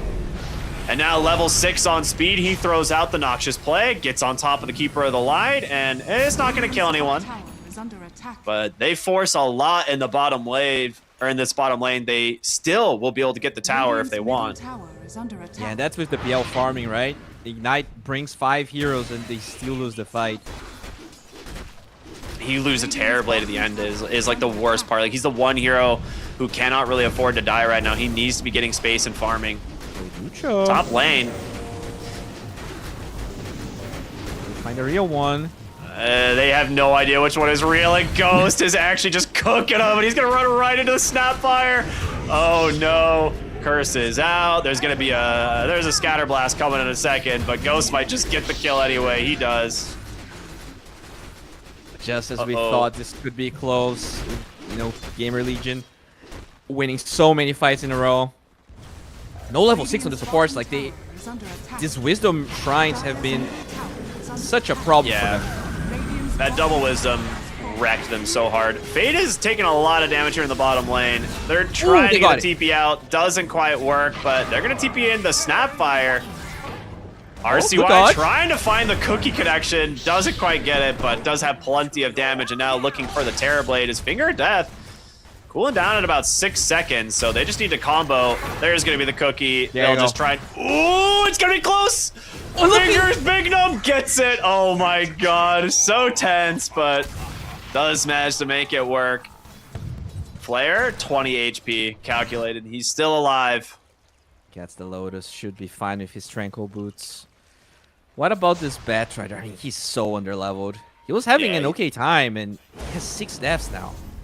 Dude, speed is level 6. Hits him with the Gale Noxious Plague, and he's just gonna walk away from the Batrider. This is what I was talking about. It makes your game so miserable as the Former Kisses just come raining in from the mid lane. They're gonna lose too. Good deny from the Coddle, but this was an attempted gank onto the 5-position Venomancer. Yeah, that 5-position Venomancer is level 8, and your supports are level 5, so doesn't really feel like a support here.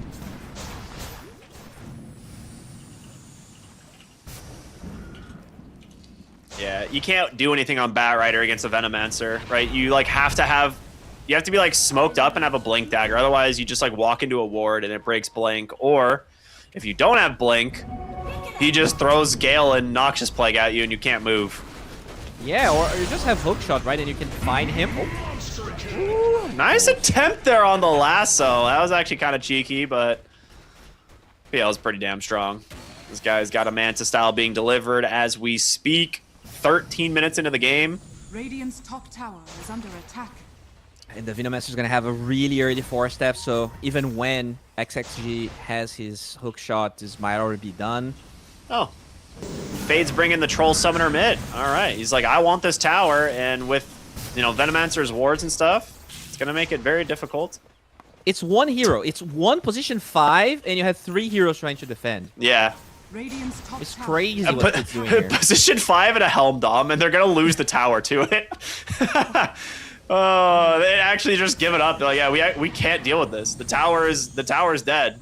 It's not worth it. They do have global now. Good deny. Okay, they got it. They got it. It feels like every time we're praising Ignites, like they didn't lose something as hard as they could have. It's never oh damn, they got that kill.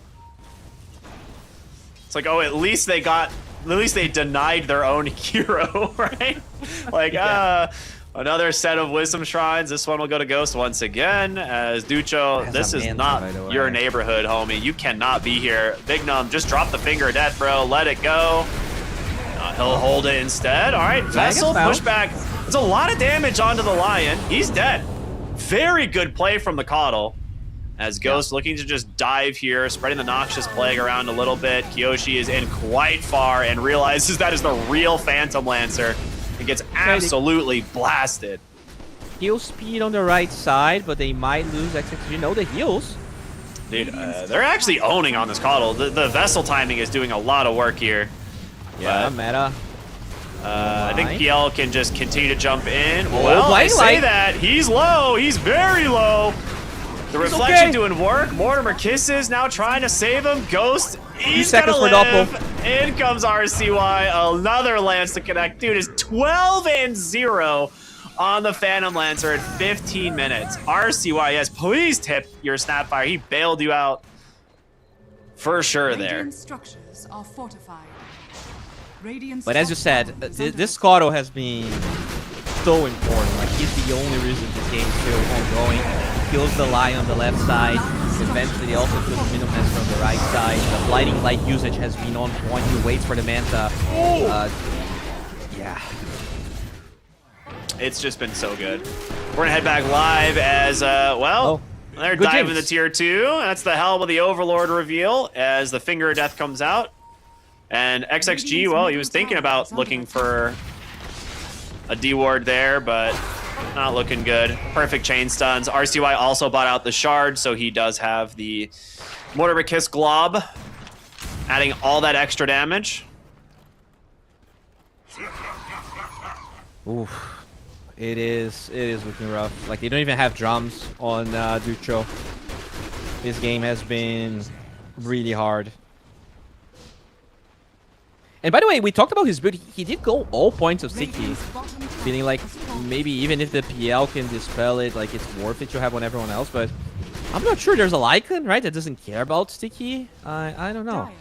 Yeah, this. I mean, I'm fairly confident that like Max Firefly is just like better in this game, but it also just gives you more farm speed. Like at this stage of the game, where you're not gonna get a lot of time to farm. Yeah. That is The definitely cooldown on Firefly seems he more might be important. farmed Which, instead. yeah, he's super dead. They're just cooking in the Ancient Thunderhide or whatever creep Fate has, and it's just a kill every time. When I was watching Kyoshi trying to kill a Plague Ward, he needed 8 hits just to kill one. Like, it's so sad. Oh, hello, Senku. TP out? Ah, he makes it. Okay.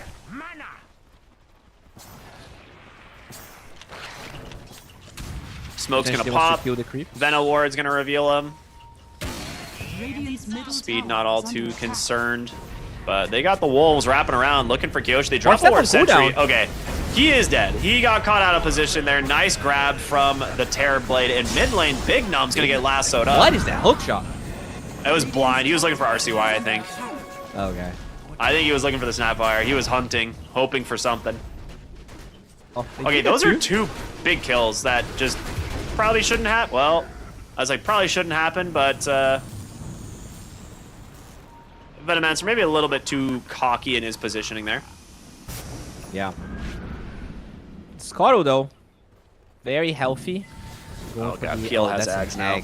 Holy Yeah, shit. this is rough. This Aghanim Scepter I theory crafted when it first came out and then got buffed. This thing is crazy for farm speed. Well, Mortimer Kisses, not letting Coddle get away. They drop the Global Silence, but you've got a Manta on the Phantom Lancer, and he can just continue to play around inside of this. He's taking a lot of damage from the Firefly, but he's more than tanky enough. Gets another kill, and they will continue to chase. Cookie catches the Silencer. my He's just dead to it. Oh my Radiant's god. middle tower is under attack. That hurts, man. The Kaya on the Snapfire plus the shard is so much damage. Yeah. Holy crap. Poor Silencer just gets... I mean, he has 800 HP. He's so squeaky. Radiant's top This tower is such an under insane attack. read from RCY. He's like, guys, the Terrorblade's down here. I'm calling it. And they found him. There you go. Blink He's dead. into the stun, into the glob. Snapfire finishes the job. Quick little scatter blast. They have so Okay. much magic damage now. Okay, Well, they're gonna all right. lasso a Thunderhide. It didn't quite work out, but Big Num might be dead. Big Num is definitely dead. Batrider survives. The real MVP, the Thunderhide survives. They actually glyph top, but Ghost just gets the tower anyways and might actually find Ducho. Denied.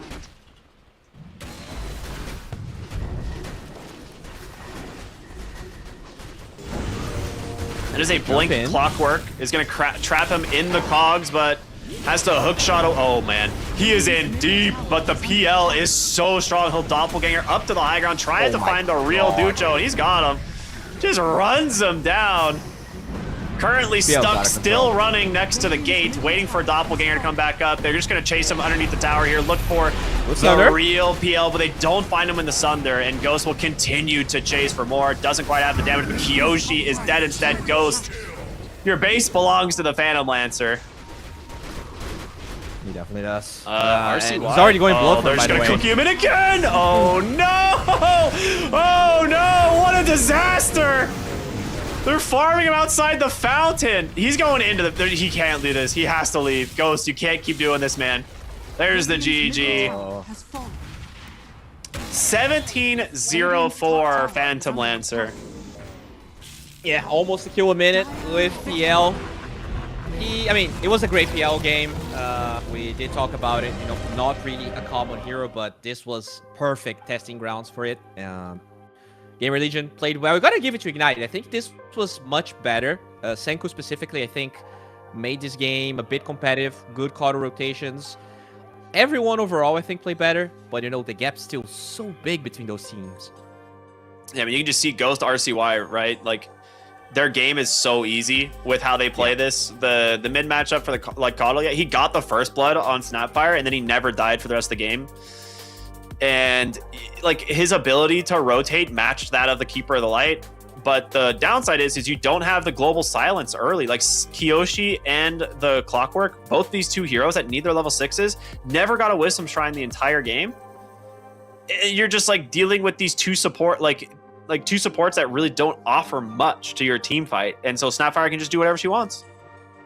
Yeah.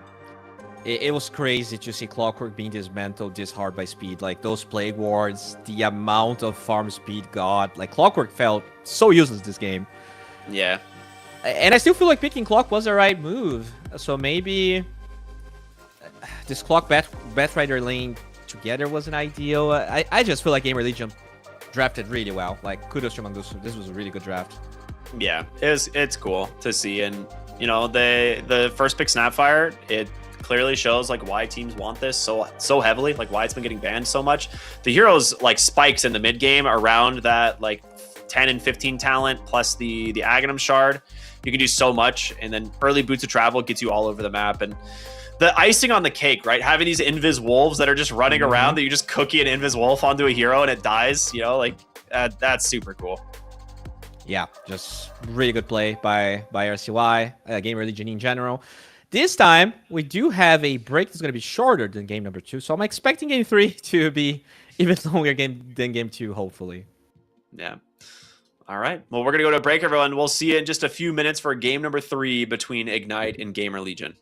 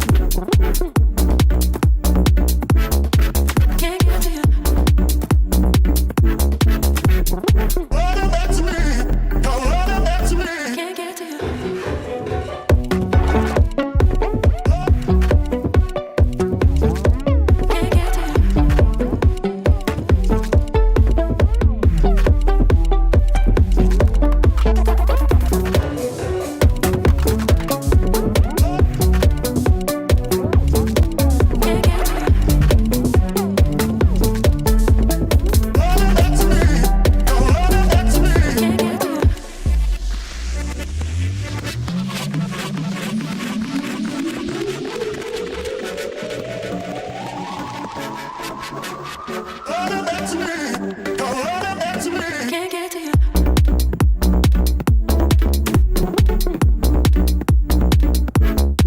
Can't get to you.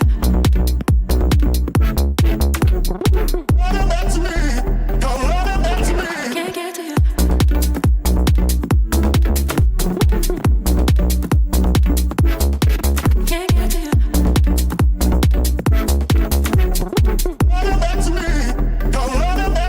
Can't get to you.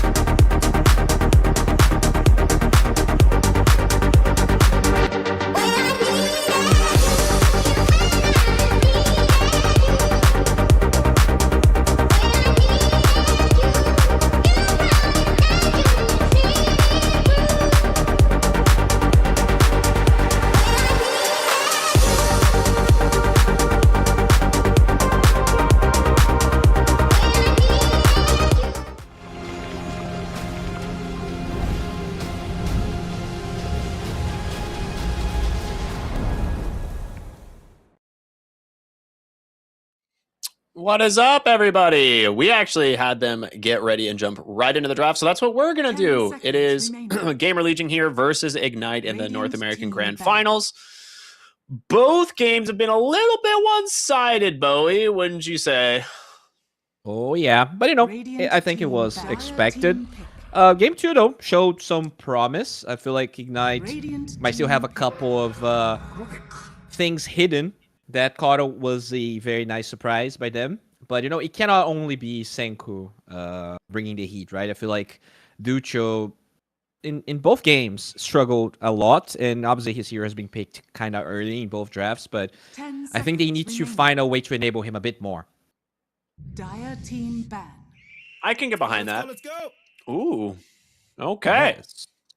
Well, I know GamerLegion love their Kez because RCY can play at mid as well. So this, like I mentioned, I think was it earlier today?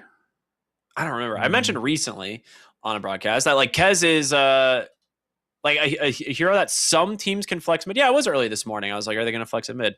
Yeah, it's all a blur to me, Bowie. I don't know. There's so many games. But this is something GamerLegion absolutely will put in the mid lane if they want. Yeah, I mean, it's the strength of the hero, right? You can flex it. It can be picked early. The hero is really good.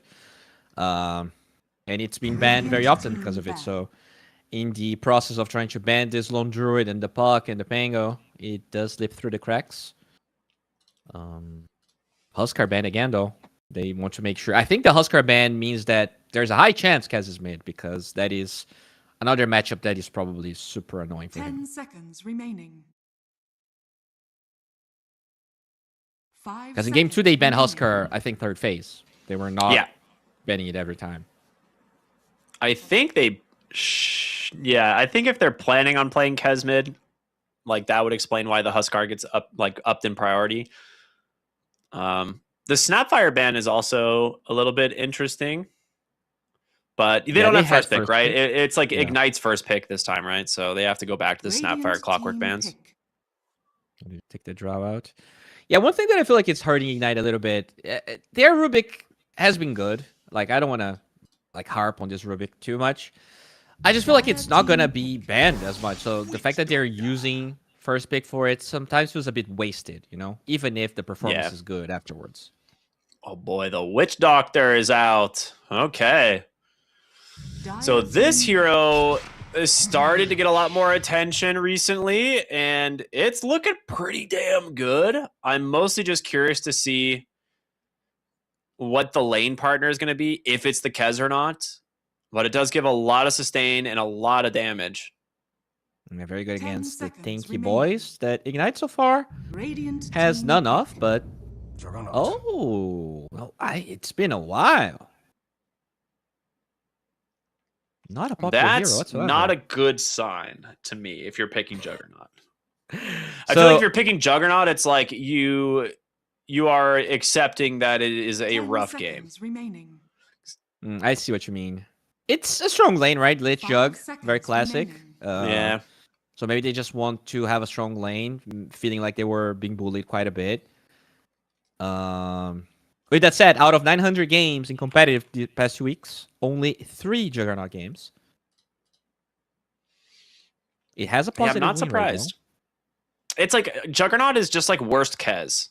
Like that's the inherent problem with Juggernaut right now is why would you ever pick Juggernaut when Kez exists as a hero? Because Kez is the better version of him in every way. The only thing Juggernaut brings to the table is Healing Ward. That is the only thing. I mean, the BKB TP thing, right, is good. I guess that is the one. You can split push. So far, no BKB piercing spells, but we did see Bane quite a bit from GamerLegion, and I think no, it's gonna be a Kato.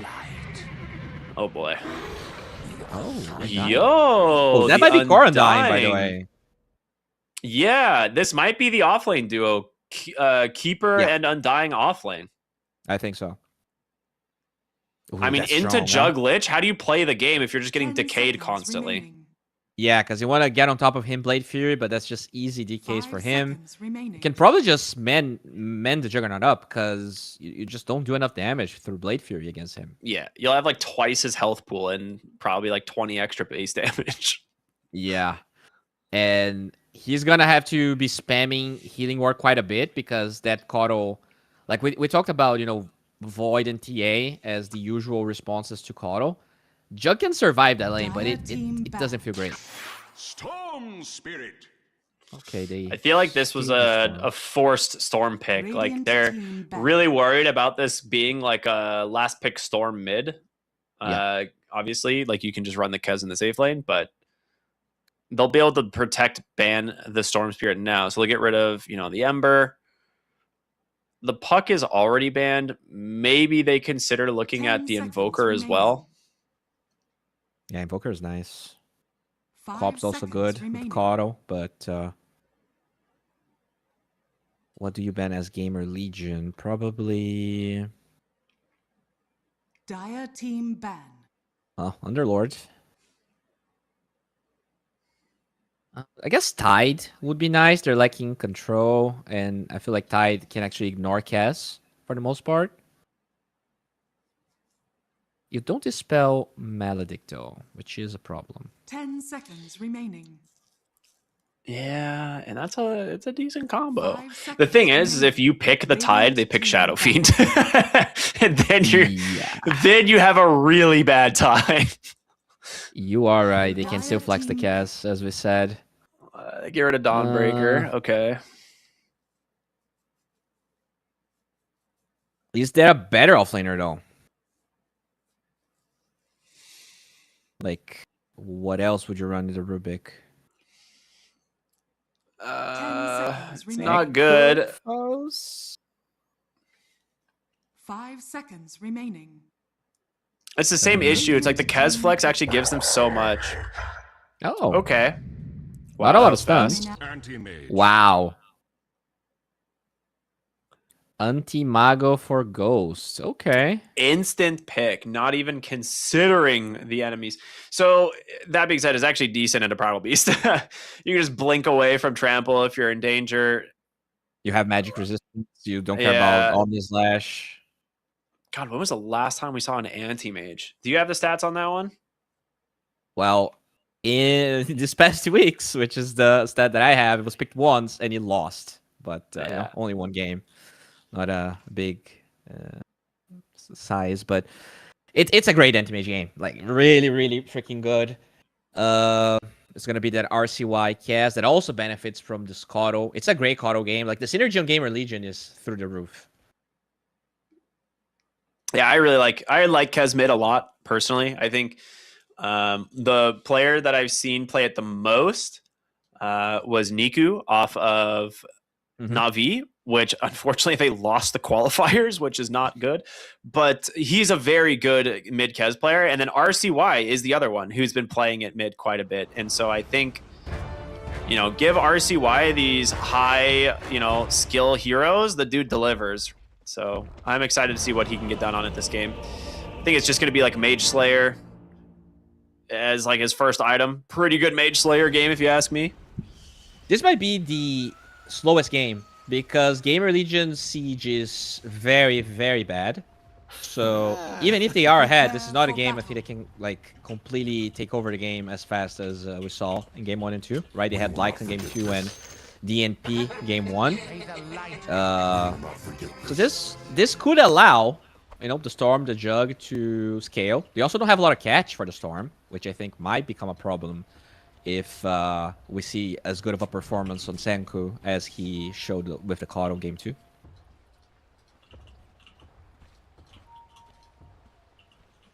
RCY in mid, scouting for a ward again. He's done it in both games so far.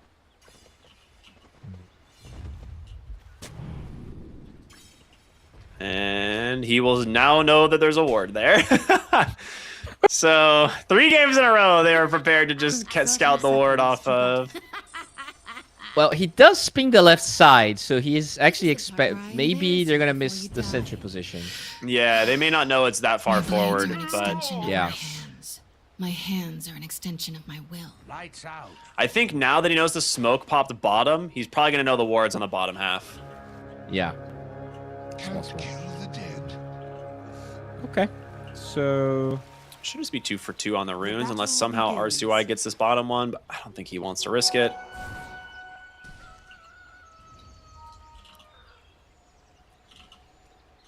All right, our speed. You gonna go fishing on the ward here? What are you doing, huh? He might save his sentries for the lane 'cause he wants to block, probably, but he needs to be careful. He's taking a long route to the lane, which is quite smart because Kyoshi is, well, I say that. He is turning back around. He's in trouble. Uh-oh, you need to run, speed. All right. Does not get quite caught out. as far as Voodoo Restoration. Yeah, it's fine. It's a good ability to trade with. Yeah. Now this poor Juggernaut. Not gonna have a good time.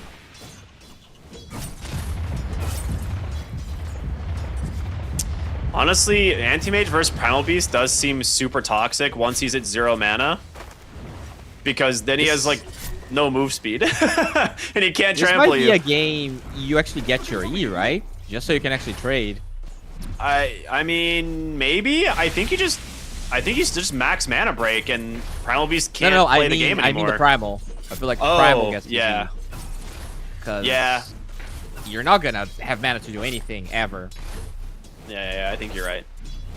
He got 1 trample off, and that will be the last time he tramples in the lane stage. Yeah. Blood grenade. If he gets this auto attack, I think he's dead. Oh, he got body blocked. Okay. Quicker next time. Yeah, Ghost is about to absolutely run down this lane. Yeah, it is. It's a really tough one. But at the same time, the Juggernaut's farming okay. The Storm is having a good time. But yeah, as per usual, feels like the off lane on Ignite has been their weak point. Good They blinding just light. tombstone it. Yeah, why not? Quick early run down in the top lane. That is first blood for Fade. And with this, they will be able to just kind of farm the hard camp because the tombstone's alive, so. Yeah, the Jug can't even get close. Oh no. He's gonna potentially... Okay, at least they save the creeps on the left side. Yeah. They're not gonna go under tower. There you go, he gets his E. Doesn't matter though. Dude. Ghost just walking down the Primal Beast. It's actually... I mean, he did the uproar, but it doesn't matter. Like, yeah. the max movement slow off of the innate from Anti-Mage is so devastating to play against if you cannot like just outrun him. Yeah, it is one of those changes that really made Anti-Mage a bit better in some matchups. Well, regardless, you're gonna have to... You know, Primal is one of those heroes that doesn't need that much farm, doesn't need that many levels, can farm stacks, so hopefully we're gonna see some stacks being done. But Ignite, they don't really play for stacks as much. Radiant's courier has been killed. Yeah, Anti-Mage, he's got like boots. Oh, Coconut. Doesn't catch in the Rubik there, but now that you're out of mana, this trample does almost nothing, and Anti-Mage will just blink away. Top line, yeah. He has to drop the healing ward. This is what Juggernauts brings to the game. Healing ward and sustain from the carry roll, which is nice. But you're not really winning your lane yet. Definitely not. Well, I guess on the bright side, might just kill him. God. Oh, he has to Blade Fury dodge the decay. That was going to be really scary.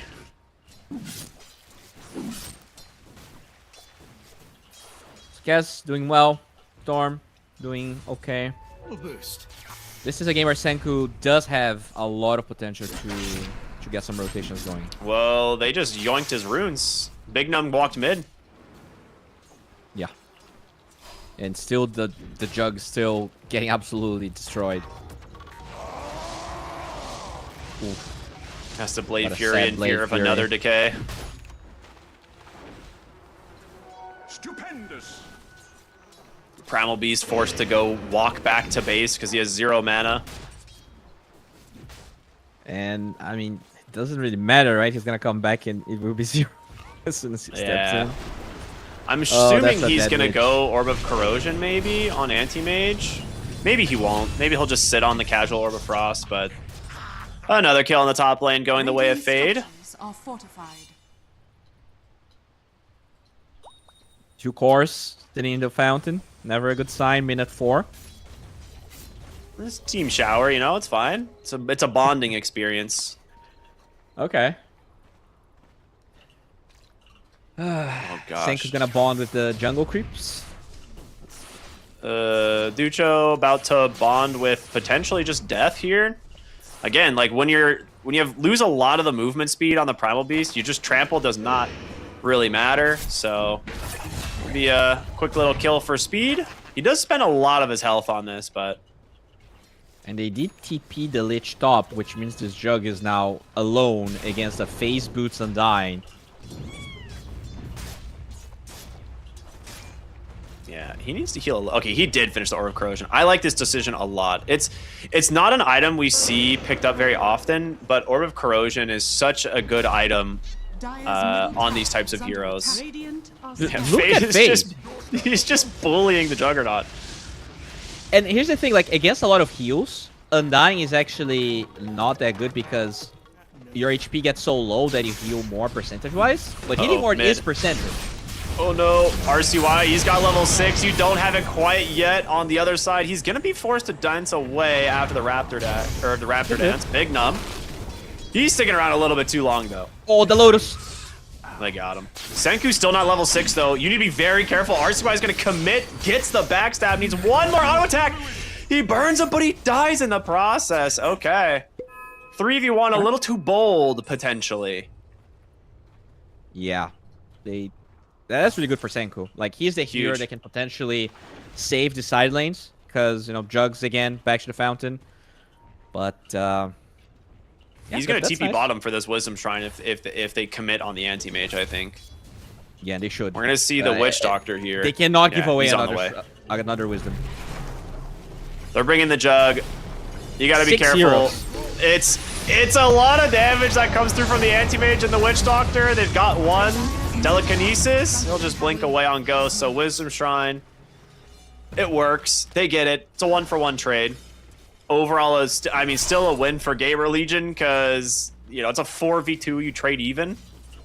Yeah, I mean, what a weird game. Rubik is almost level 6 and Jug's level 4. And he doesn't have a TP, so he has to walk to the... Oh, he has to walk to the teleportation. Dude, they know he's here. They actually know about this. Oh, my lord. are scanning. I think... It's fine. Yeah, I'm surprised he blinked in instead of just waiting on the high ground. We didn't quite see him. We'll go now instead onto the Primal Beast. Try to get the Stolen. kill, but Voodoo Restoration. it's a nice steal.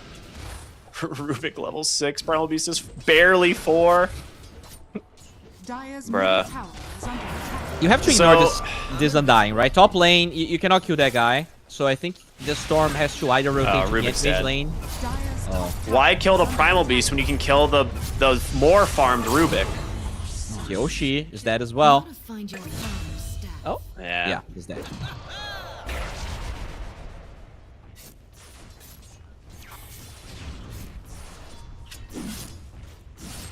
At least you have the Storm Spirit, Copium. Like, Yeah? that's pretty much the only thing you've got at the moment. Fortunately, your Storm Spirit counter is also having a great game. But yes, for now, it is their hope. Dude, Fade is just 2v1ing top lane, has Tombstone, has Flesh Golem, seemingly doesn't care. You will Okay. steal Decay on the Rubik, which is quite nice. He's going to lose a lot of mana now as well. He'll have to Tombstone. As a result, here comes the Storm Spirit. Decay onto 3. He's buying as much time as he possibly can. He gets the kill onto Kiyoshi. No Decay left in the tank, so they will clean him up. But my Alright. god. He almost kills 2 heroes in the process, and I mean, a good kill for the side of Ignite. Absolutely necessary. Mid lane, it's getting spooky though, because RCY is going to look to trace down Ducho, and he should burn here to the dot. Dire's middle tower is That'll under do it. attack. Fighting style is weak. And that's just that tower. Oh yeah, I forgot about Ceaseless Dirge. He's just instantly back. That I was like, how did Undying get in there for a decay? Yeah, he just has no respawn timer. Yeah, he didn't die. He's having a very good lane.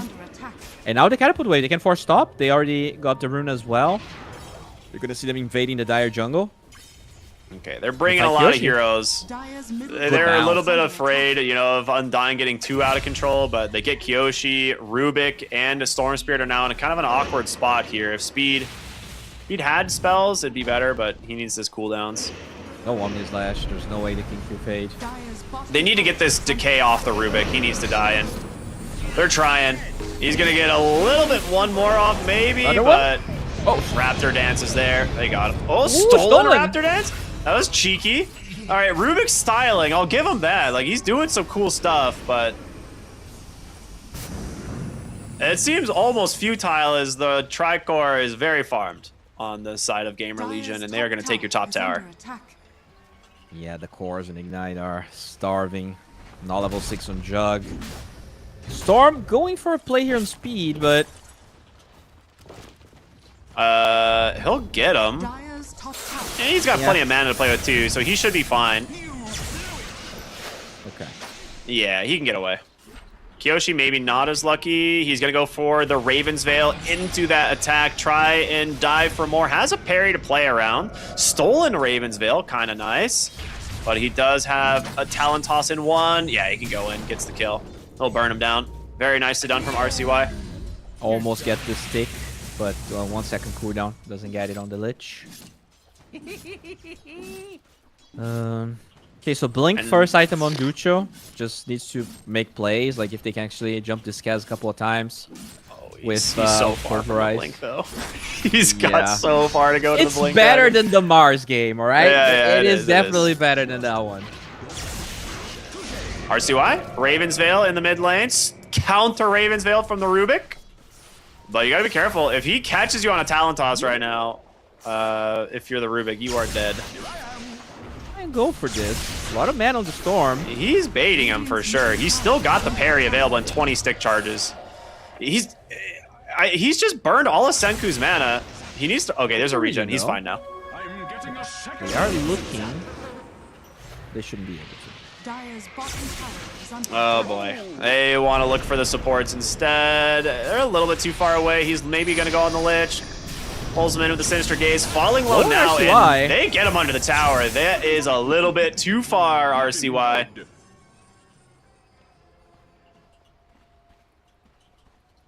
Okay. Not too shabby. Oh, Ducho's dead again. Nice interrupt there on that Death Ward. Oh, wow. Ghost. Whoa, that was He might get another one. Triple kill? Holy heck, what killed him? It's just a lot of magic damage, right? Only 1100 HP. Yeah. Falling.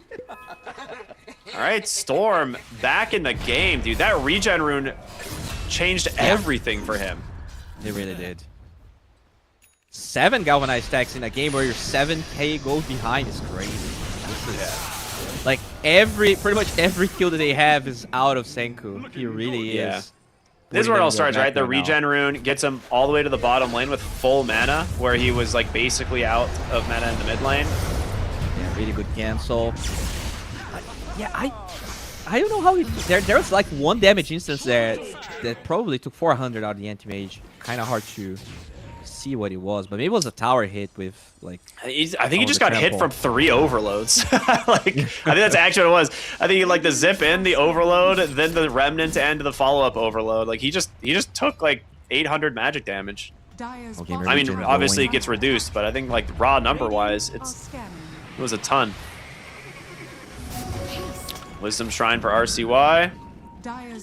Has his Mage Slayer done now, which that's going to cause a lot of problems. Ghost looking for someone. Oh, there's a hasted anti-mage. Oh, he is not gonna let you just walk away from this one. There's an Orchid. Undying. Undying with an Orchid is crazy. Blink Dagger for the Rubik. He'll be fine. Or not Blink Dagger, Stolen Blink from the Rubik. So he'll be able to walk away from this. Yeah, they drop the Tombstone, they kill the Primal. Yeah. Solar Bind against Primal Beast, pretty good. Jug is going for the Battle Fury, trying to recover here. Slowly grinding his way back into this game. Got some bad news. Anti-Mage's Battle Fury has been done for like 2 minutes. Oh yeah, and that's a Wraith Band, Orb of Corrosion, so he's not rushing it. There's a lot of money to spend. Orchid mid lane onto the Rubik. They should get the kill there. Now they just got to try and keep the rest of the team alive. Nice Chain Frost. Doing some work, but Speed making them work for it. RCY is coming in. Does jump straight on over to go for the Lich into the Omni Slash, and they caught the dust. RCY, he baited himself. Needs to run away. Does have a grappling claw and one up to the high ground. He's out. Now Ghost looking for his target. Does he get vision? He does. He finds the Jug. There comes the mana burn. The slows are there. TP out. Not going to be there for Senku. Oh boy, the Mage Slayer made all the difference for RCY there. Yeah, that's so rough. Like this Juggernaut, level 2 Blade Fury, if he's having a better game, probably has 4 points. Maybe that would be enough damage. Instead, they lose everyone. XXG's next. Ducho's just trying desperately to clear the wave, but doesn't even have the damage, and RCY is here now. They clip the creeps. Look at all the wards here in the mid lane. That's crazy.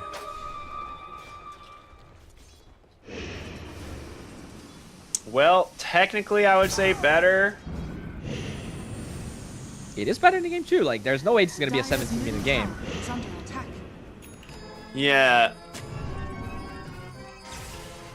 Was it 17 or was it 20?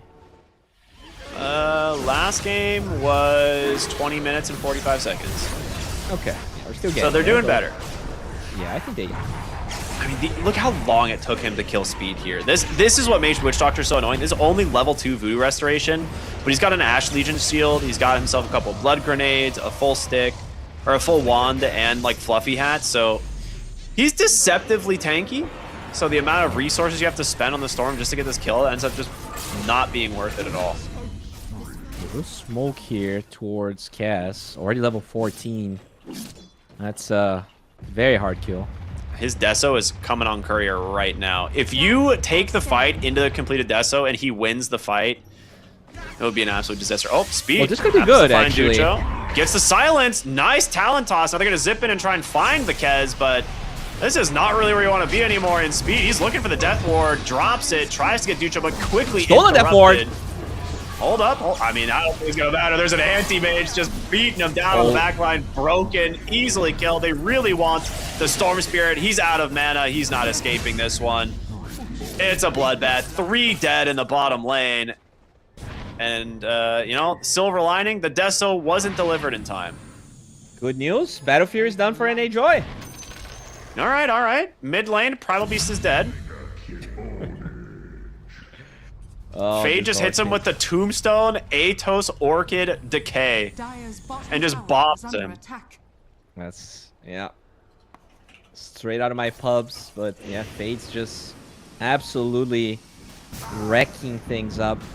Really good draft. Like, as soon as they realize what the lanes are looking like, they go for this Scuttle and dying it. It's like you said, they are not afraid to play heroes like they didn't repeat almost any hero in this series, and it just goes to show how, you know, they can always adapt to what the enemy team is bringing.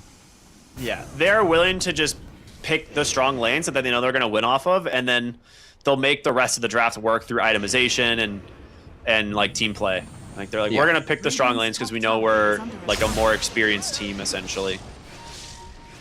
Have really good vision of GamerLegion here, but no damage. He's just gonna walk straight in. There's gonna be the Omni Slash. He's taking a lot of damage, but he does have a full Lotus and a Magic Wand. He's getting completely topped off by the double supports. And now NA Joy fighting the giant zombie as Fade kills 2 of them right away. Speed might be the one that goes down, but I think that's all you're getting. This Undying is unkillable. This Tombstone makes... I mean, there's so many things that makes Primal's Beast life hard, but that Tombstone, he just cannot walk, cannot do any damage. 3,000 HP on the Undying right now, and that's a bad. He's. I mean, pair the Undyings like sustain with the Coddle heals and the Witch Doctor heals, it's just not possible. There's the GGs and GamerLegion. They're gonna do it. They're gonna be the team that advances to EWC main event to represent North America. I think the expected result that, you know, a lot of people, if you were to ask, you know, who do they think is going to be the NA rep? GamerLegion. They did it. Yeah, they did. I think they did it exactly like we expected. Very short games, pretty much no mistakes, very ruthless, not afraid to innovate, not afraid to test new things. They gave the draw away. They dismantled it. You know, I do have faith on GamerLegion. I feel like with, you know, with the right bootcamp, I can see them going pretty far. There were tons of times where they were like on the brink of actually like going far into a tournament. Maybe WC could be it. I feel like a lot of teams are tired. Like there has been so many tournaments recently, and they did get to rest for a little bit. Yeah, I definitely agree. I think this is going to be a good like proving ground. There's a ton of teams that make it to EWC. So in terms of GamerLegion, I think they've, you know, they've got a lot to prove still as a team on the international stage, but they are so close. They're right on the edge of making it to playoffs in multiple tournaments. They missed it by like one game 3 times in this year. Yeah. So this could be the event where they finally get, you know, to push themselves over that edge. We'll have to see, but congratulations to them, of course. The roster Ghost, RCY, Fade, Bignum, and Speed. Well deserved. Yeah, very much well deserved. Clean games, and yeah, hopefully we get to see a lot of them at EWC. Have you seen the format? Like, is it just like last year? Is it like just, for the main event, it is. Yeah, it's one big group stage, but there's 4 groups. So groups A, B, C, and D.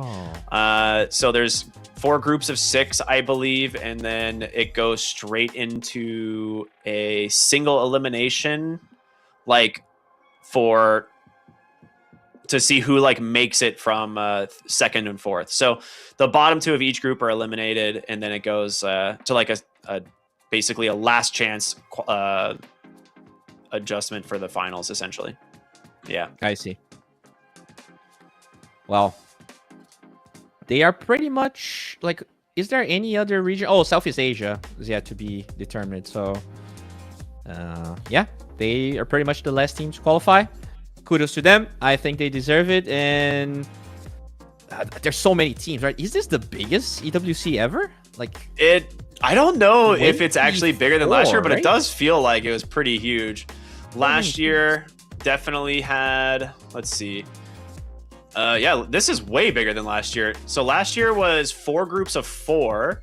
Yeah. This is 4 groups of 6. So just, yeah, based off that alone, we have quite a bit more teams. Yeah. I actually like this a lot more. I like this format way more because last year it felt like the groups were not super important because it was 0 eliminations from group. It was just seeding, and then you had like the elimination, like best of 3s that took you to playoffs. So I actually really like this. It makes each of the group stage games matter way more. It's a good format adjustment for sure. Yeah, let's we have to wait for the seeds and the groups are gonna be, but wishing all the luck to GamerLegion. They deserve it. Big fan. And yeah, I guess unfortunately, is that all? No extra games? That's it. Yeah, no more games for us. NA is a nice, easy day. At least we got the 3-game series to kick things off this morning. But yeah, GamerLegion definitely a step above the rest of these other teams. They get the swift 3-0. I think it's almost as much break time as we had game time. Very close. Yeah. But in the series, all 3 of these games were super fast.